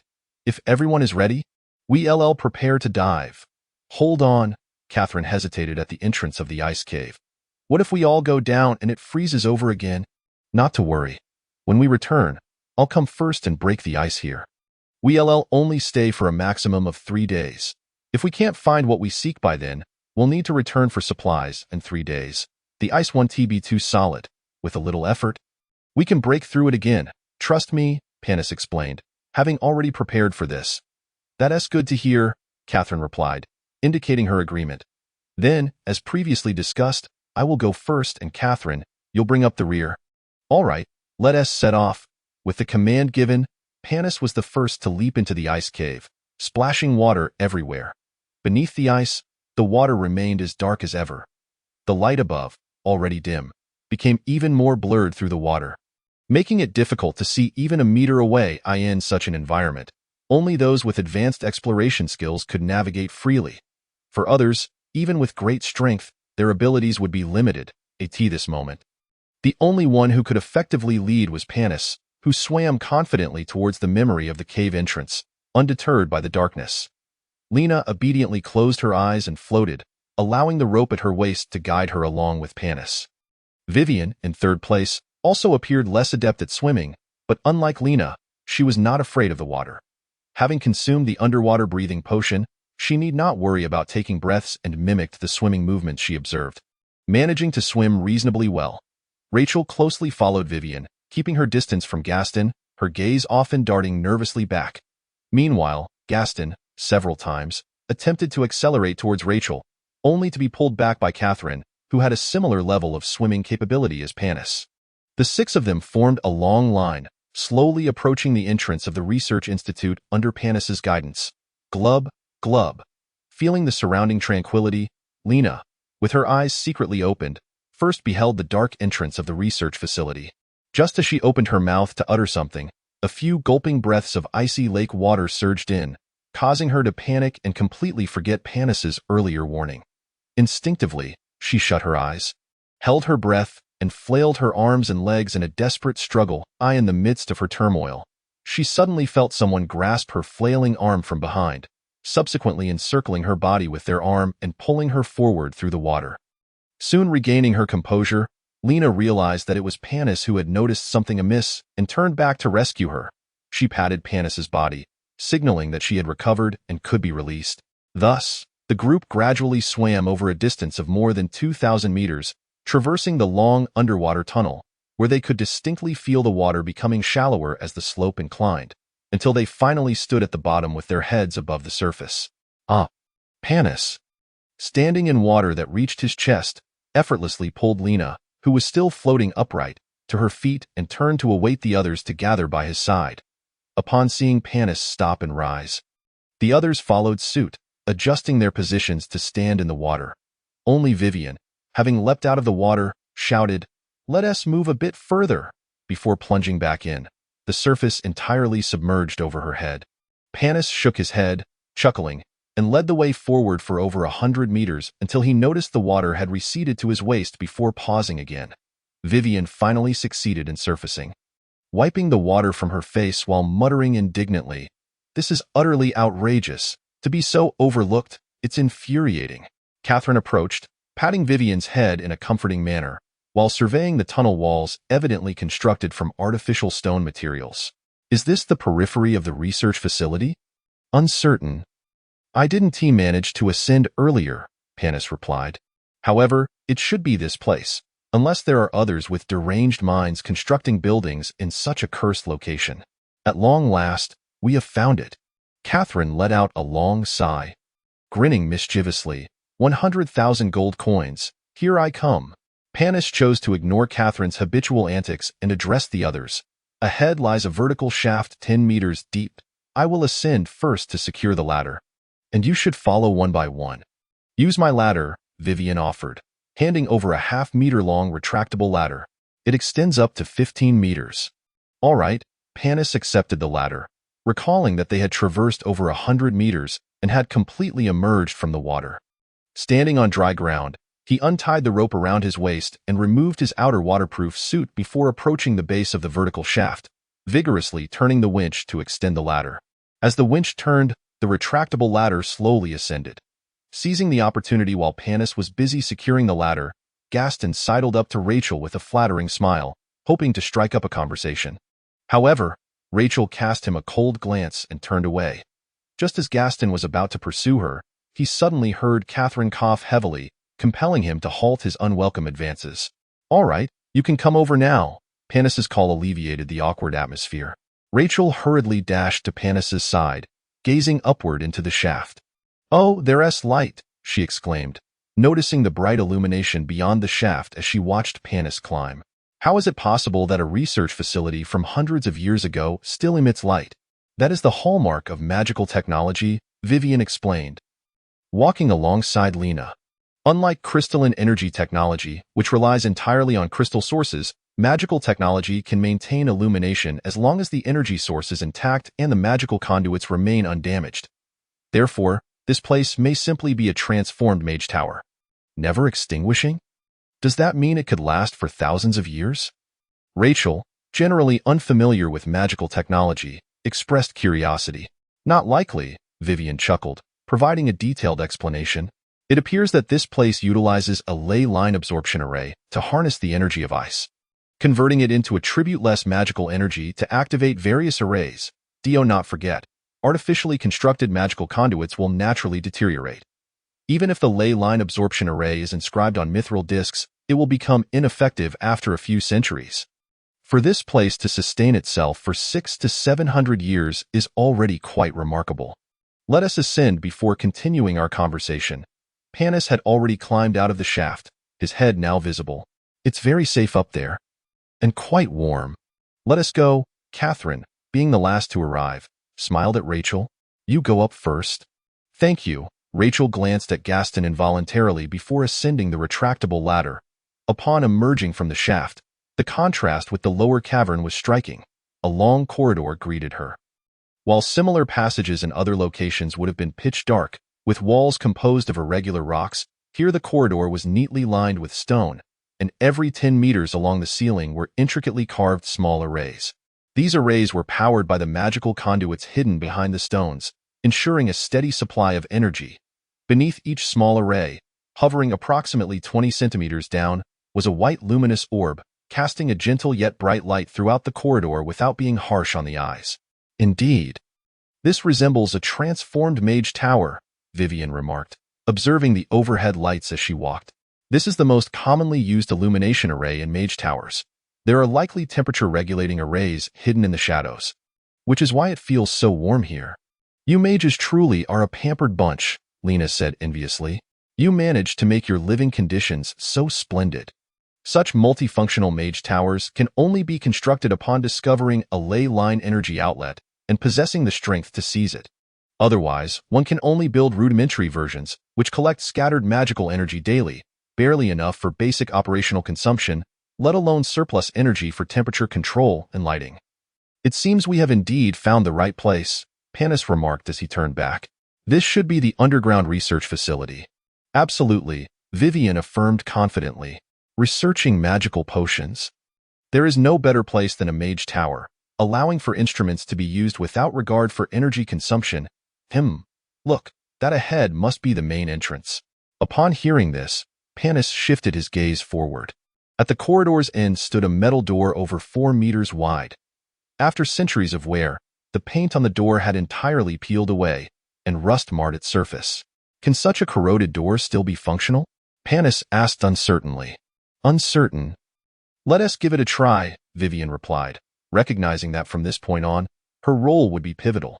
She hurried a few steps forward to closely examine the door. After scrutinizing it for quite some time, she finally chuckled in exasperation. I understand now. This is merely an ordinary metal door, with no special features apart from the ineffective alarm array on it. Of course, there may still be an alarm array inside. But we cannot see it from this side, so let us open it in the usual manner. Chapter 37. The Security Zone Creak. The metal door was not locked from the inside, slowly swinging open under the combined effort of Catherine and Panis.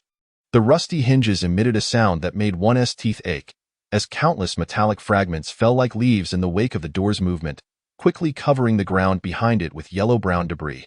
Stepping through the door, the walls revealed no trace of rock. They were entirely composed of metal. The dark blue alloy, having withstood the test of time for centuries, astonishingly appeared as pristine as new.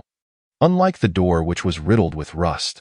The dehumidification here is remarkably effective, Vivian remarked, leaning in to inspect the metal walls. Not a trace of rust, quite impressive. Indeed, this place is exceptionally dry. Lena removed her damp helmet and peeled off the leather cap that had encased her hair, allowing her silvery locks to cascade down her back. I can feel the surrounding moisture is pitifully scarce. Being in such an environment for too long would be quite uncomfortable. Unfortunately, most research facilities are like this, Vivian replied absently, surveying her surroundings. To prevent experimental equipment from being disturbed or damaged by moisture, comfort must be sacrificed. Hence, many mages keep a small spray bottle at the laboratory entrance, spraying their faces with a bit of water each time they exit to alleviate skin dryness. Now, let us proceed further. Vivian, wait a moment, Catherine called out, halting her. Panis has successfully led us here. The remaining tasks now depend on you. Will there be any issues? Are you questioning whether I will encounter problems? Vivian feigned surprise, widening her eyes. Have you forgotten who I am, dear sister? This is my domain. How could there be any issues? Forget it. Let us pretend I never asked. Realizing Vivian had entered a state of exuberance, Catherine shook her head helplessly. Just be cautious. Rest assured, dear sister. Vivian took the lead at the forefront of the group, murmuring, this is a research facility, and a closed one at that. The mages residing here have long lived within, so no one would be foolish enough to set dangerous traps in their own abode, unless they wish for self-destruction. 6 individuals traversed the metallic corridor, advancing steadily forward. After navigating 2 corners and pushing open a slightly ajar metal door, they found themselves within an expansive complex resembling a building. However, to label it merely as a building would be an understatement, for the entirety of its structure remained obscured from view. All they could perceive were winding corridors and numerous metallic doors. This research facility appears quite vast, remarked Lena, surveying her surroundings. I hardly believe a mage's tower would possess such ample space. Mage towers are indeed substantial, Vivian retorted, her voice tinged with indignation at Lena's challenge to her assertion. However, mage towers rise to great heights, stacking one floor atop another, thus giving the illusion of a smaller footprint. What we have here is merely several stacked layers of space laid out on a single plane. Oh, Lena responded, not truly doubting Vivian's judgment, but merely voicing her curiosity. Do you happen to know our current location? Of course, Vivian replied, turning her back to the entrance and gesturing toward a large open door on the right. This should lead to the next area. Let us not concern ourselves with it for now. The zone we currently occupy is designated as the security area. Observe the large door ahead. That must be the guard station. During normal operations, the rotating guards would be stationed there, ready to respond immediately should an intrusion occur. The The corridor to our left is unfamiliar to me, likely unique to this research facility. The defining characteristic here is that the main entrance is exceedingly difficult to breach. Anyone wishing to enter must undergo a teleportation process, which leads me to suspect that the corridor on the right leads to the teleportation chamber. Let us investigate. Suit yourself, came the reply. In this unfamiliar setting, curiosity peaked within the group. Catherine, too, did not oppose Vivian's inquisitive nature and followed her towards the largest door at the end of the left corridor. Upon pushing open the metal door, they entered a room of over 50 square meters, stark and empty save for a circular magic circle etched into the floor's center. Indeed, this teleportation circle should serve as the gateway to the outside world, Vivian mused, approaching the magic circle and lightly touching its surface. I cannot sense a corresponding magic circle on the other side. It seems, as Fengzong mentioned before, that the opposing circle has been utterly destroyed. Having found the room lacking in intrigue, Vivian exited the teleportation chamber and approached the door to an adjacent room.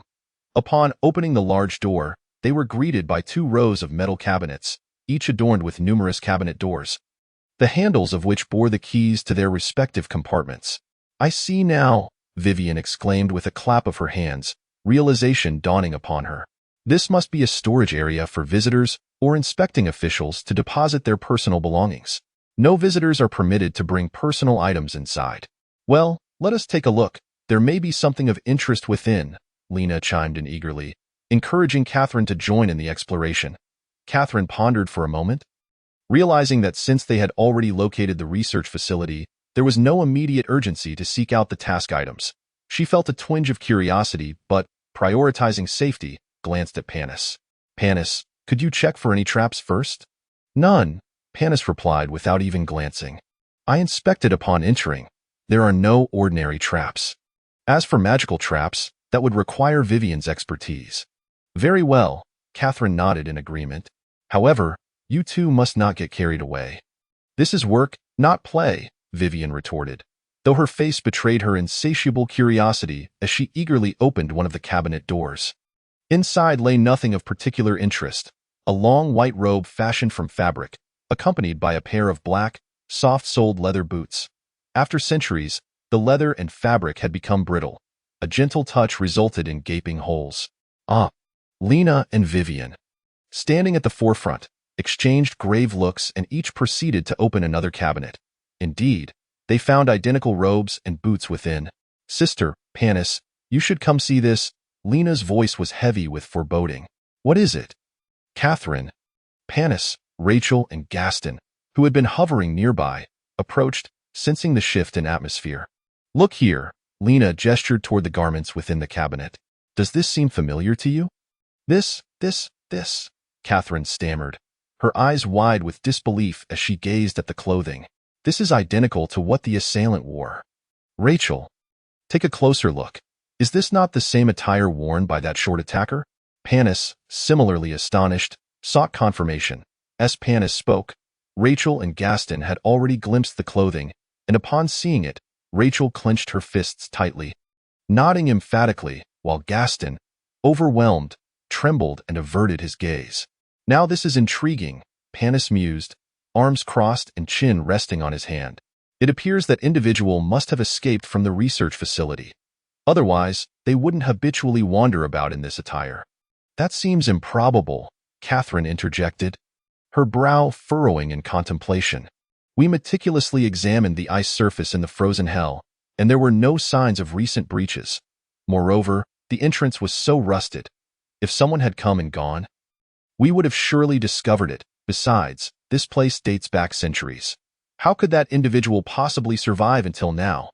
Not to mention the magical energy here, though not as dense as outside, lingering for even 2 months would likely result in one becoming a mere beast. Devoid of intellect. What of hundreds of years? Let us move on. Regardless of how that individual has survived all these years, they evidently did not enter before us, so there is no need for undue concern, Catherine concluded after further reflection. We should be fine. Vivian, clearly disheartened by the revelations, sighed in resignation. It seems this place is not as secure as we had imagined. Alas, let us proceed. Exiting the enigmatic storage area, Vivian's spirits were low. and she offered only brief descriptions of the rooms as they passed. This is the inspection area. After depositing their personal items, visitors must undergo checks. Ahead lies the observation room, which likely contains several mirrors connected to the unseen mage's eye outside. It seems the guards here are merely low-tier professionals. They cannot directly observe the mage's eye. Hence the use of mirrors to relay information for the guards' review. Next, we must be at the guard station, Panis speculated. Indeed, Vivian confirmed, casually swinging open the door to the guard station. However, after a mere glance inside, she quickly retreated and shut the door once more. What is it? Panis inquired, sensing something amiss. Vivian hesitated before responding, and Panis followed suit, pushing the door open only to close it again almost immediately. All right. I understand your reaction now. Lena, growing increasingly curious, pressed for details. Vivian, what did you both see that has you acting so strangely? Nothing significant, merely magical puppets, Vivian replied after a moment's thought, adding, just over 100 of them. Lena swallowed hard, her mouth opening in surprise, yet no words emerged. Are they still operational? Catherine seized upon the crux of the matter. Theoretically, yes, they can be activated, Vivian nodded. However, they require someone to trigger them. They cannot move on their own. That's a relief, Catherine exhaled. Then let us disregard these puppets and swiftly move on to the next area. What lies ahead? Vivian perked up at this, pointing down the right corridor. Ahead is the reception area, specially designated for visitors.